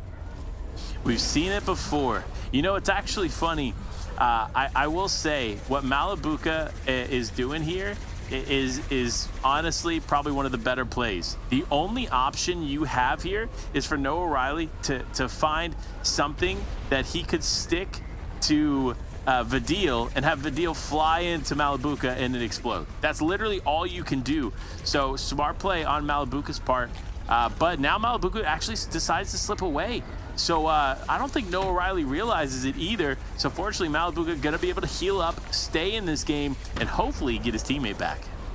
Oh, man, they were kind of a little bit distracted. Noah Riley trying out some tricks here, just trying to throw the nades all which way to kind of see if they will go right under that thing. But he doesn't even realize that Malibuca actually made a quick move, and he's not even under that little platform anymore. So a little bit of a mistake from Noah Riley's part. Did not keep his eye on the prize for a split second, and it does mean that he does lose out on a little bit of information. So if they decide to actually fly back down that wind tunnel, then they might be met with a little bit of a surprise, and he's actually going to check right now, and he realizes that Malibuca is no longer under there, so the comms are going to come in, and Vidil and Noah Riley, I think, are going to be on the chase. On the chase, indeed, but Malibuca continues to do a good job of just staying in here. And it's kind of nice having all these little crevices that you can hide in. And I will say I've recently seen some hide and seek taking place here, and honestly, it's good practice ahead of a zero build tournament like this. Oh man, and Noah Riley actually make a really good play. They decided to go down into the cavern and use one of those scan things to kind of see where the players are at, but they kind of got so focused on Blast and Kirwa that they didn't, I don't even think they did like a 180 or a 360 to kind of look around them and potentially see if Malibuca got scanned. So they kind of saw these two players over here and decide to kind of take some shots. They did get Kirwa very low, I believe down to like 1 or 2 health, but he does survive. So now Noah Riley and Vidil kind of not getting really anything out of this early game in terms of eliminations, and we usually see them actually get these eliminations. And I think this is a smart player here out of Noah. He's actually waiting for the scanner to replenish. Waiting for the scanner to replenish, definitely the play. And there it is, going to be able to get some more information. And you actually see Noah Riley opting in to hold that particular fish. If you don't know at home, that particular fish actually allows you to have like an infrared scan, similar to the thermal rifle. So having that in the inventory and being able to pop that is definitely going to help, especially find players that are hiding. But speaking of hiding, it's now Kirill and Blaster. It's actually a flipped perspective from what we're used to seeing, right? Now it's Kirwa and Blaster in the vault area, while the opposing team in Vidil and Noah Riley are trying to get involved and get some shots in. So this is tough. But no, Noah Riley gets dropped in. They said, you know what? We're just going to push. It looks like Blaster may go down, but not. Oh my, no. No way. The 1v2 takes them both out and claims their vault back. What did I just watch, Vivid? Oh, let's go, Vidil. That's what we love to see. That is such a smart play, right? Because they know that these players are going into the vault. There is no hesitation, and that's why they are known as some of the most aggressive players on the E region, because they make these very quick, decisive decisions. It is so smart to go for that shockwave play instantly, because the longer that duo is in there, the longer that they have to heal, and they know that they just did so much damage on the back foot of them actually running into that vault. So they just go for it instantly and give themselves the best opportunity to actually win out in this situation, and it plays out great. Vidil with a nice little 1v2 clutch. Obviously, Noah Riley sending himself in there as kind of a distracting target, and Vidil the awesome shots to lay down, and there we go. They find those early eliminations. Some early eliminations go in, and I gotta say, that is a good result here in the final game of the day. We've watched that storyline take place for game after game, and honestly, what a resolution for us. This is probably the best way we could have watched it cap on the day, is at least one team able to take out the other team fairly quickly in a situation like that. And really, it was kind of interesting, right? It makes you wonder, as Blaster and co, right? As a team, do you even try to make that play again? Because clearly, Noah Riley and Vidil, they are the masters of that vault. I think that was just a really ideal situation for Noah Riley and Vidil, and that's why I really want to highlight just how good of a play that they made. They did so much damage. Vidil alone was just chasing forever because he knew where those players are going. He knows that drop spot so well already, even though they just recently made that change, and he's just finding those angles to do as much damage as possible. So going into the vault, Blaster and Kirwa just did not have full HP because of the damage they took. So yes, they can go for that kind of play again, but they cannot take that much damage as they go into the vault, or else Noah Riley and Vidil would just take full advantage of it. And that's kind of what we saw highlighted right there. But, you know, in situations where Noah Riley and Vidil have kind of been in the vault, full HP, we've seen how hesitant Kirwa has been in going in, right? And that's because he knows that huge advantage is really hard to do anything with, because they're full HP and stuff like that. Yeah, it definitely is. It's going to be a tough game to play out here, but speaking of tough, man, it's Hellfire and Scram. They are not letting up here on Eagermer and Co and Vox. They are just continuing to pressure them. This is so interesting to watch a fight play out between two vehicles like that, because obviously we've seen the vehicles go head-to-head with another player, right? But when you see two vehicles going head-to-head with one another and players in the passenger seat having to take shots like that, it definitely brings a different dynamic to the fights, to say the least. Yeah, very, very interesting. Maybe Hellfire and Scram just aren't too happy with their loot, so they were going for some quick eliminations, but really, really hard to secure any of those against players who are in a vehicle, because the fight just keeps on moving. You got to reload, they have time to heal, they can drive away and stuff like that. But you know, Hellfire not going to be working out in that sense, and he does invest a little bit of time. As you can see, Scram doesn't have any shields left anymore, and Hellfire only has 32. So they are going to be trying to look around, try to see if they can pick up some loot that has not been gathered yet. And Scram actually does find himself with like 30 shield. Yep, 31 shield for him. So that's good at least. But again, not looking too good. You know, 36 ammunition and the AR for Scram, and then only 50 combat SMG ammunitions for the Hellfire. But that's how those fights go. You know what I mean? Invest in some of those resources, and if it doesn't work out, then you just don't get anything in return. Yeah, I mean, that's kind of the risk to reward ratio there in a situation like that. But speaking of risk to reward, Bad Sniper DKS not quite having the day number 2 that we were expecting from them. They did have a really solid start on the day. However, the conditions have kind of slowed down for them just a bit. And with Pickle and Jaron in the distance, they already ran. So Bad Sniper, DKS, they're still in the game. They got their vehicle, and they're looking to be safe. But speaking of safe, it's Vortex and Giannis who find themselves in a vehicle. This is your pick here, looking to come back in the tournament. Listen, this is the game that they can do it, because you know, we just mentioned earlier we saw Andretta.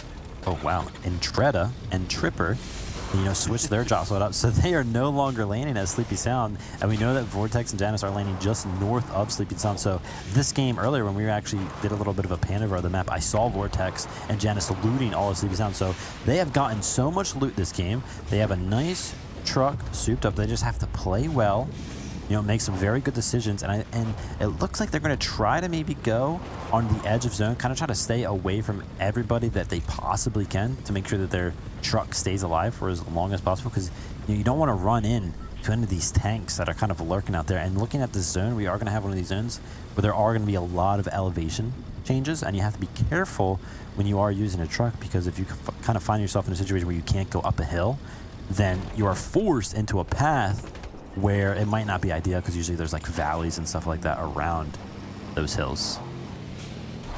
Yeah, you definitely have to be careful, right? And you also have to be mindful. I think one of the biggest skills in Zero Build is identifying the best places to position yourself with the natural cover. And when I'm saying natural cover, I don't mean things that can break, right? I mean these hills and these angles that you can kind of cover, not only with the vehicles, but with the hills themselves, because you're protecting yourself in a way that not only is obviously going to keep you from getting shot, but it's going to keep you from getting seen by most of these other players, especially as they rotate, because they're not actively looking at every crevice and corner of these hills as they drive through, especially if they're in a vehicle like most of the lobby is. Yeah, very good point, that natural cover, highlighting that. Yeah, there is a lot of natural cover in Fortnite, but you can break a lot of it. And we've seen a lot of situations where some of these players get put into awkward situations where the cover that they're using just gets broken, as we see Cammy actually lay down some nice shots to Vox, actually, as Eager kind of is trying to chill in the bush and hide. But no, Cammy and Seti are way too aware of that possibility, and they do actually force him out of that bush, but don't pick up the elimination. They are probably very, very happy with the pickup that they found on Vox, so they are going to go over there and pick up that elimination. But in the elimination feed, Panda, no, Bad Sniper and DKS go down. It's tough. It's been a tough day number 2 for them for sure. However, you know, they definitely have the potential to come back in the next day and kind of fix the mentality, fix the game plan, and resurrect the opportunities that they have here in front of them. But speaking of teams that need to really work on some stuff, it's Sly. Sly's already lost his teammate by himself now, having to kind of hold on to these buildings and hide here. However, if you're a vehicle and you're driving through with either a cow catcher on the front or you're a truck that can damage builds pretty quickly, you're most likely going to try to drive through this building. So for Sly, you do not want to spend too much time here. The last thing you need is for a vehicle to drive through. But of course, as I say that, is that Malibuca in the distance looking to take some shots? Sly, man, you might want to mantle up there, use that launch pad, and get as far away as possible. Yeah, one of those tricky situations, but very, very good position for Vortex and Janus as they pick up 2 eliminations, but Janus does go down quickly after I say that. Of course, you know, that's just how it goes. But we are going to be finding ourselves over here at the cavern. Janus does get picked up, we see in the distance right there, but the cavern, there's just so many layers to this cavern, and the fact that the zone is ending here as we are going to be seeing the reveal of the 4th zone, and yeah, the cavern itself is actually going to be in, so, you know, these players can be in any of these sneaky little crevices that are within the cavern itself. They can be up top. Also, the blimp kind of comes into play if that ends up being in zone, so there are just so many levels for these teams to be on. But what's very, very interesting about a zone like this, Panda, is that if you're inside the cavern, if you're up on top of the blimp, you can't really have vehicles in those positions, you know what I mean? Yeah, you really can't. You have to be super careful in the way that you play this out, and this might be the first in-game that we see without this abundance of vehicles like we've seen in games past. So this could be a really exciting finish here to finish not only off the day, but to finish this game, because this is going to be a unique take. We haven't seen a zone like this to date, so it's definitely going to be a struggle point for the existing players, because I don't know that they've had to experience an end game quite like this. Yeah, and I mean, look at the elevation changes, right? Like, it's not going to be easy to kind of utilize those vehicles. The places that you can drive are just so limited. There's off-road tires, as we can see. Steno actually take an Anvil rocket launcher to his truck, but you know that the repair torches are something that has become very, very prevalent for a lot of these teams, and we are seeing why they are so good. You know, he takes pretty much half of the durability out of his truck, but it just heals right back up, even though he did get hit with that rocket launcher. And we see Nikov here and Analex kind of rolling as a little bit of a convoy. Analex is full HP, but Nikov opting to not actually heal up yet, kind of feeling a little secure in the tank. And, you know, we just made that point about how it's going to be very, very hard for a lot of these vehicles to make their way up this mountain. And I think if we're looking at the zone on the west side and the southwest side, I think we're going to see a lot of these vehicles kind of converge on each other because they just don't have anywhere else to go. And we're going to see these fights here, like we're seeing a Refsguard get taken out by another tank in Hydra and Naiad. And I don't think it'll be long before we see this tank go up against the tank that Nikov and Analex have. Yeah, I mean, look, if the tank is going to be the priority here for Hydra, they're going to need to focus on keeping it healthy. That's why you see the repair torch coming out. But no, players said, you know what? We're not going to allow you to just freely have this tank here. So they're going to begin to punish them. On Hydra, though, going to be able to heal up a little bit. Naiad as well, going to heal up. But no, taking a lot of damage here from the players up above. It does look like they may be able to slip away, but no, they're going to actually slip straight into the tunnel. They're actually going to be able to keep the tank alive here. This is insane. That is not what I was expecting to happen there. Yeah, and again, look at this. We see on Hydra and Naiad, they are struggling in the tank. They're taking so much damage. And Nikov and Analex find themselves in a similar situation as Analex is actually down, but Nikov looking to kind of make a play to wait for him to kind of crawl over so that way he can get that res going as on Hydra and Naiad. I wonder how much mobility they actually have in this tank as Frey actually runs into the tunnel and he is met with a tank. Not ideal at all. So Naiad and Unhydra are going to be delivered a little bit of loot. They're going to be very, very happy with that because if you're looking at their HPs before they got these chug splashes, they were not looking too healthy. So going to be healing up, not to full death, which is a mystery to me. I feel like you should pretty much always be full HP because you can't get siphoned in this game mode, right? So being full HP is pretty much always ideal.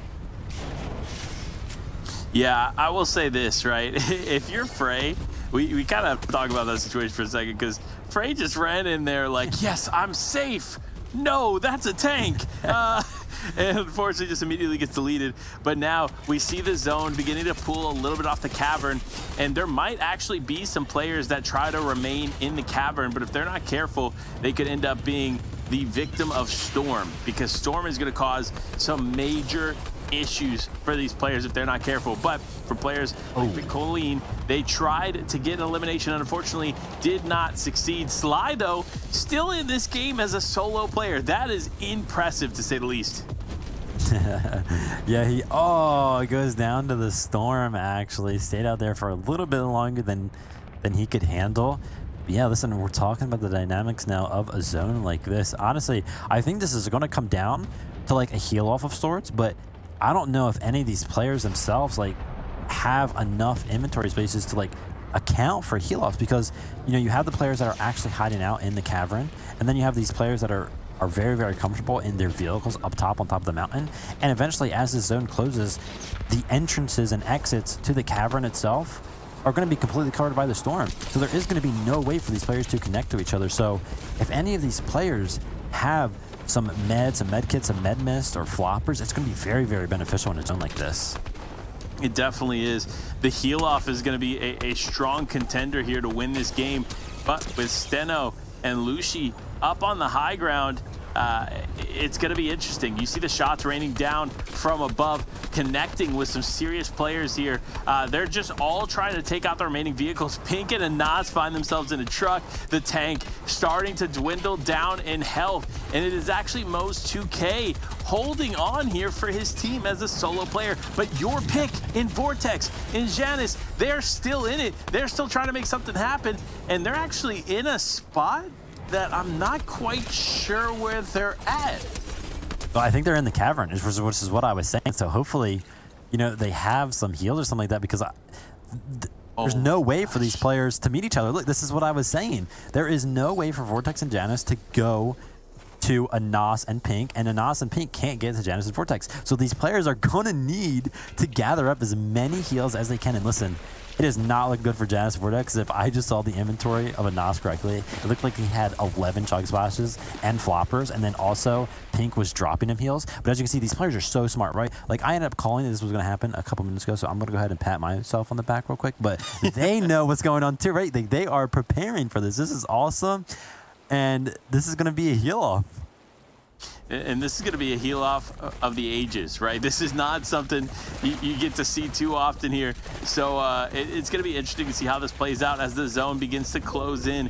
Janice, Vortex going to need to be super careful. No, they cannot afford to leave those heals behind. Yeah. That was a bit of a misplay, not having that in the inventory sooner. And now they're just playing it out. It's the true definition of high ground versus low ground. What are you going to do here in a situation like this? Well, you're going to use those chug flashes. You're going to try to find any additional heals there in the end game, but I think it's all but over. I think a Nas and Pink, as long as they stay in the zone here, should be able to claim it. But no, as I say that, Vortex actually finds a new angle to stay alive, but it was just a little crevice. So now Vortex going to have to find a way to escape the tunnel here and continue going, and he does. There is no way this is happening. And Pink, wait, Pink has gone down. Yeah, Pink ended up going for the elimination. Versus the Nas. Yeah, unfortunately for Vortex and Janice, they just had no room, right? Like a Nas and Pink up here, they had all the room in the world to go like pretty much anywhere. But Vortex and Janice, they just ran out of the cavern, and as you can see here, they put up a great fight. But a Nas and Pink are actually going to win out on that heal up in the end game there.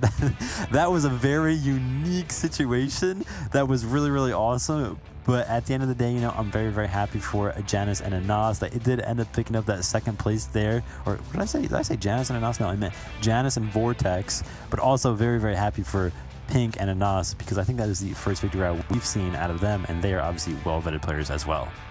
Yeah, absolutely. And I got to say it, right? You kind of said it as well. I think that's the most unique play we've seen in all of Chapter 3 so far that we've been able to watch. So that was super exciting to be able to kind of hone in that moment here with you, Vivid. But before we toss it back over to Kelly and finish off our EU experience, do you have anything to say to the community before they start on NA?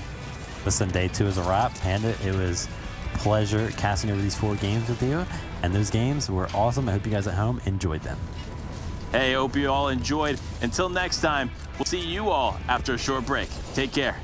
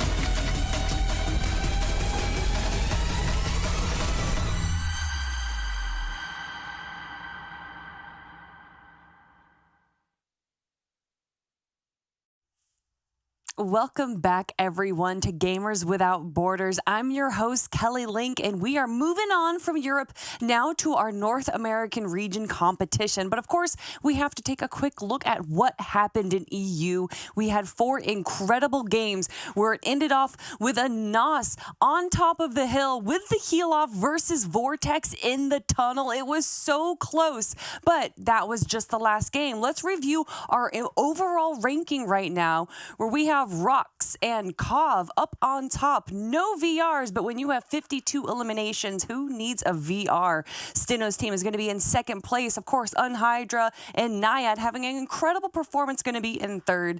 And then in fourth, it is DKS and Bad Sniper. But we're going to be back again tomorrow and the following day, everyone. So if your favorite team is not on the screen right now, do not fret, because they're going to have more chances in the following days to claim their spot at top. And remember what this is all for, that top 5 rank, everyone. Those 5 teams are going to be invited to the Saudi Arabian LAN event this summer.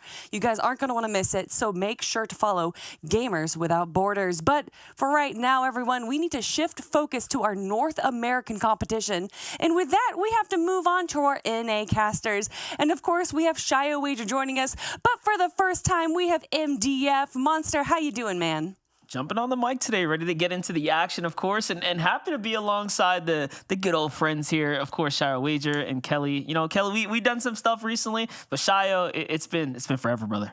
It's been a hot minute. Excited to see exactly how you like the Zero build, how you're doing with Fortnite as well. I mean, amazing game, lots of changes and competition yesterday, Kelly. It was absolutely amazing.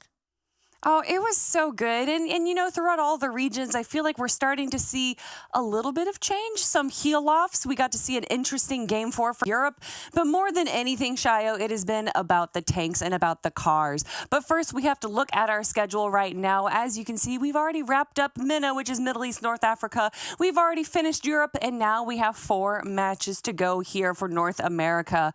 But we also have to look at the format, everyone. Exactly how is this tournament going to be run? Shia, I'm going to let you take this one away. Absolutely. You kind of hinted at it already. 3 regions. We watched 2 of them break down today. All 3 actually yesterday. That's Europe, Middle East, and then North America after that.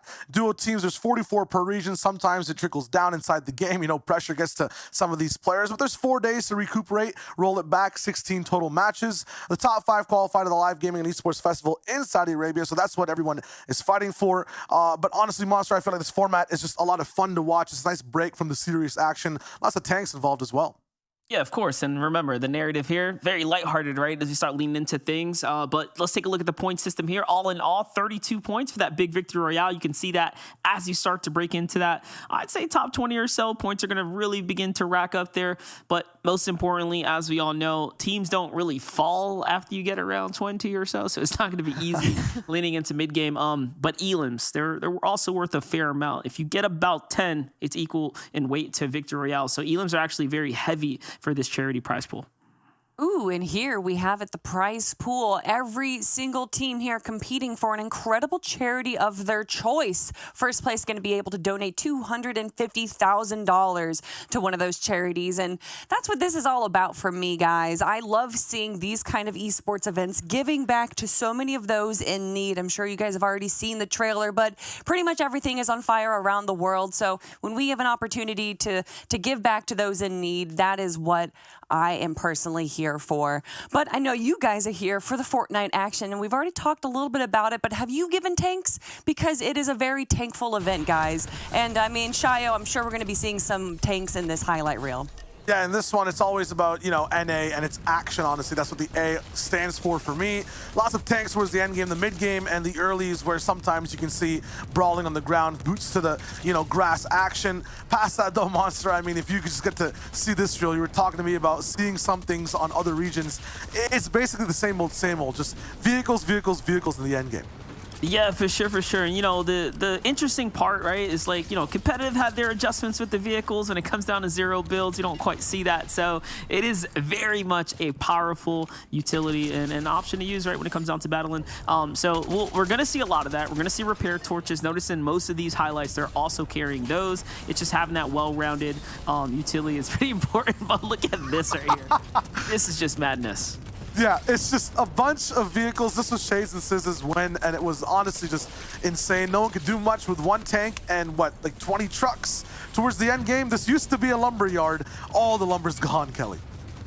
Yeah, unfortunately, a bit of deforestation happening on screen right now. But everyone, it's all about the victory royales. And we saw yesterday Okus and Nut grab a VR with 16 eliminations. Now, I haven't been able to pay attention to Minna too much. It's around 6 a.m. when it starts, so a little early for me. But I don't think anyone else has been able to beat out that 16 elim VR. So that is my hope for today. I want to see a 20 bomb. I don't even know if there's that many teams or players in the game, but if we could have, Monster, if you could request something from the players, if you want to see something different, what would that be today?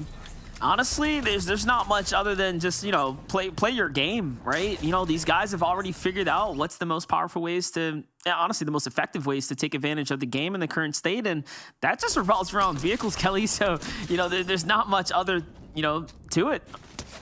Well, there's some good torque on some of these vehicles, Shayo, but I feel like maybe a mountain end zone could possibly have some new situations for us at the end. Is that something you want to see? Or maybe a water zone?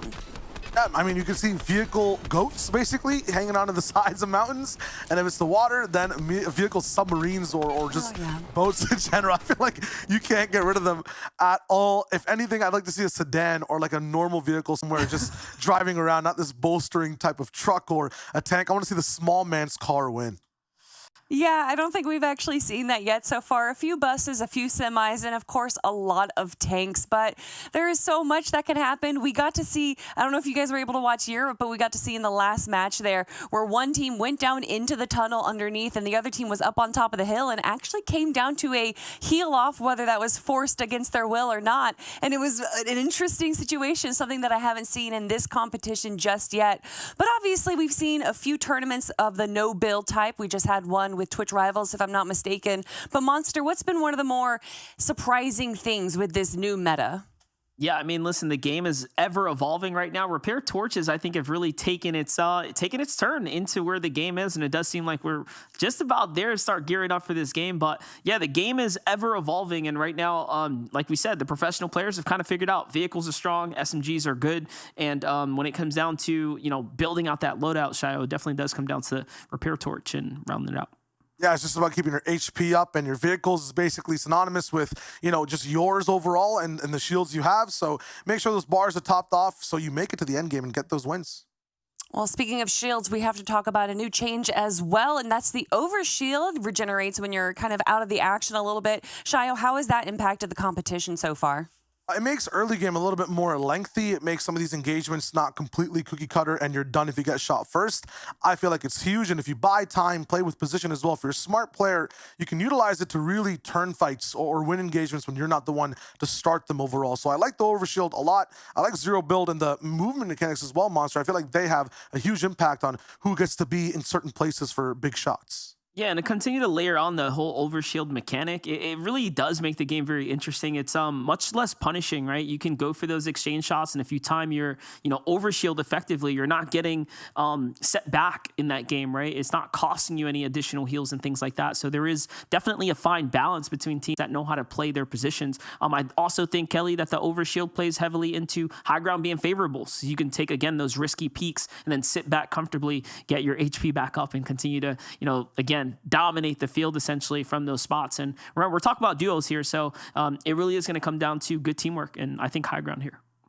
Yeah, high ground is incredibly important, more so for the fact that you can't build your own high ground. So you have to really be aware of the map and kind of what's around you. And I know throughout the seasons and the chapters that, a team will have their own specific POI and that's what they focus on and they kind of know everything about it.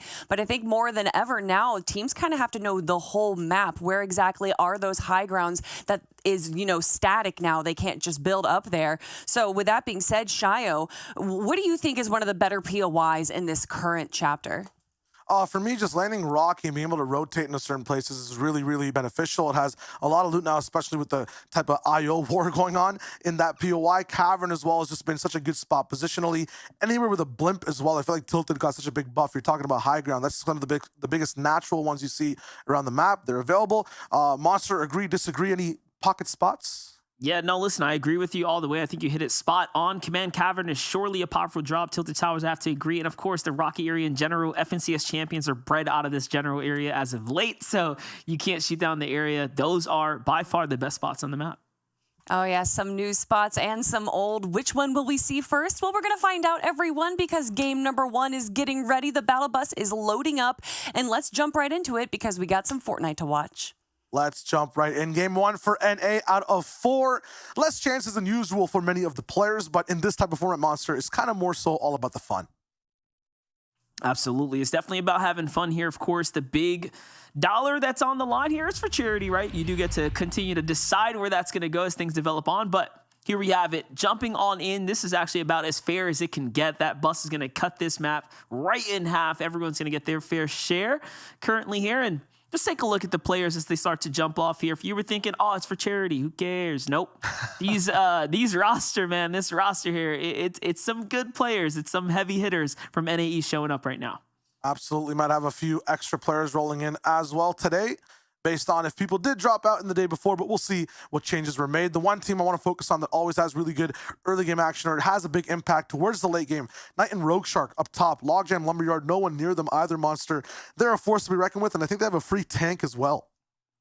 You have that entire area to themselves. You have players like Fatch and Carey who are being contested. That's a team to definitely look out for, as they are going to be going up against potentially professional player Def there as well. So big clashes to be had here on the map, but it does seem like just with the player count across the board, everyone's going to be able to get relatively comfortable and play themselves around the edge. I mean, unless you're here at Tilted, you want to take on, a multitude of different duos here. It does look like Punisher and Zemi are carrying in their, aggression from Twitch rivals. They've been landing here for weeks now on N in every competition, so it does not surprise me to see them here at the dropship again. Up at the dropship, but the thing is that they never really get control of the tanks down below or any of the vehicles either, so usually they just play security guard on the POI. That being said, we got Clarity here as well. Chat rolling in too. I think he was playing with DGen yesterday, so that's a bit of a switch up, and they're going to be up against Gente and Dunk, so we'll see exactly how they all roll. Yeah, and keep in mind, guys, like we said, this is a very elimination-based format. All of these types of early game classes are going to set you far and away ahead. Take a look here as Macwin and Threats are kicking things off up against Casker. Great shots being put down, and Casker's sent off running with this tail tucked between his leg. He's going to try to get away here, but it's looking like Macwin and Threats are going to go for the big push right now. Yeah, I don't think I've lost a single battle here off rip on any of the Southern POIs. They're a force to be reckoned with, but I don't think they've gone up against a tank just yet. Speeding right in towards AV. He's going to get a little bit ways away, not going to have that gunner up top, so Macwood's going to be safe to just go and jump right for that. Tank is going to start to rattle him down. I don't even think AV has a gun yet. Threats is going to be there. He's still on the whiplash. They trade, but I feel like Macwood gets the better one from that deal. Definitely. Big exchanges here. The Casker still punished. He is going to manage to pop off a med kit. That's a huge 10 seconds there. Might just swing things around in their favor, but it's the tank that is in play. So, like you mentioned, surely the big advantage is here. You can see them starting to light up these IO guards. They really want to clear out this area. Now, mind you, keep this in the back of your mind. Most of these professional players do play with visual sound effects on, right? So eliminating any IO guards, NPCs, and things like that will alleviate what could be confusion for them. So far, so good. Very nice. We'll watch more of them right off of spawn. The only team that survived the first initial push from Macwood and company, but the fight's not really over just yet. Everyone's gonna have to rotate the zone. These north zones end up being so much more so drastic for the majority of the map. We'll see exactly how it rolls. We rock into a little bit more of a tropical side of the Fortnite island with more action on the ground. I'm liking this. Gandhi coming back today here for day 2 alongside Dictating. They have this armored battle bus. That's not something you see him play very often. Very interested to see this come out. And DGen going with the big boy jetpack and the double repair tool there. So seeing a couple interesting loadouts starting to come to life here. But Dictating Gandhi right now, Shiro, I mean, they're pretty much being that menacing force around this area. And they were not like this beforehand. Janman and Logic, yesterday at least, one of the biggest surprises we've seen. They were so consistent, ended up, I believe, inside that top 5, maybe even the top 3 towards the end of the day. Dictating and Gandhi, they were tank busters. They were trying to stop many people in the lobby from getting away with a free game. Unfortunately, it cost them their lives multiple times. Right now, they'll be on patrol with that armored battle bus, but I'm not sure if they're going to find exactly what they're looking for. Yep, time to continue to slide around here. I mean, they know there's some players nearby, but unfortunately couldn't flush them out exactly the way they wanted to. You know, the difference sometimes is commit the cow catcher to the bus and start breaking through those builds, but this time around, not opting to, you know, invest in the armored battle bus. But it's okay. Yeah. Jan-Man and crew, they get away here. They're going to be all right. On over to the other side, the eastern side of the coast right now. Looks like Pilkey's under some big pressure by Nut here, who has that high ground right now, and heavy sniper in hand as well. Are you a bus man, Monster, or are you more so train? What's your favorite method of public transportation? In real life, definitely the train. I like it. Nice, nice. Fortnite life, you know, I'm probably going to armored battle bus, you know? Digging the big wheels. Yeah. I like streetcars. I'm not sure if you have that option, but yeah, they're kind of slidey. You know how it goes. Ocus and Nut though. We chilling out life here, or yeah, real. This is a real life conversation. This is not. There's not a patch I'm leaking, right? Streetcarring around Fortnite. Okay, new slang coming out. We see where Shilo's taking this. Let's see it though. Dictating and crew, repair torch in hand. Looks like a little bit of a face-off over here as well. Bayer and Yoda playing the outer edge here. Trying to play a little defense. They got a lot of attention coming in though. Gandhi and crew definitely see them right here. Now listen, with the vehicles or the weapons up top, these vehicles, they can do some big damage here. And I like that they're putting pressure on vehicles and not just allowing people a free pass, you know? That's exactly the game plan, I feel like, for Gandhi and Dictating. Just cause chaos. You'll notice though, a lot of that damage just goes completely away. Yoda and Blur here. Double repair torch out of their minds, ready to heal any of the damage that comes through. Meanwhile, Gandhi and Dictating, they continue their highwayman run. Definitely on the move right now. Yoda still breaking down all these builds here. Bird just trying to keep this very much healthy. That's the strategy. You're going to see this come out time and time again. This is literally the meta, if you will. Top tier players waste no time into utilizing vehicles to their strengths here. Players like Janman, if you don't have a vehicle, we saw them on defense kind of hiding out, you're at a disadvantage. Let's just be honest. And you can see it doesn't last you very long, even when you're inside the zone. Too tough for him.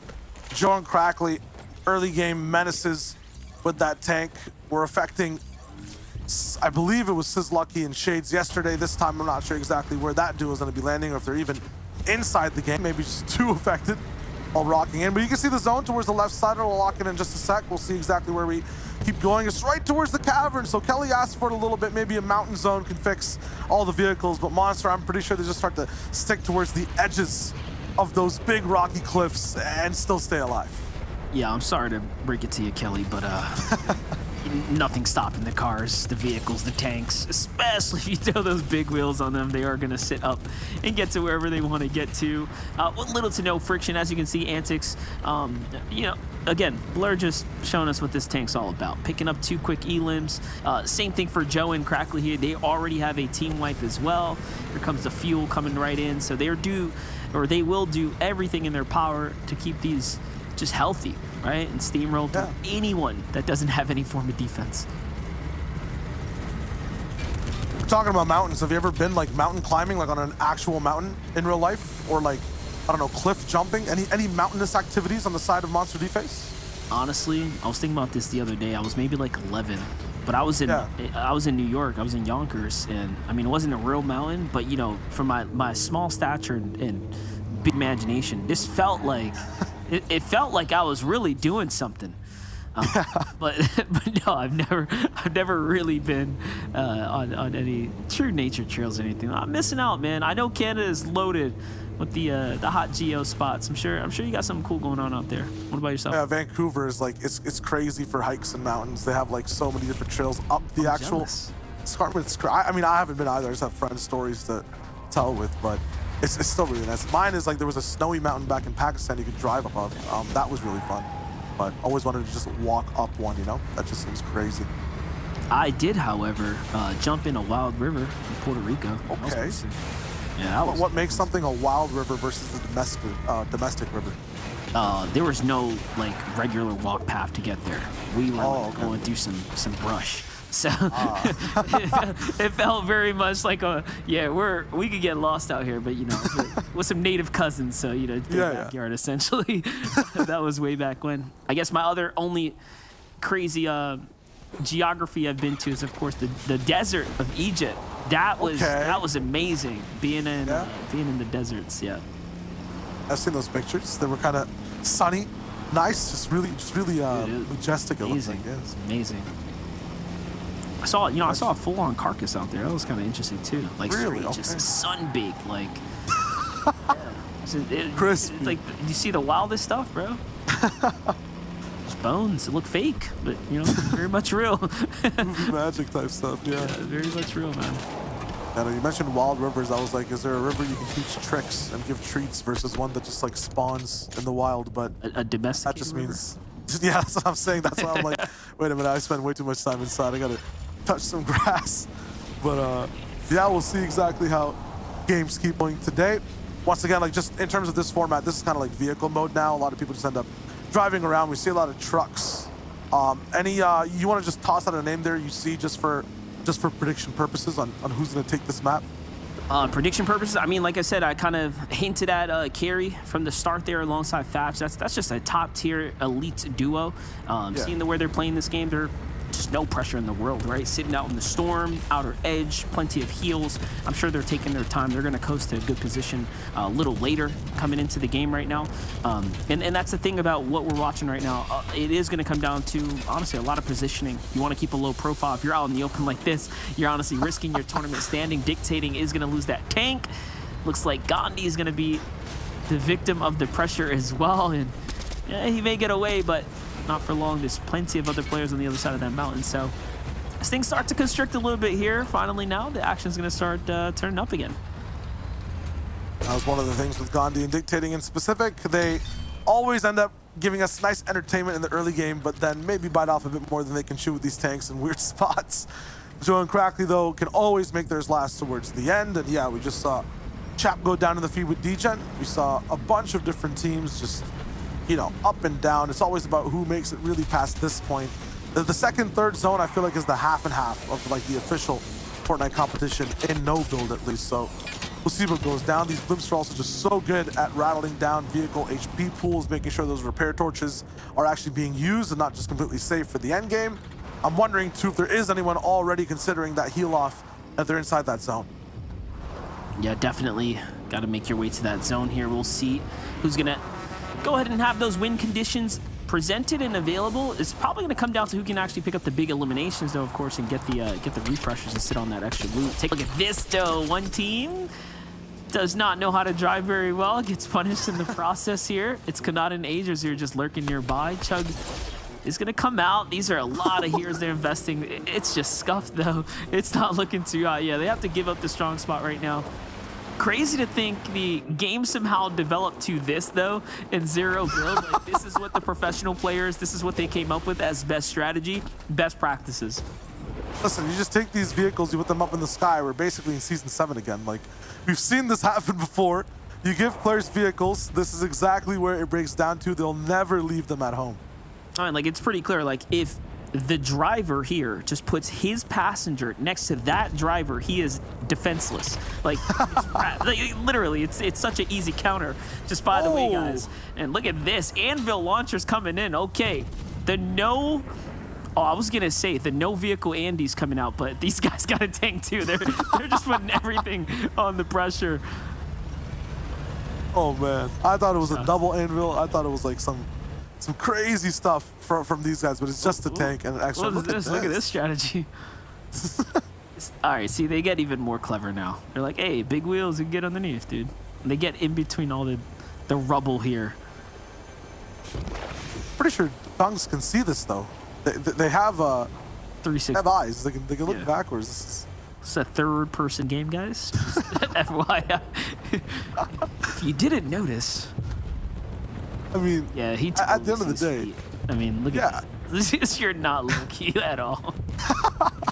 Has a very shiny weapon skin as well that glows underneath the actual truck. At the end of the day, these guys are gonna have to actually back up that truck and try to get out. So at some point, Luger and Rolls can just end up shooting and having an angle. But look at the way the zone's looking right now. Not many people in here. I already see Knight and Shark just posted up. That bridge there where the standoff is going on is right above that safe line. A bunch of people on the south still have to move in, and that's going to be under the blimp as well. It's going to be tough to see who can make it out of there. Threat's already down. Macwood left by himself on his lonesome. Yeah, I'll be honest. I expected more of Fluger there. I've casted over him for a fair amount of years now. And I think he's hit an all-time low here. He's definitely definitely out there right now. This is a risky play, my boy. We'll see where it goes. Hyro on the other side, playing inside the command cavern. Big protection in front of him as well. Doesn't seem to have a duo unless they're a bit split up right now. On the other side, fights breaking down. Rogue Shark and Knight exposed out in the open. Also trying to play a side pinch. Look at this. A lot of interesting tactics coming out right now. I like this one. I like this one a lot, though. Yeah, they ended up doing this yesterday as well. It's all about finding garages, but they're the only ones that go for these shacks and then hide up top. There's a few people that get baited, see a free truck and a possibility to steal it, and then they just end up railing down shots. So gonna see if anyone falls for that trap again, or they get to just stay dry from the atmosphere and explosions outside. Dunks, I mean, now everyone's starting to clear things up with those cow catchers on the vehicles. We were talking about it with the battle buses on the trucks right now. All these trees will be gone, all buildings will be gone, and we're just gonna be left with rockets, booms, and explosions over and over again. Yeah, what we're seeing as we start to glance over loadout after loadout, people are starting to run a little dry here. Oh man, repair torch out in the open here. This is a desperate attempt to keep the truck up. It's gonna work though. No one decides to shoot in and apply that extra pressure. Punisher and Zemi down low out of tilted towers. Seems like they've managed to find themselves dead center, or just about right now. Probably the best position here. All in all, this command cavern is housing up the majority bulk of the players right now. And still, how do you even get a vehicle up here? I don't know. But Larson and TK have Wait, what? Yeah, there's a car. They have a car inside the cavern / blimp. How did this even happen? They had to have just driven it up that mountain. Doesn't even have a cow catcher on it. So this is just crazy. This should not be allowed. I want to see them drive off, hit the floor, and clip through, and just done. Like, that's what I want to see happen. It's a risky play on the dropship right now. Oh man, the dropship being here as well in specific. There's a bunch of duos inside here. who don't have the creative driving capabilities or the license that Larson has. They have no vehicles like Cease and Vert, so a bunch of duos will be kind of homeless in that sense. I'm wondering exactly how they're going to be able to survive because the zone is moving off the dropship. Ooh, Cease almost found a big angle right there onto Casker and company down below. But this is it. This dropship is really giving advantage to the players up top, but I'm wondering how exactly they're going to safely get off right now. I mean, the clock is ticking here, and the zone's only continue to push out the mountain effect, essentially that's holding up this command cavern here. As teams start to come on down though, players like Yoda have managed to continue to keep their tank up. You can see they're reaping the benefits of making it this far with it, but no, Blur out in the open, caught on the side there, does get taken out. Pressure's gonna come in. Another player, of course, applying the additional shots here, and Yoda's gonna have to ditch Blur behind. Blur tries to drop some heals. Yoda did not get to pick them up. Can this actually break through Cowcatchers? No, he's avoiding them.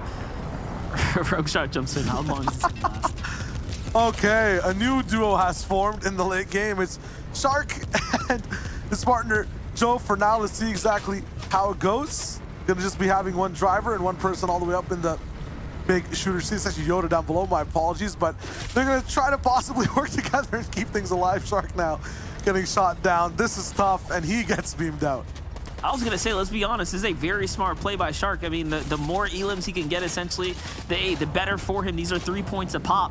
But that dropship, man, when you was going to pretty much cause a lot of trouble and problems, and it did just that. For how long now is players starting to come off the high ground? Down comes Okus. That's one in a vehicle. Another flies to the side there. And here it is. No more cover in play now, other than the debris that's left of these broken vehicles here. Slax tries to give a little swing around, just making sure the coast is clear here. But how do you play this out as a solo right now? Very limited options, to say the least here. I mean, Cease is making do though. He's making more than just that. He's still landing shots. Nets is here with the shockwaves as well. His specialty, but not going to find too much all the way down on low. Vert picks one up, and now he's up in the sky, but it's against Okus's aim. This is going to be tough after that. Cease finally taken down. Vert at low HP, no overshield either, and that zone is creeping in. This is tough for everyone, but it looks like Nut and Okus are doing it again. 13 elims so far. They're unstoppable. Yeah, this is just a ridiculous amount of eliminations right now. Really starting to rack up right here. 13. It's probably going to be a couple more. Says Lucky manages to steal one for his troubles, but no, scratch that. Okus has actually claimed all of them. You thought you were going to get yourself 3 points of some placement, but that wasn't going to be enough. Okus and Nut instead come out with the 15 elimination victory royale there, Shayo.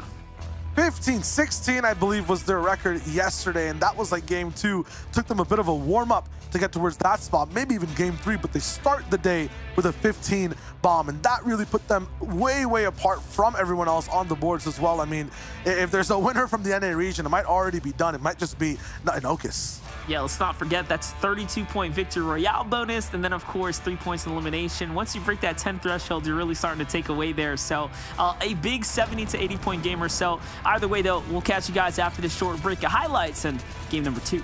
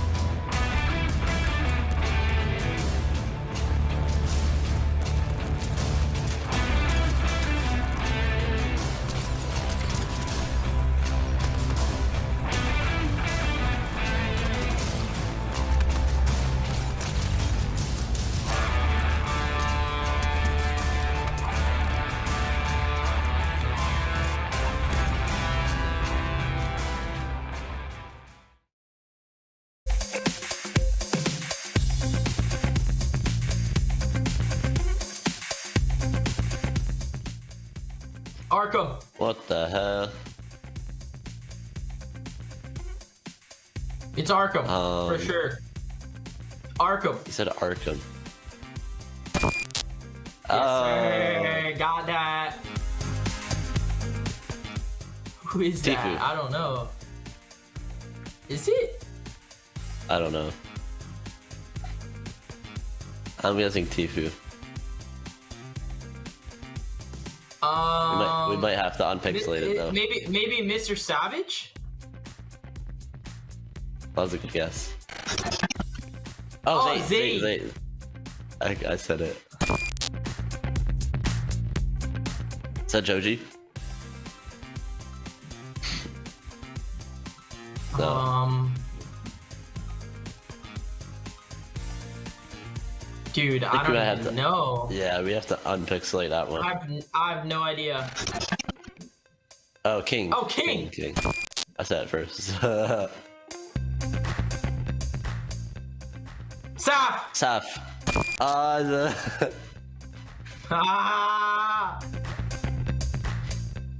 Loser fruit. Loser. Let's go. Ewok. Oh, you're lucky. Beat him. Yes, sir. Epic Will? Epic Will. He beat me. Oh, Benji Fish's mom. Benji Fishy's mom. And Fish. And Fish.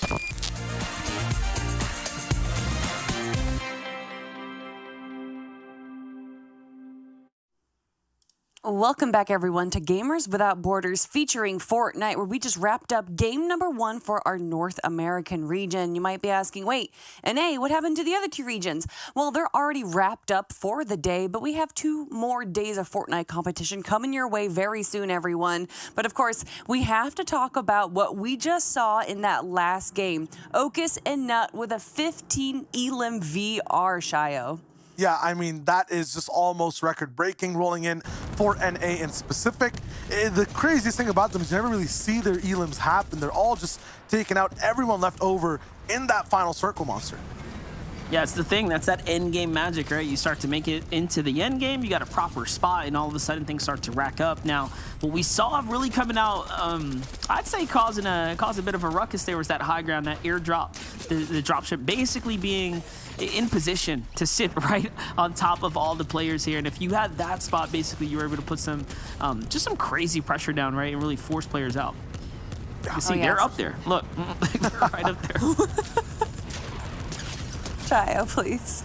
I was gonna say, they didn't even have to use a vehicle all the way up top on that spot, but they brought the damage down. It's literally just fire on Earth for a lot of these players down below. That's just game 1 though, and just I feel like it just depends on where the zone goes in terms of who gets to have the power with it. The last time we saw crazy high ground as well, a big hill in the way, it was Nut and Okus that came through and popped off. And right now, 77 points, Kelly. They are literally on cloud 9.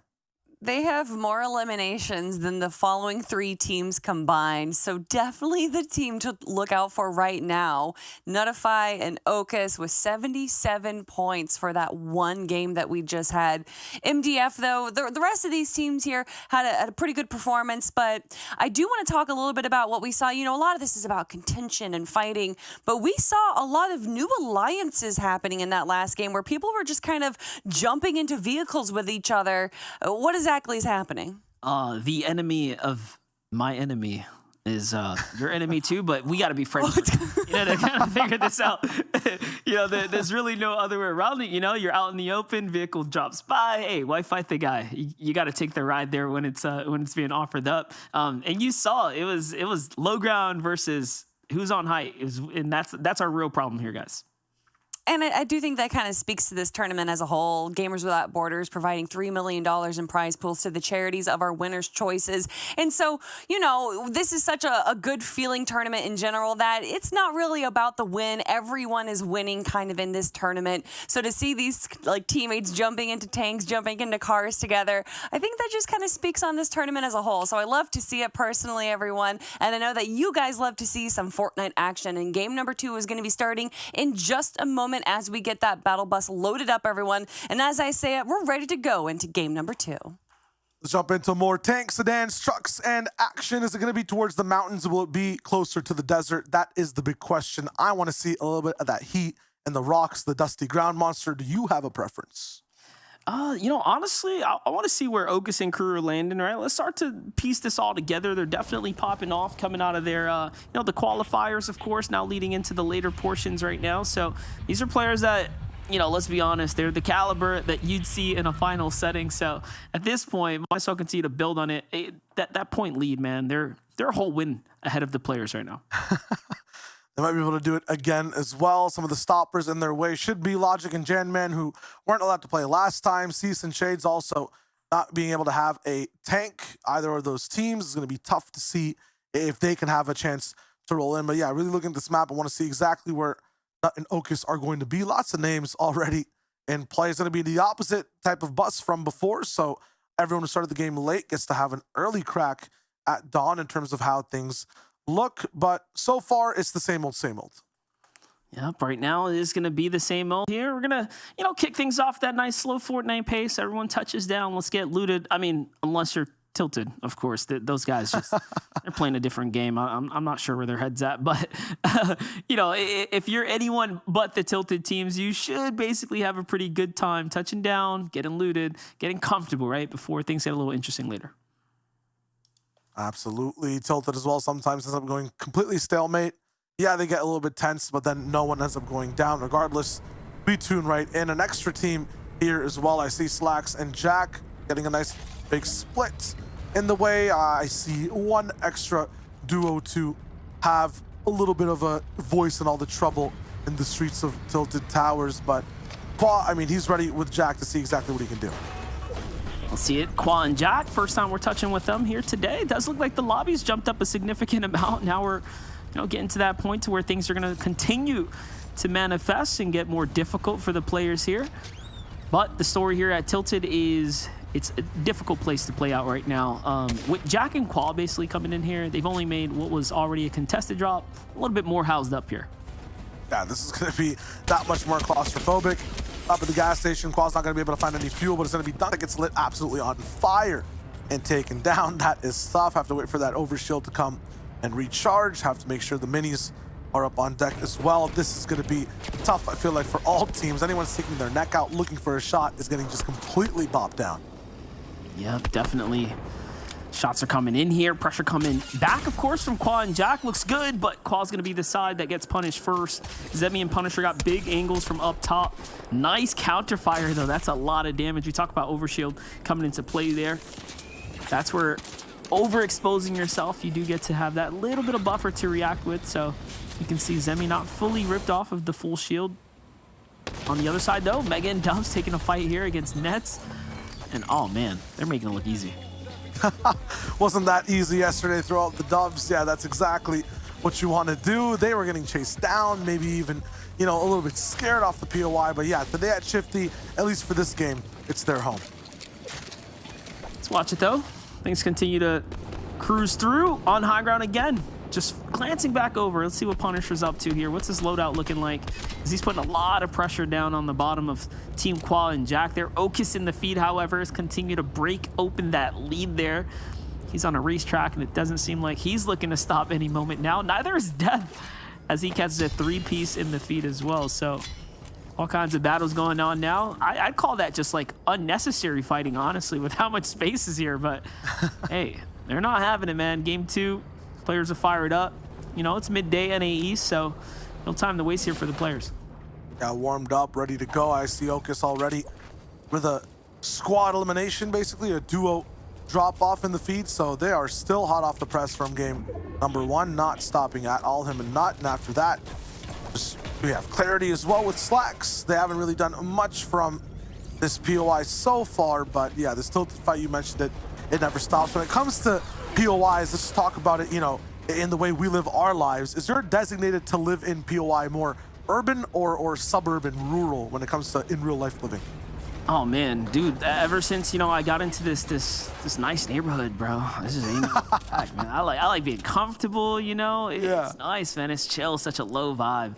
But I kind of always wanted a backyard and stuff, you know. So yeah, but it's like that, right? You're raised in a city. Hey, man, you wanna live the suburban style. It's probably close to vice versa as well. Yeah, I'm definitely more. What about yourself? How's your place going, man?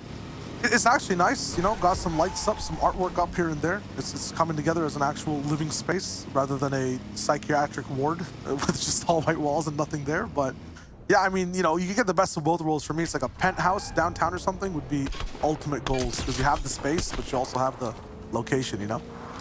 Ooh, yeah, I'm feeling that. I'm down for a little city vibe view. That's nice. Yeah. These guys are in the worst possible view when it comes to Shades and Sizz. They're gone. And AV and Cascar, I feel like it's the easiest fight they've taken this entire weekend. A lot of loot there as well. That's going to be a big come up there. Save them tons of time here as they manage to have this team that loots the entire Synapse station for them. Snipe in with the big elims, walk away with all the big gear.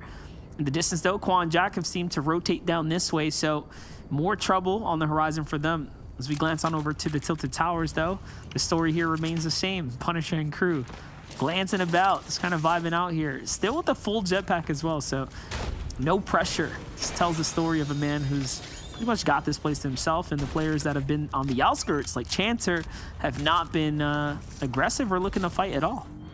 Yeah, I mean, everyone's just trying to bide their time, escape these early game qualms, and go straight to vehicular antics towards the end. But Punisher and Zemi not making that way too easy. Have you ever been in any other aerial type situations, Monster, where it's not just an airplane, but like, you know, maybe blimp action, hot air balloons? Was that involved in Egypt? Any cool aerial stories? No, not really, man. I mean, I guess the best I've gotten is a little roller coaster action, but you know, it's about as far as I get. I mean, thrown in the air for any odd reason. Would I do one of those things? Probably. You know, I've done a little zip lining. You know, okay, that in the Poconos. That's pretty fun. Yeah, I mean, I've jumped really high. That's about it. Off the ground now, but would also love to be. My highest jump is, you know, probably the average viewpoint for a 6'2" person. You know? It's a rough life down here. We stand our short kings, though. You know, they're in the business. They're in the business. You see those photos? 11, dude. Oh man, yeah, I'm scared to be that guy. Well, be so tall. Yeah. What was great about it? I saw photo 11 next to Arab, and I know how big Arab is, and I was like, that's what it feels like to be short, right there. Like that difference. Like he's got a whole foot on the dude. You know, it's crazy. Yeah, no, 100%. That is. I actually never even thought about that perspective. I am under the belief that no matter what, I can actually shrink Levin if I ever do get to meet him, and I'll be fine. You know what I mean? That's my tech for that situation. Hey man, shoes and socks off, right? Just put them barefoot. Do what we can to accommodate the difference here, but Pape and Tahi end up dropping Dubs and Mega, who were on a tear over at their drop spot. Unfortunate for them. Such a good start to get shut down. And they were doing pretty okay, I'd say, in the overall standings here. So, team that needs it a little bit more, now starting to clap back right now. I mean, there's two types of people in this tournament. There are those who went off spawn and don't have vehicles. And then there are those who get to live and play the game. So no matter what happens off of your location, you're going to need to find a truck. You're going to need to find some protection of some sorts. Even if you're Dubs and Mega, there's nothing you can really do against, you know, people rolling around those chonker cow trucks. Let's watch this play out, though, for Kanata and Agers right now. Once again, they've fully invested into the vehicle here. Big cow catcher on the front there, allowing them to bulldoze through the builds. Oh man, Kanata putting down the shots when it matters most.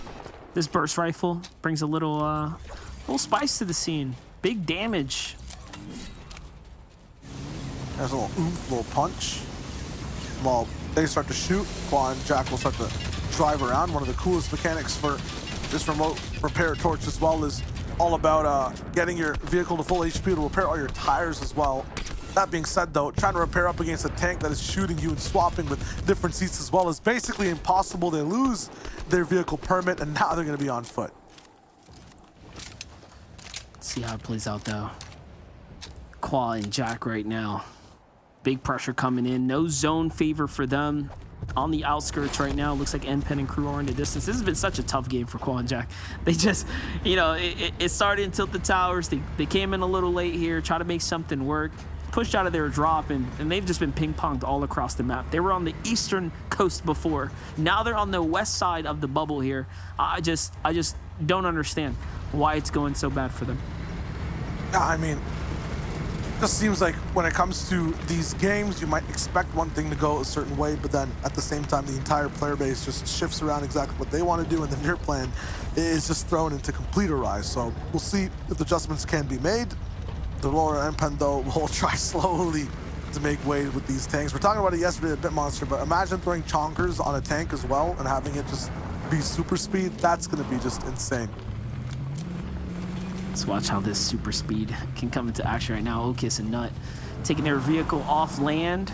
No off-road tires though to support the journey here. On the other side, Adrius and Kanata coming in hot.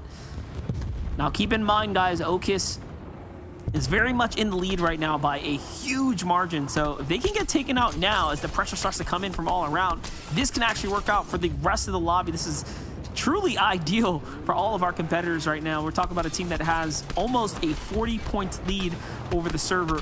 And yes, Adrius and Kanata are feeling it right now. Here comes the big pressure. That vehicle explodes. It should be wraps, but no, the counter fire is enough for them to decide, hey, we need this vehicle more than we need these elims. And they managed to live to see another day, but the explosions continue to make things interesting for us here.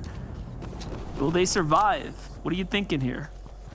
I mean, Okis just need to find another car somewhere, maybe bully another squad and maybe get into some bush action. I see the ping come right through by Okis to make sure they're just secured. I'm gonna make sure they're gonna get all their heals up as well. Caster has that shield keg to toss in, so doesn't have to use too much, but for Nut and Okis, it looks like this is where their shield journey kind of ends. They just have those 50 pots to kind of trade back and forth. They're kind of all in here with no vehicle at all. Maybe need to go for a heist, and still AV and Caster's battle bus. Oh no. And full missile come in.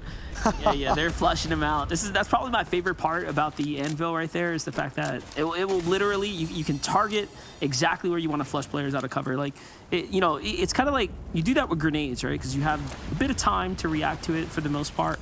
But the way the anvil, you're just dead spot on. There's no missing, right? So it's a deliberate move, and that's probably what makes it that much more exciting. It does look like it's Kanata and Cruz sweeping right back around the side. They haven't forgot about those extra shots put in before.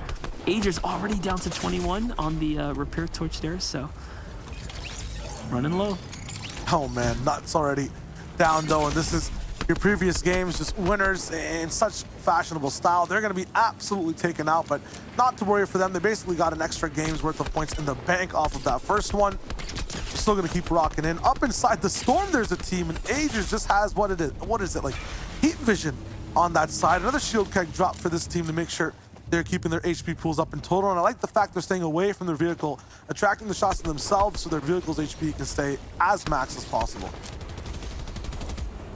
Let's watch it here. Once again, now sitting on top of the car. It's very bold, my good friend. They don't care. They're looking for angles right now. AV and Casker, no, I was gonna say no builds. What's going on here? Yeah, duh. Just kind of chilling down here playing the Poe right now. Zone's slowly starting to creep in though. Oh man, focusing on the south side a lot too, wondering exactly where the tanks on this game might be. I see Joe still alive in the feed as we tune in towards the north side near Tilted. Yeah, a few trucks here and there. Wondering where Crackly and Joe are though in specific. DGen taking out threats, so maybe Backwood is gonna be alone with a tank of Zone as well. Jack and Qua haven't really had to move at all off of drop, and once again Qua with the big shots. They have a turret to use as well. Might be a little bit too exposing though, and we'll see exactly what their next move is. All the same here in Tilted as players are just trying to position up, find themselves a little building to live their young Fortnite lives in. On the outskirts, vehicles are starting to park up, making their own little makeshift positions. The riskiest position to be in though is definitely these outskirts, man. Once these players, I say, that are housed up at the Tilted, they can definitely change the dynamic of the game. That's not a teammate. yeah. Hopping on the back seat, this is crazy. See, he's trying to hijack, maybe hitchhike all the way in the zone. That's not going to really be allowed. He's just like, wait a minute, that's not Kanata's skin. They're going to lose their vehicle, though. Might have to use that rift to get back in the zone. Dude, you mean to tell me they had 2 rifts and they tried to hitch a ride? That's just... What are you doing, Cease? What is going on? He had everything in his power to stay alive and kind of survive that rotate right there. Oh, mega tough. The vehicle that actually ends up flipping throws AV all the way back towards his teammate, and then he gets shot down too. So that team gone for now. I once again have not heard a single instance of a tank around as well, which is going to be interesting. Age is now finally down. Jace is going to pick up that loot, and once again, more rifts on the ground that player just could have used. Davey could have got out, but it's risky with all these vehicle explosions. There it is. Chap and DGen, rotational mastermind, more rifts drop from players. Everyone's just saving them, it looks like. And this is the only tank I've seen so far. They might just win this game. Yeah, at this point, I need to know the strat. Which NPC is letting these things go, because there's a little too many on the floor right now. Not sure if Chap realized he could pick up a second to round out the inventory and cap off, but that's the least of his problems right now. His cars are starting to get a little closer. The shots here, though, the fact that he can just sit there, but hold up. Oh, no. Passenger jumps in. DGen has to fight back. And they're just actually going back and forth for the positions in the seats there. Chap has to get out of there. So unfortunate for him. They pretty much get bullied off there by the surprise play. That's why you don't drive through bushes, my guys. You never know who's sitting inside of them. Chap's going to come down for the quick save here. This is still very much a possible opportunity for him to get the save. So put the keg down, make sure that DGen has his shield ticking as soon as it's going to be right back up, and they have so much loot to work with as well. I feel like Jace might have gone down after that big fight. The tank is also available if they have those repair torches to up that HP up. It's 2.5k though, so that might be a little bit tough. D-Roller's looking at him now, but Chap is clapping back. DGen's also just back looking really healthy, and Larson's going to come in from the side, take D-Roller out, and basically bail Chap and DGen out of such a tough spot. Lots of loot they might want on the ground as well. They've lost their tank completely. Chap has the rifts, and we'll use them at the last second. 16 HP. He survives. DGen can catch it too, but Larson's waiting on him right before he hops in. They actually don't even realize DGen's right there. Look at this, Larson moving around all free as if there's no one nearby. I think DGen does maybe end up sliding in. I'm not too sure if he actually went behind that mountain. He might have taken a storm ride instead. Either way, pretty tough for Chap and crew. It was looking so good, almost like a free win set up for them. And then all of a sudden they lost that power position. What's going on here though? Double tanks. Another tank in a low ground right now, yeah. There's one low, one high. There's nowhere for anyone to hide. Oh, someone found the bush. Yep, that's Raps. Got him. Those dudes. These tanks are going to just tear the entire lobby apart. They can beam people in the sky as well. These shots are completely hit scanned. This is Trouble Monster for the whole lobby. So you want to make it land? No. You got to get the boss first. Just sitting in the tank. Big pressure coming in. Who's the kings of the lobby this time around? I haven't really been looking at the elims. Last game it was definitely Okis, but granted the positioning, everything just played out for them, that drop ship. This one's a lot more balanced, right? The way things are kind of spread around. Definitely coming down to skill amongst all other things. Tanks aside. Let's see it. Okay, so shout out to Chentex and crew. They've managed to stay alive this long. That's pretty impressive. All the way up in the air. Crackley there too, kind of taken off of his tank completely. Everyone just rifted in that moment, and they're all dropping on the big raid boss. That's how you solve things. The tank gets rifted into the sky, dropped down back in the zone. I'm not sure exactly if it can drive back in. They're going to take lots of zone damage as a result. It's so slow in moving up, but that is crazy. What a tech to stop the pressure. I like that. That works. That definitely works right there. But again, it's not completely over. Fatchy still has a repair tool in hand. He can possibly go for the repair on this vehicle, but instead going for the points right now. These points are so important. 3 points per elimination right there. That right there is worth so much. And don't forget, as teams start to fall here, of course, that placement point is going to start to trickle up 1 point at a time as well. Another rift comes out. Chentexer has just been recycling this back to back to back here. It does look like TK and Larson are leading with eliminations right now, though. They have continued to amass more and more here. Fatchy not giving up the vehicle, though, sitting out in plain sight as some other random is driving down below. Another pairing, odd pairing of sorts there. It's Slacks with no HP sitting inside the driver cockpit. Another conjoined situation happening. Everyone's focused on everything happening above. No one is paying attention to fast down below. It's rift after rift after rift in the sky. Knight is now the one staying alive. It's like I'm watching chapter 1 all over again. Blur and K-Burbs appear. Then it's Soul after the fact. Then Crackly lifts up too. No one wants to touch the ground, and that's because Fatch is there, just making sure he's making everyone's lives as difficult as possible. TK and Larson are the only people that have peace. That's a car rolling down the hill as well. It's an automobile avalanche happening. Look at the moves and the plays. The Matrix mode from 70, but he gets run over. Blur is the new person who's in the big shooter seat. He's gonna get racked down. Punisher gets flanked in the back. Larson is just free to shoot whoever he wants. There's more rifts all the way in the sky. What is going on in this endgame? Yeah, Punisher thought he was gonna get off on that one, but that was not enough. And oh no, the big shots come from down low. And it makes you wonder, how are there 10 players alive? I don't see anyone on the floor. It's because they're still floating in the air. Everyone trying to use their heals. The best He's healing Slacks. Yeah, you know, at this point, hasn't Slacks been in this situation before, like getting traded with shields? Regardless, he doesn't learn. He's still in the business. Blur is shooting everyone possible. DK's hiding next to a tank. It's like 3 players on different teams utilizing the same tank. Knight shooting from up top. He's got the hill. A solo player is going to be able to win this game. There's just one big duo kind of left. TK's finally going to get Slacks out of that driver's seat. 1v1v1. Tommy all the way up top. This is just crazy. Oh, at this point, I was going to say, you need some kind of big heals. He's going to go into the storm for that rift there. Now, the rift is going to continue to do damage even through the animation, so you do have to be careful.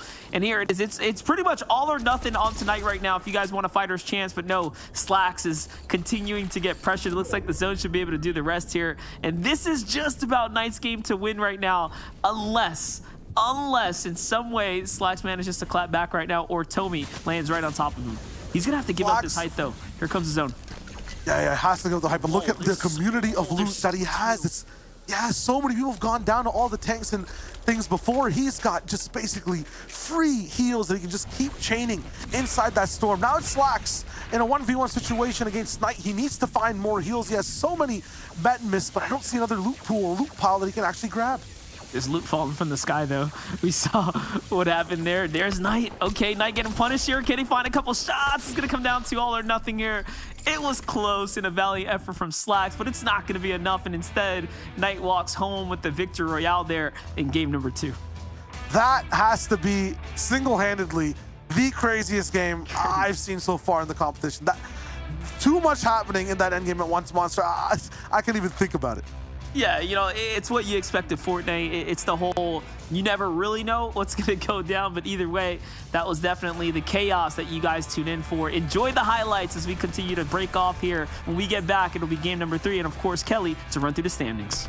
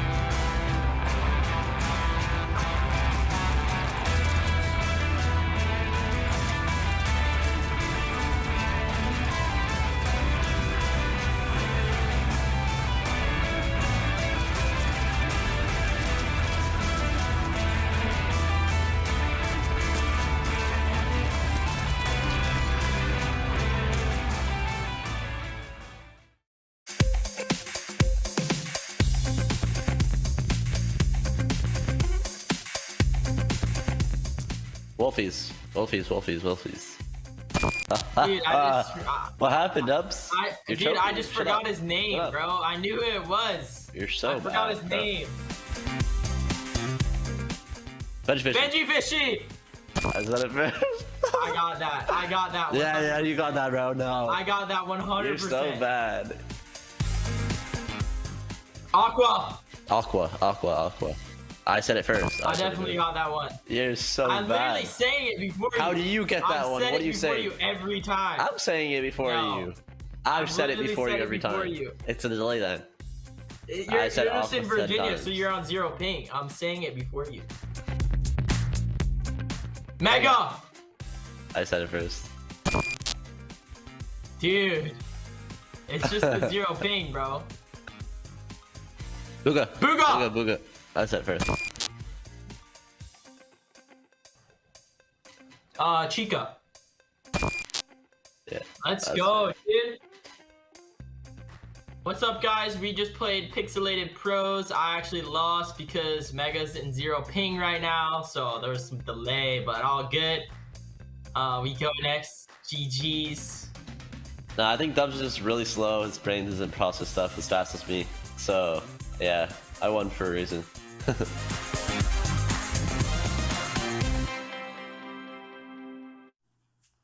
And we are back once again to Gamers Without Borders. 2 games down, 2 to go for the North American region here. And of course, we still have Shio and Monster D Face calling all of the action. But I don't understand how any of us could have called that action that we saw at the end of the game there.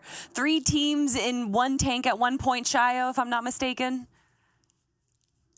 Yeah, I mean, when it comes to just how things went down so far, always want to make sure, especially if you're one of these players or, even on the desk at these events, the live button is pressed over and everyone can hear exactly what you want to do in game. You want to be always live and in action, and everything's rocking through. For Larson and FSTK, their live button was pressed actively. 57 points all the way up there, 11 elims. Not as good as Okus and not all the way there. They had their live button on lock. It looked so good. For Knight and Rogue Shark, they looked absolutely amazing as well in that game. Monster, your thoughts on the liveness?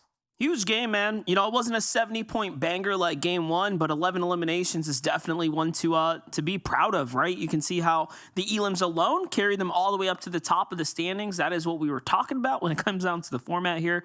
And as we continue to swipe through these pages, keep in mind these cumulative scores are really what's going to matter, right? So, of course, you can get some big placements, but if you're not one of those teams racking up tons of elims, you're going to trail behind. Definitely, without a doubt. And, when I'm live, I feel like there's a sense of clarity. But Slacks, unfortunately, didn't have clarity right there with him. And it looked like it could have been that close with clarity versus Knight. But Knight eventually grabbed that VR. But Shio, talk to me a little bit about all the rifts that we saw. Why haven't we seen that earlier?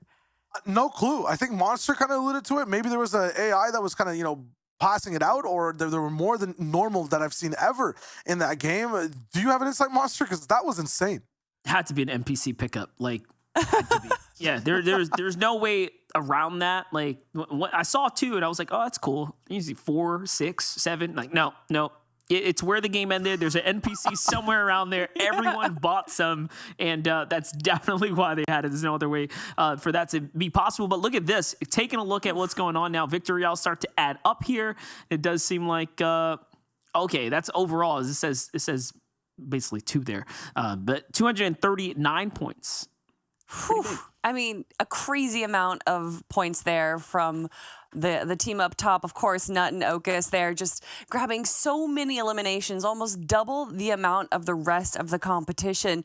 But Knight and X-Set Shark doing a good job making sure that they just have those placements, Shio. So if you see this leaderboard right now, what are your thoughts? Are you going for the aggression or are you going for the survival like the X-Set boys?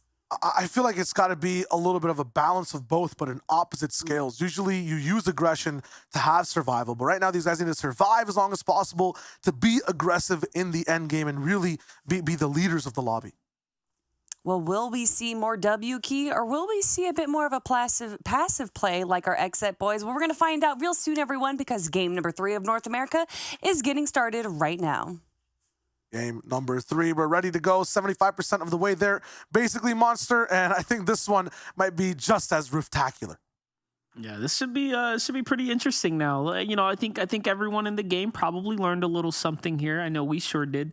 So we'll see if that ends up coming into the strategy, into play here. So far, so good, right? Both games been completely different, flipped upside our heads here. Essentially, as we had a game that was just dominated by terrain, and that last one was definitely by loadout, like by far. So let's see what Game 3 has in store for us. See exactly how things will break down. I mean, I'm going to predict vehicles, shots, and people running around with torches. What are your thoughts? Yeah, it's a pretty fair take, you know. I think you just forgot tanks, cow catchers, and chonker tires, essentially. I think that's about all we need here. What's your preferred climate in terms of living? Are you a snowman? You mentioned Egypt. Are you a desert man, or are you just, normal grass, sunny type weather? I like 4 seasons. I'll be honest. Yeah, I need them all. If I only have one, that's boring. I need all 4 of them. Nice. Okay, I like that. I want it to rain, some days, and then the next day I want it to just be hot and humid. Who cares? Shout out to Texas. Shout out to Texas. That's what it's literally what we get. I was about to say.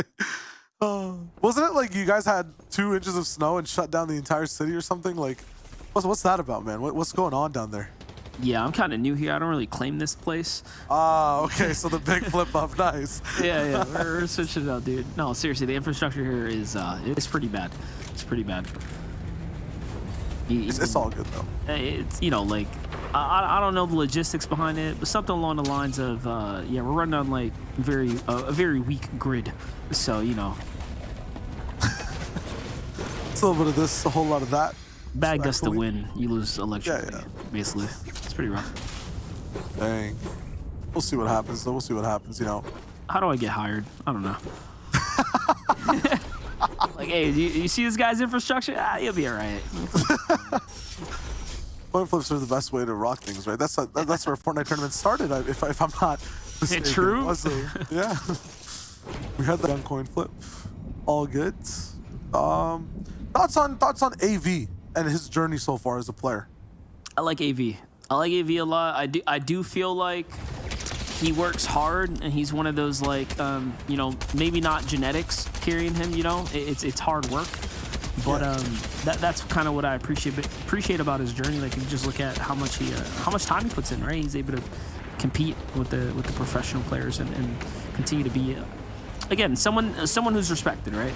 And so, in my opinion, if you can make a final setting and continue to make finals, I mean, you're clearly someone to be respected, right? That's 100% factual. I share the sentiments, and then tossing the vehicle in reverse. Thoughts on ice cream as a dessert, and what's the favorite flavor? Wait, before we get there, what are your thoughts on genetics though? This is a hot Fortnite. Ooh, okay, that's actually nice. Genetics in gaming I think are huge, but I feel like Do you believe? I definitely believe 100%, 1 million%. But I'm also genetically gifted, so I might have a bias, you know what I mean? True. I was gonna say genetics in casting exist as well. It's like there's always this relationship between genetics and talent. I feel like having better genetics but not putting in like the hard work part. I meant hard work, not talent. What am I saying? Genetics and talent, same thing. If you have like a lot of hard work and a baseline genetics, I think you could beat someone who has a lot of genetics but doesn't put in the hard work, so to speak. Yeah. We've seen the best players, right, just fall off a bit because they get a bit too cocky. They don't put enough of the work anymore, and their genetics put them in a certain spot. Like, they always get overtaken. They'll be there, but they won't last. I think like a really good example of that is honestly Benji Fishy, as someone who's like kind of been on the pedestal, as someone who clearly top tier, and he himself has seen when he's kind of taken time off or kind of slacked off, not necessarily getting the results he's wanted, but then a season after that, doubles down, grinds, and all of a sudden he's back like winning. You know what I mean? So like, it's definitely one of those things, and like you said, that kind of plays all into it, right? If you're naturally gifted, I mean, you're gonna excel just faster, like way better than your average player. I think another cool story to kind of throw a throwback name in the mix, my boy Aiden. Did you know Aiden was basically like near competitive level as a kid? Is that crazy? Really? like a Yeah. kid. Obviously on other That's actually titles, wild. right? Long before Fortnite, but I mean, being able to win wagers and things like that, like as a child, basically, and it's pretty impressive. Yeah, I mean, that is something that I think I've seen in very, very few people. I think Krem's on the NAE server, very similar type thing, winning like tournaments at the ages of like 8 years old, 10 years old is just like mind-boggling. Imagine being like the 30-year-old there getting beat by like a literal child. Right. That would be like, yeah, I'm just changing my entire life. Like, I'm not playing games anymore. What else is also really crazy? I've been getting into like the MMO scene, right? Like, obviously a different type of game, but still competitive in nature. The ranking system, there's this professional player at, like around 11 years old, basically multi-championship rank, like multi-top tier rank. There's nothing we can really relate to in like Fortnite terminology because like champions is a very wide margin, if you will. But if we're talking like FNCS finalists, like top 5, you know what I'm saying? Like hard to get there. 0.0001% type vibe. Yeah. People like that exist out there, man, since they were kids, and I think it's cool because a lot of them have grown to be young adults now, and this whole like live streaming culture, right, has kind of put a platform and a spotlight on stories like this. I think that's the coolest thing about it, right? Because back in the past, there were people who existed like this, who were very talented at different things. I mean, before the ages of esports, I think chess was one of the biggest things that kids were very good at, but they always had to go to such a traditional route. They always had to be a part of the tournaments. They could never do their own thing with it, right? Now you can have the talent, you can experience the official route, and then also make it your own with all these platforms. It's just so nice to be alive right now. I'll be honest, I was so good at getting my parents mad. Like, that was like my... By genetics? Oh, top tier genetics in that compartment right there. Yeah. I could see the same thing. Were you, what is it, the oldest child? I'm the oldest child. Yeah, No doubt. same. So it's, I know exactly what you're talking about. We were the experimental children. It's always a fun time. Yeah. Little brother's got it easy, basically. The things they get away with saying, man, and then we're just like, what the heck is this? This should not be allowed. Actually, wow. We'll rock in and check with the game state real quick. I'm gonna compare it to the last games. In the last games, we had tanks on hills shooting cars. In this game, there is Elite Death with Coney Owner shooting a car on a hill. We had people running and swimming. That is also happening for the moment. And a lot of people in Storm. You see on the left there, SJ and Pilkey. They won 2 second places back-to-back yesterday, half the games via heal-off. And it looks like they're trying to do it again.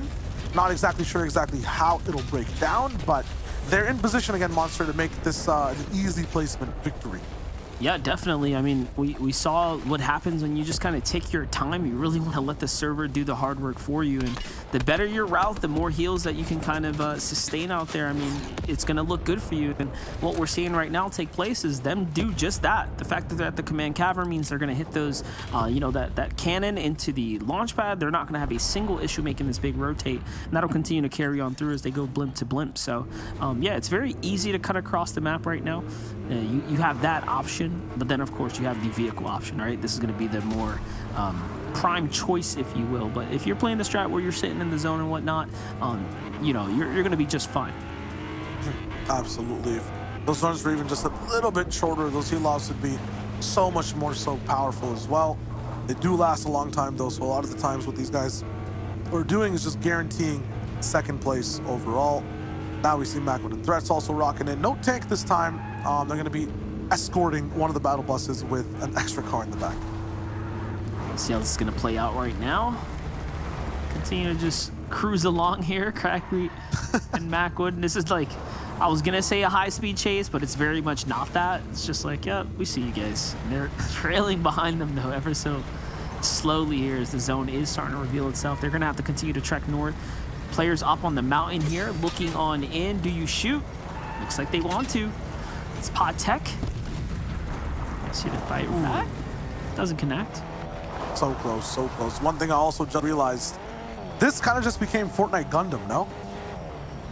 Like that. It's a bunch of players in vehicles, and then sometimes they gotta hop out and do things themselves. They're super weak, but it's essentially Fortnite Gundam. I can get down with that. I can get down with that. Now, if only the tank can get up and have legs. Transformative vehicles. I don't know. Yeah. That'd be crazy. But every player can... Actually, though, in Fortnite, I could see that happening. just think about it, right? Like this vehicle, right? And then just a button presses and boom, you're in like mech stance. Like that'd be insane. What just happened? And people apparently like enjoy watching it too, right? I mean, this is just cars rolling around with people shooting out of the passenger side door. Imagine, the car gets into mech mode, and then you have weapons you can actually use.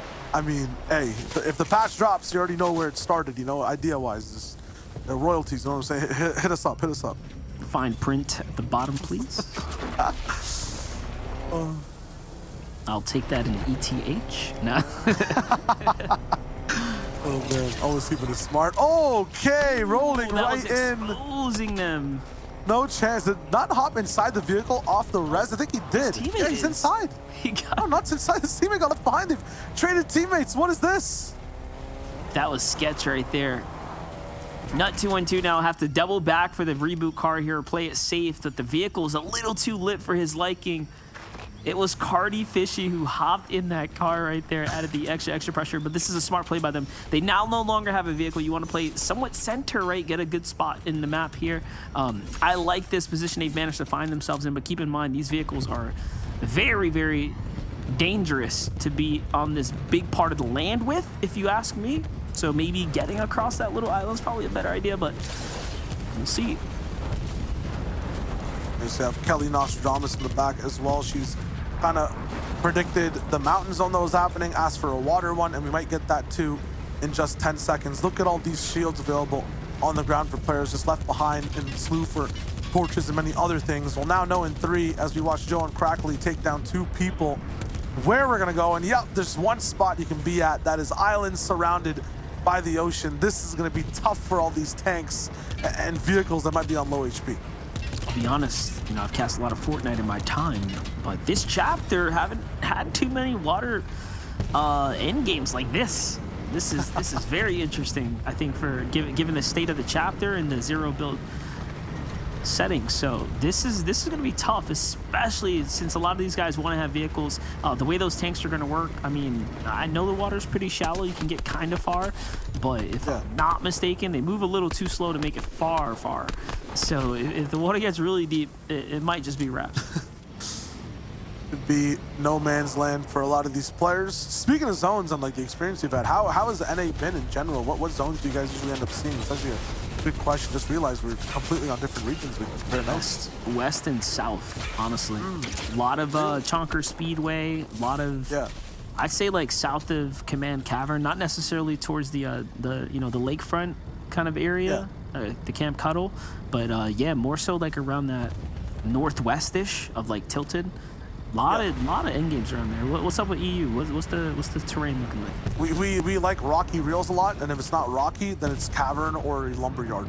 Literally the same thing. It's almost like it's the same game. I don't know. It's crazy. But with RNG, you'd expect at least one sanctuary zone. I think we've had one game where it was just like this in the water. Of course not. And it was crazy, but man. Of course not. All the new stuff is in Command Cavern, so True. The game has to end there. Marketing effect. The marketing effect. Kinch Analytics, did you see the post he made about the zones? He actually averaged out all of the end games. And oh, really? I've seen like an earlier version of it, like way at the start of the chapter. But what's the update say? He did a more updated version, like the basically the likelihood of where these zones are going is like 60% or something. This west, same area, like Command Cavern-ish, like around those general areas were definitely the best ones. And then a really cool piece of that was he showed what point in the map would have a 100% zone pool. Oh wow! Center. Yeah, dead center is a 100% zone pool no matter what. It's really cool. Okay, so now understand why every team is fighting for Tilted. Makes a lot more sense. It's the car doing? Best spot. Wait, hold up. Did that guy just push the car straight underwater and then actually make it to land? Dude, he sunk. And we managed to pull it out. All right. Nice. I forgot. There's actually a full-on wind tunnel right here.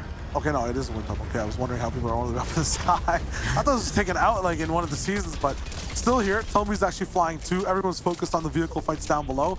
This is insane. 75% water, 25% land. This is going to be crazy. I mean, we knew it was going to be pretty rough. It's only gotten tougher for the players now. Only a few players actually claiming a piece of this land right here. This is probably going to be the best spot to be in, this little bush. Rhythm on the other side, just trying to stay alive right now. It's a two-man operation up against Rogue Shark and Knight. It's not looking too good for Knight though. He's gonna have to get his full heals on and then hit the young rotate right now. They're one of the only players on that far western side here.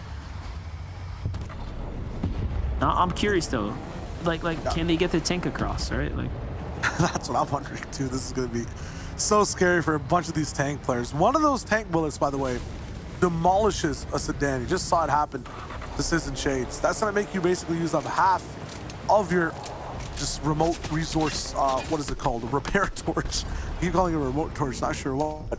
It's gonna be so tough to walk around with it. Flu Rhythm is stopping 2 different tanks from moving across by himself. Someone give this guy a medal. Yeah, I don't know why he's so hostile against the tanks, but a little over focus there. Knight just creeps on up, snatches the loot for the road here, and now it's time to get on out of here. Now again, they do have this vehicle. Let's see how this ends up playing out here. The full cap off, wise choice from Knight here. This is the question we've all been waiting for. Is the water too shallow or too deep? Or is it shallow enough to take the tank across with that slow moving speed? Here on the island, it doesn't look like anything other than trucks have made it across so far in regular vehicles. What? Sis Lucky he was inside the hood of the car. I don't know. Sis Lucky is an action hero. What is this? Oh no. Oh, I like that. Yeah, use that heavy sniper. Oh my goodness, and they're saving the sedan as well. Says repair torching it. K-Burbs now pushed back. Shades there for the aggressive action, and everyone's still not in Storm. This is huge. These elims right here are very, very important, guys. This is where things really start to rack up. You saw right there in the distance, Jamper on the roof, spotted out there. Sis Lucky trying to save the vehicle. This might be a bad decision, though, as if it explodes, it does set this entire floor on fire, so have to be careful. Out comes the repair torch to try to keep it up. Jamper and company, though, restricted now, forced to move out. Oh. Goes for the heavy snipe no scope. I think he hit something there. Nut has no HP. That was actually kind of wild. I just realized, too, Nut's been a solo this entire time. Teammate down, vehicle-less, still surviving. N-Pen now taken out of his as well. Not sure if this is his teammate. Yeah, it is. D-Roller's right there with the tank. It's halfway submerged. Sizz might get saved by Shades as he gets booped in. No, it's too far. Chug splashes to keep him alive. He has to use a few on his own as well. He's going to get taken down. Selfless play. I appreciate it, but it's not going to let you last. What a teammate. Slashes him before saving himself there. I love the shockwave play. I wish that would have worked. That would have been crazy if he could have bounced him back up, but either way, game's starting to really close out now. There's like no land in this thing, just the beachfront here. This is how you get rid of the vehicles. There's not a single vehicle left. Yeah, look, it couldn't make it, by the way. Look. Oh my god. Now it's Shantax. It's Nut who, as a solo, has made it this far up against Dukes and Jamper. He is going to be beamed down. And I see 3 teams. You know what that means? SJ and Plinky are somewhere in the storm, rocking that heal game. They're clinching second place. They're dodging all the water, all this chaos, and getting free placement. Yeah, I don't know how they're up right now because we haven't seen them on camera, but they've been alive for a very long time. We're now approaching the 6th zone here, and all things considering, we've seen players make it to 9th zone somehow, some way in the past. So Pilkey manages to pull off a 6th zone. By no surprise, good second place for him, big points there, and just like that, that concludes game number 3. That was a very more somber game number 3, a nice vacation, a tropical destination instead of all the automobile chaos we've seen so far. I rated, though, it was a nice breath of fresh air before that final one comes right back around. I like it. I will see exactly what is going to be broken down right before that actually happens. I mean, so far, Monster, I feel like these games have just been so much fun to watch back and forth. It's been crazy to see exactly what's going down.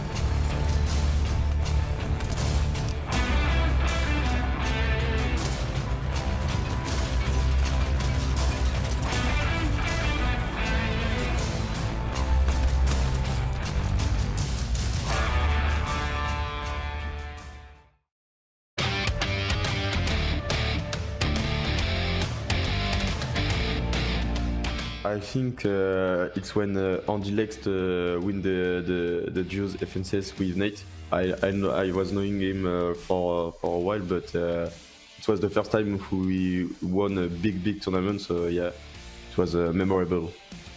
I think the best moment for Nikov was when he qualified for the World Cup finals with his teammates, and I think it's this one.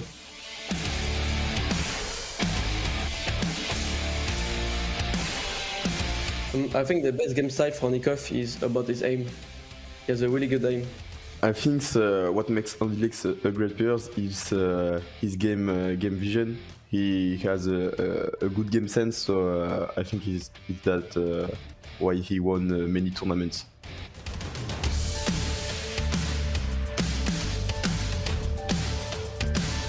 I think we know each other since 3 years. After the first true FNCS, we wanted to throw together and we didn't, but we already met together in real life as well. Yeah, I think the same with Airbox. We needed a one more guy for our trios, and we think about Andy Lex, so we asked them to trio with us, but something goes wrong, so it didn't happen. But yeah, it was this moment I met him.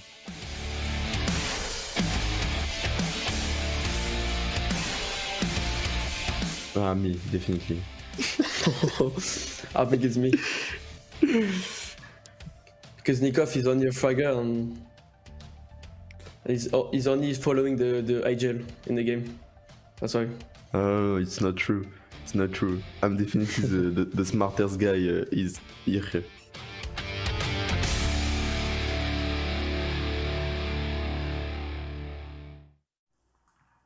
Welcome back, everyone, once again to Gamers Without Borders. We just wrapped up game number 3 there. Jampers and Dukes grabbing a 10-elimination VR. And this pretty much marks the halfway point for our teams right now, competing for the lion's share of that $3 million prize pool that we're giving away to the charity of our winner's choice. Obviously, we still have MDF and Shio Wager calling all of the action. But before I even talk to you guys, we have to look at that match ranking. And I just said their name, Dukes and Jampers up on top, 62 points with those 10 eliminations, and that VR going to put them way above the rest of the competition, but that's just for that one individual game right there. And speaking of that individual game, Shio is quite individualistic because we saw no cars at the end. Yeah, that was just completely aquatic so far. I mean, that was insane to watch. We had, what was it, Sizlucky hopping on hoods of cars to take them down. It was just chaos monster.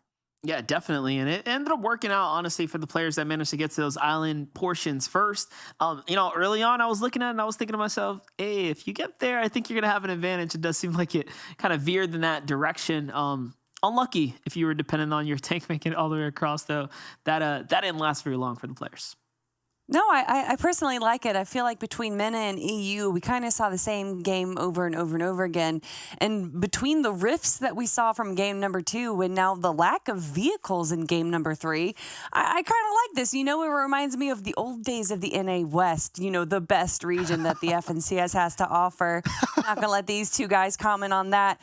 But we have one more game to go here for Gamers Without Borders. And if you guys are sad, you think, oh no, it's over. Well, we got 2 more days of competition, everyone. So the Fortnite competition is definitely not done yet.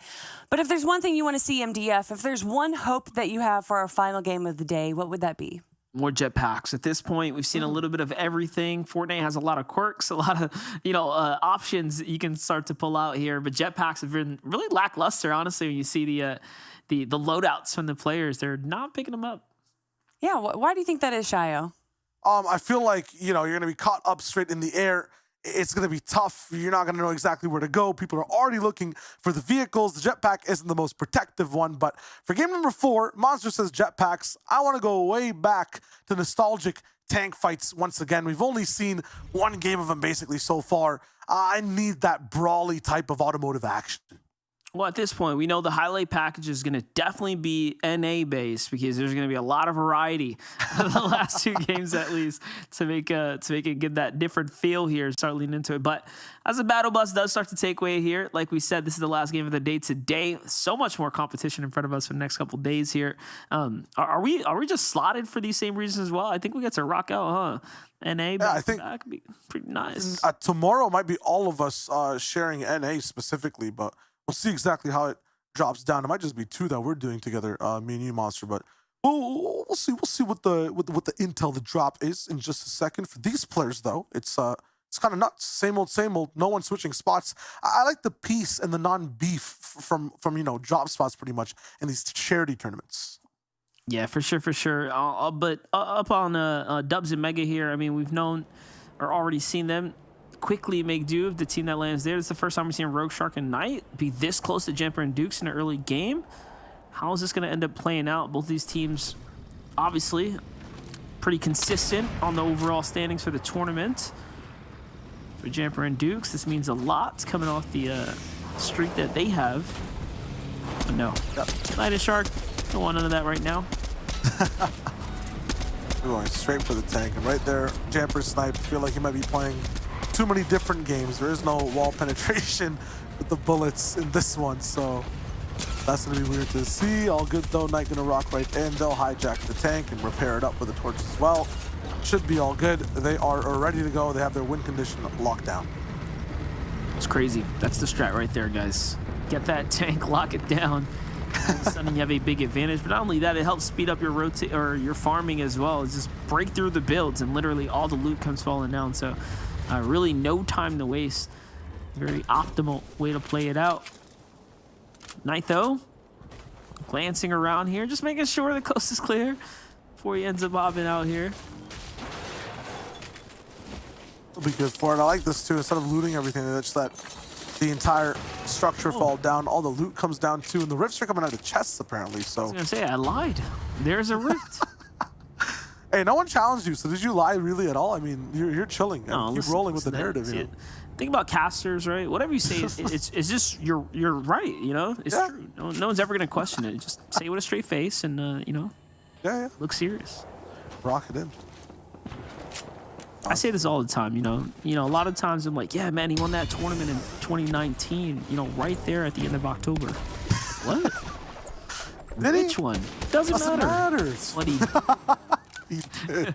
It happened. I like that. Remember? Yeah, I guess so. Yeah, that's the way it goes. Slacks and Clarity. Might have to make up a few facts about them to give them a nice record so far today. I mean, Slacks had that one good game where he's in a tank, basically being the driver for everyone, dropping off orders left and right, you know what I mean? But they haven't really made it to endgame as a duo yet. I want to see that soon. Yeah, except in that second game where they popped off in endgame. Oh, yeah. That was fire. Yeah. 100%. And then yesterday, they won 6 games actually out of the 4. There you go. Now you get it. No one's going to know. Oh, man. Ooh, okay. Revenge against Tahi and Paper. They took out Dubs and Mega so fast last game, and this time they're the first ones to take damage. Yeah, it's not actually looking too good right now. They got a little bit of a pinch going on here. If Dubs gets the high ground, I'm not sure if I saw shockwaves. Yep, there it is. They're going to start coming out. They actually recognize Dubs as solo, so trying to turn things around here. Ooh, big damage comes in. No way. That was kind of fire. Almost, though. Is that Mega just putting in all the shots right now? Yeah, I think it might just be Mega rocking in.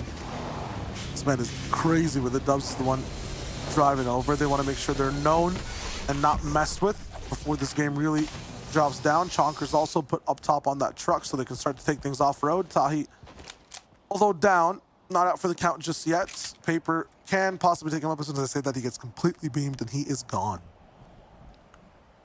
Let's see it play out here. You go for the reboot card. Do you just try to stay alive right now? Larson and TK starting to slide up here. Dubs and Mega already recouping back after the damage they took. TK ripped to go in inventory as well, so seems like a little bit of luck is on their side. This is a definitely upgrade for them. MK7 Legendary. It's pretty nice. That's the loot right there from Paper.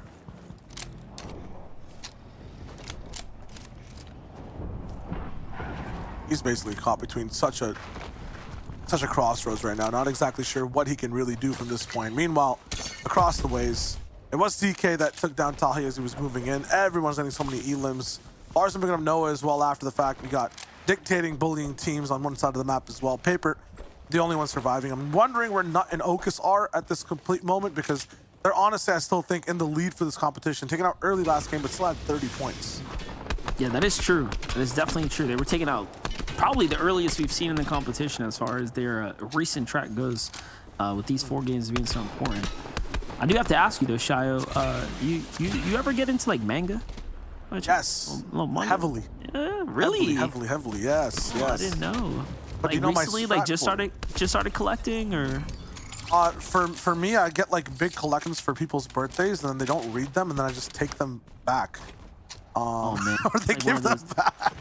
I've been there before. Like, yeah. Bro, I was totally keep this gift. Like, just let me know. Like, just let me know. Keep this gift.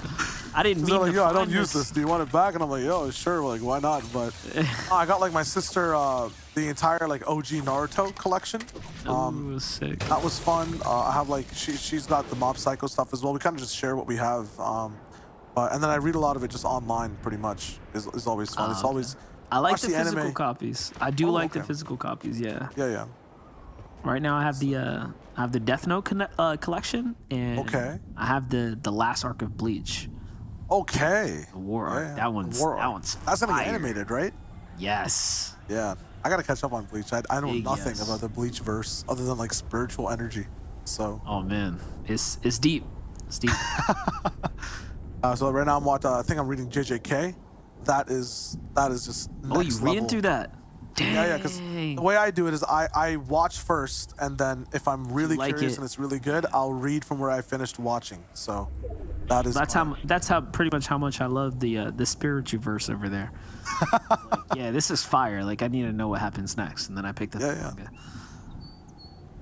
But anyways, I ask only because I'm interested. You know. Yeah. I want to figure out how to kill some past time. You know. Oh no, respectfully, I see what you mean. I see what you're talking about. Yes, sir. Not much to do. I was talking to Kelly about it too. You know, there's lots of similar interests between friends that can be explored.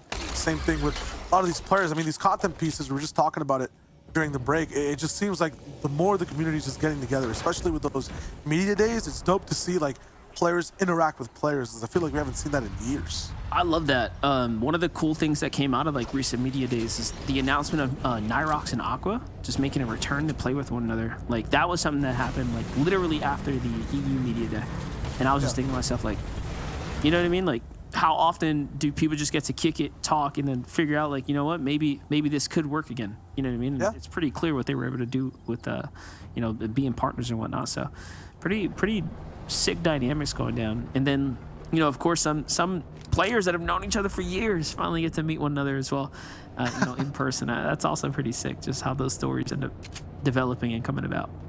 Yeah, I mean, I think Fortnite's been stuck in that, like, they think the peak, a lot of the players specifically, just via experience, the peak of gameplay is just how things look online, right? But for a majority of esports, the next step up is how you perform on LAN, right? I would say, like, within the next 10 years, we'd have something. I mean, Saudi Arabia already, via this tournament, they're going to be on site. That's one of the biggest factors sometimes in esports, and the partners you choose to play with on how well you do, how much pressure you handle online or on site, actually, excuse me. I feel like Nyros Aqua, I mean, they have the ultimate experience together, right? Like, the peak of on-site placement, winning like a major World Cup. Like, that's crazy. To break that apart, I was so devastated, but bringing that back makes so much more sense. Talk about D-Roller competing today. I actually saw a tweet from him. He was like, yeah, if I make it all the way to finals, I don't know if my mom's, how she's feeling about the traveling across the world thing. Yeah. And I couldn't help but laugh. But if this all does come to life, that's going to be crazy. Yeah.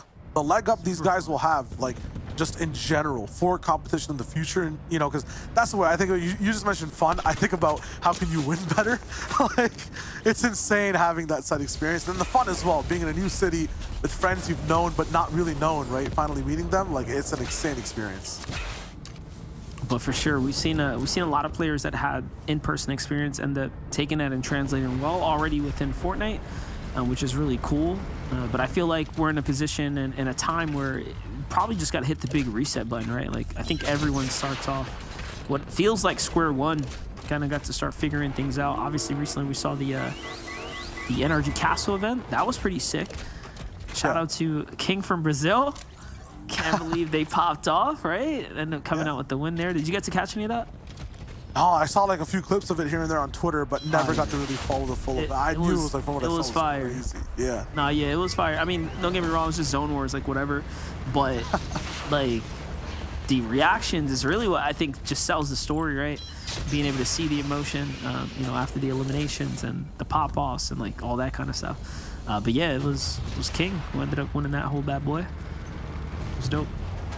Yeah, I mean, I think King specifically from Sundown's perspective, big fan on that side of Brazil. Even like, I feel like as a region, they always have such a blindsidingly big roll in to internationally. Like I think across all of esports, Fortnite might have that effect too, right? As soon as one day, hopefully, international competition comes back, like I feel like that region's been like in a time chamber, just practicing, getting better. Like they're going to be insane. I agree. I don't know who's gonna be like. I don't know who's the most dominant. You know what I mean? When it really comes down to like international competition, because then you have to. I mean, what are you thinking? EU? You think just EU, man? It's just EU. Yeah, but you want to know why though? Like I have to talk about talk about individuals. Like as a region, of course, they're the strongest region. Like no doubt. But I think as individuals as well, because like NA, right? I think this is just known. Their gameplay is just faster and more aggressive, right? Like, just how things look. Like that's a big generalization, but you'll notice it, like in terms of piece control, in terms of just like the way they approach the game. They're insane. I think they're more mechanically gifted than most of the world, and their gameplay shows that. EU is, I feel like, just a lot more slower paced in general in the way they go towards situations. I think on international levels, everyone's kind of, on-site jitters, on-land jitters. They slow down a bit, and it becomes more EU paced than NA paced. So you think the setting is better for European style? Exactly. Not saying that they're better entirely, but they get to be on home turf kind of in the way the game is played. That's why they have an edge. I know there's a lot of good players on all regions, but that region specifically has lived inside the slow game in that pace, in end game and like in mid game more than every other region. Definitely interesting. Not to mention, I mean, most of the European folk, they're schooling. I mean, you're picking up 3-4 plus languages, so like your brain just develops better, in my opinion. Yeah. Take that how you will. True. Take that. It's the time thing too. Big brains, man. I'm telling you. Time zones are huge. They get to practice more as well. This has been a thing that's been like a argument from NA esports all the time about like cross region cups and stuff. EU is just so much more comfortable playing the game. I feel like they get to wake up and play like on a on their region and then play on a later region after the fact. Like they don't have to edit their days completely. Where like NA and NA West specifically as well, they have to play till the late nights or wake up at like 8 a.m. Like it's so much more so different for other regions across the world. That is pretty interesting for sure. EU, I guess you could say, just has that prime time slot, like for sure. Yeah, like you say, their afternoon or early afternoon is kind of the kickoff of their competitions, and then early evening is totally fine, right? Like you're functioning, and you'll be able to play any competition. It's definitely true. You don't really see too many. I'd say outstanding NA performers, I guess, right? Like that play the EU Cups and whatnot. Yeah, I think DGen probably one of the only ones actually.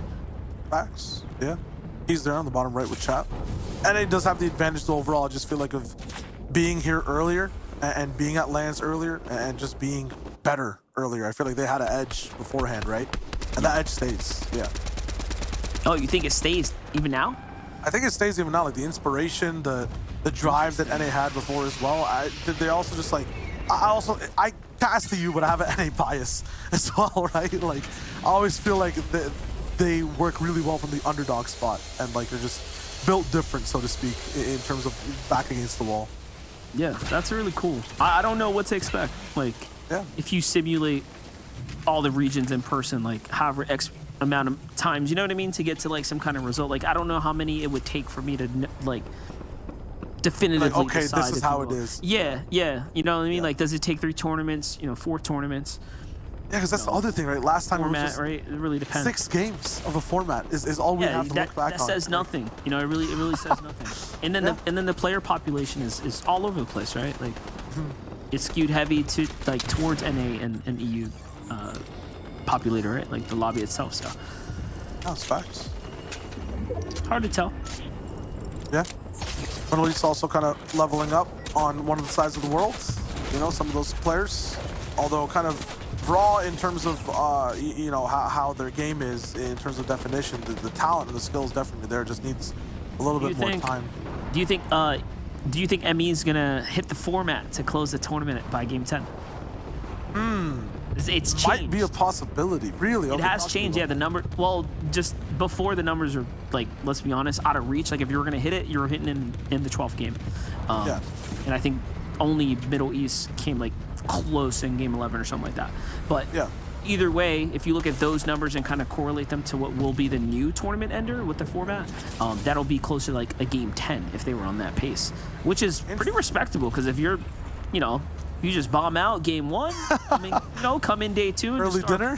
Yeah, putting in work, you deserve it, right? So I kind of like where it's landed. I think it's a fair little spot. So I think we're gonna see 3 regions hit it next season, maybe 4. Oh, you say anything? Asia, Brazil, ME, and NA. maybe. I think it's gonna happen on NA. Really? Okay, that's crazy. Yeah. Yeah, true. Yeah, for us on EU, the points were so low. It was like in the 200s last time. I'm gonna be piecing out early. I'm telling you. This man is just gonna be chilling the entire time. We'll see what breaks down. I already got plans. Look at this now, though. In game, we tune into the exciting action part. Tanks on tanks, and they're getting broken down. This one's on fire. TK's gonna have to run. It's Orlando and Sol who always have their tank taken out early, not even with a scratch right now on their HP pools. Yeah, this is where things start to get interesting now that everyone's managed to migrate their way to the end game. This one dominant position, though, outside the tilted towers. We've seen this before, but this time it does look like the zone's gonna pretty much pull here. Oh no, Cease tries to jump into the vehicle. That doesn't work out. Kevin Soul's forced to switch seats here. Bert, what are you doing? It doesn't last very long. A valiant effort, but not good enough here. Cowcatchers have to come down actually for the save. This is gonna work out. Nicely done there. So he has just enough space here and just enough high ground to keep a low profile. And the zone's just far enough as well. That's a couple things aligning from him, if you will. But there's a lot of players in the game here, Shadow. I mean, it's going to be tough to survive right now. Absolutely. Gandhi and Dictating kind of ran down and made life so difficult. Gandhi just missed a point-blank shot on a TK. Not sure what's happening there, but he gets dunks right beside him. Can he make it up this mountain? Does he want to? Because that's where all the fire starts to come in. Carry has hijacked Soul's tank. Lando is now down, so they swapped exactly who is alive and who is in that knocked state. And now Carry is rocking, I was about to say with Fatch against another tank, but it's Rotten Twinkies who's inside the driver's seat. It's another combination situation inside this tank ground. Yeah, this is hilarious. I was looking at it. I was like, well, Fatch is definitely not here and someone's driving this. It's not going to work out, though. Everyone comes off the rift, tries to land inside the vehicle. But it's Twinkies who manages to stay up right now. Pressure coming in, though, from the gunner there. Casker and AV managed to make their way out of the basement. I don't know how they were spotted, by the way, because Gandhi had the tank and the visuals to see them like 100%, but couldn't land a shot.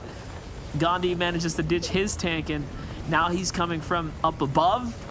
Again, the only good spot left on the map right now is that little piece of high ground, but even that's not going to last very long as things are starting to pull uphill here.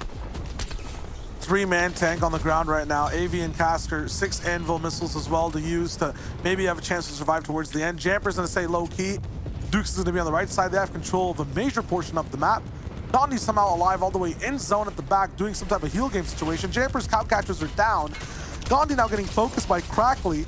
Once again, this is 3 people in one tank. There's a duo shooting and a single man driving. Rotten somehow has just gotten by scot-free. Crackley can stop this tank whenever he wants, but he's using it first to take everyone out, down. AV now in one of these seats. He can't jump in because Moon is there. He gets rifted all the way towards the skies. Rotten's still in the driver's seats. Oh, he hit him. He actually shot him right there. There it is. So now finally starts to put the pressure on down. Pure Torch coming in, though. One's trying to keep the vehicle up while the other's actually putting in the shots. The explosions come through. The damage is big here. And Moondog, Crackly have very little to work with right now. What is Joe going to do here up against TK? TK sends him flying, and he's the player the most healthy here. It's all or nothing right now. Caster with the smart play behind the tree. Shots come out in the return. It's close here, Shayo, but it's all or nothing now. And this is a battle for first and third place, because I believe one of these teams, yes, it should be Pilkey and SJ maybe across the map again with a heal game. Another second. It's tech all around from every player. It's crazy here in Gamers Without Borders NA. I mean, at this point, I think they did the homework. They've managed to figure out what works at the command cavern, and we know the vault loot there is good. The obs may not have showed them sitting there healing, but all the while they have managed to make it to the very end. I don't know why they don't continue it out. Maybe it's just destined, but another second place there, Chaya. Actually just crazy. I mean, that is just nuts to see from this team. That was game 4 of NA as well. I just liked all the action we saw on that one. Had an essence of the tanks, but the meta kind of shifted to where people can now destroy them overall. That's really, really fun to see. Monster, any other highlights you feel like from that game? None needed. Let's go ahead and toss on over to the break here, and we return. We'll go ahead and close this bad boy out here. We'll see.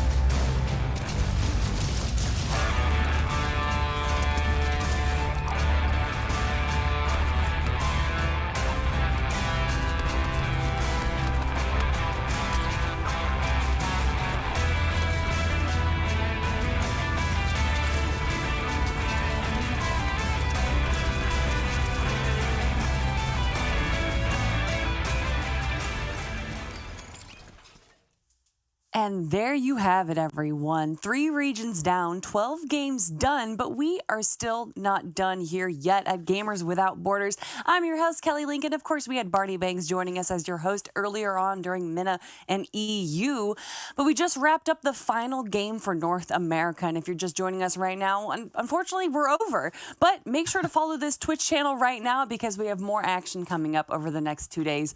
But MDF, Crackly, and Joe on top. I mean, that is to be expected. Yeah, they did a great job there surviving towards the very end. Not the crazy pop-off performance, but still breaking into that double-digit elimination bracket. I think the most impressive, though, had to be Pilkey and SJ there staying alive somehow. Once again, it could have been back-to-back second places for placement points, maybe a bye game in between. But either way, pretty crazy of them to, pull the strat off there. Let's talk a little bit about Pilkey and SJ, because Shayo, we've seen this before in other regions and even in this region, where the second place team is just kind of off into the distance trying to fish for some floppers. Hopefully they have some chug splashes. But do you think that's really a viable meta to go into this competition? Because although second place is great, they're not grabbing those elims in the end game. I mean, it's consistent, right? And maybe sometimes it doesn't work out because zone comes exactly where you are, but it definitely is a pocket strat. I mean, if they're trying to go for top 10, if they're trying to go for some type of very middling placement, it could work. It's all depending on what they want to do. Maybe do it for half the games and then play the rest to see how the meta's shifting. They have a lot of options, which I feel like is the smartest part, Kelly. They do have a lot of options, but those options are dwindling down as we do reach the halfway point for this competition. And obviously, donating money to charity is great, but getting to travel around the world is even greater. And that is what these teams are fighting for, everyone. The top 5 are going to be moving on to the LAN tournament that we're going to have in Saudi Arabia this summer. So let's see actually those overall rankings right now to see which team has the most likely chance to do that. And if there's anyone in DF, it's Nutify and Ocus. Yeah, they've managed to break away with such a monstrous lead here, and it's really off of those eliminations. We were talking about just briefly there, is it worth playing that playstyle for Crackly and Joe? unfortunately, it's not really the meta of this tournament. So you can see it's impressive. They managed to have a 31 elimination, still a win as well, and still have as many points as they do have. But it's going to take a little bit more if you want to cross that big line there. And that's, of course, playing into the elimination side. I think what's even more impressive is Pilkey and SJ Cash, the team that's stuck into the zone to go for the heel off, only has 5 elims, Shio, but they are in 3rd place right now. See, so they're feeling it out. I mean, halfway through, maybe keep doing this strat.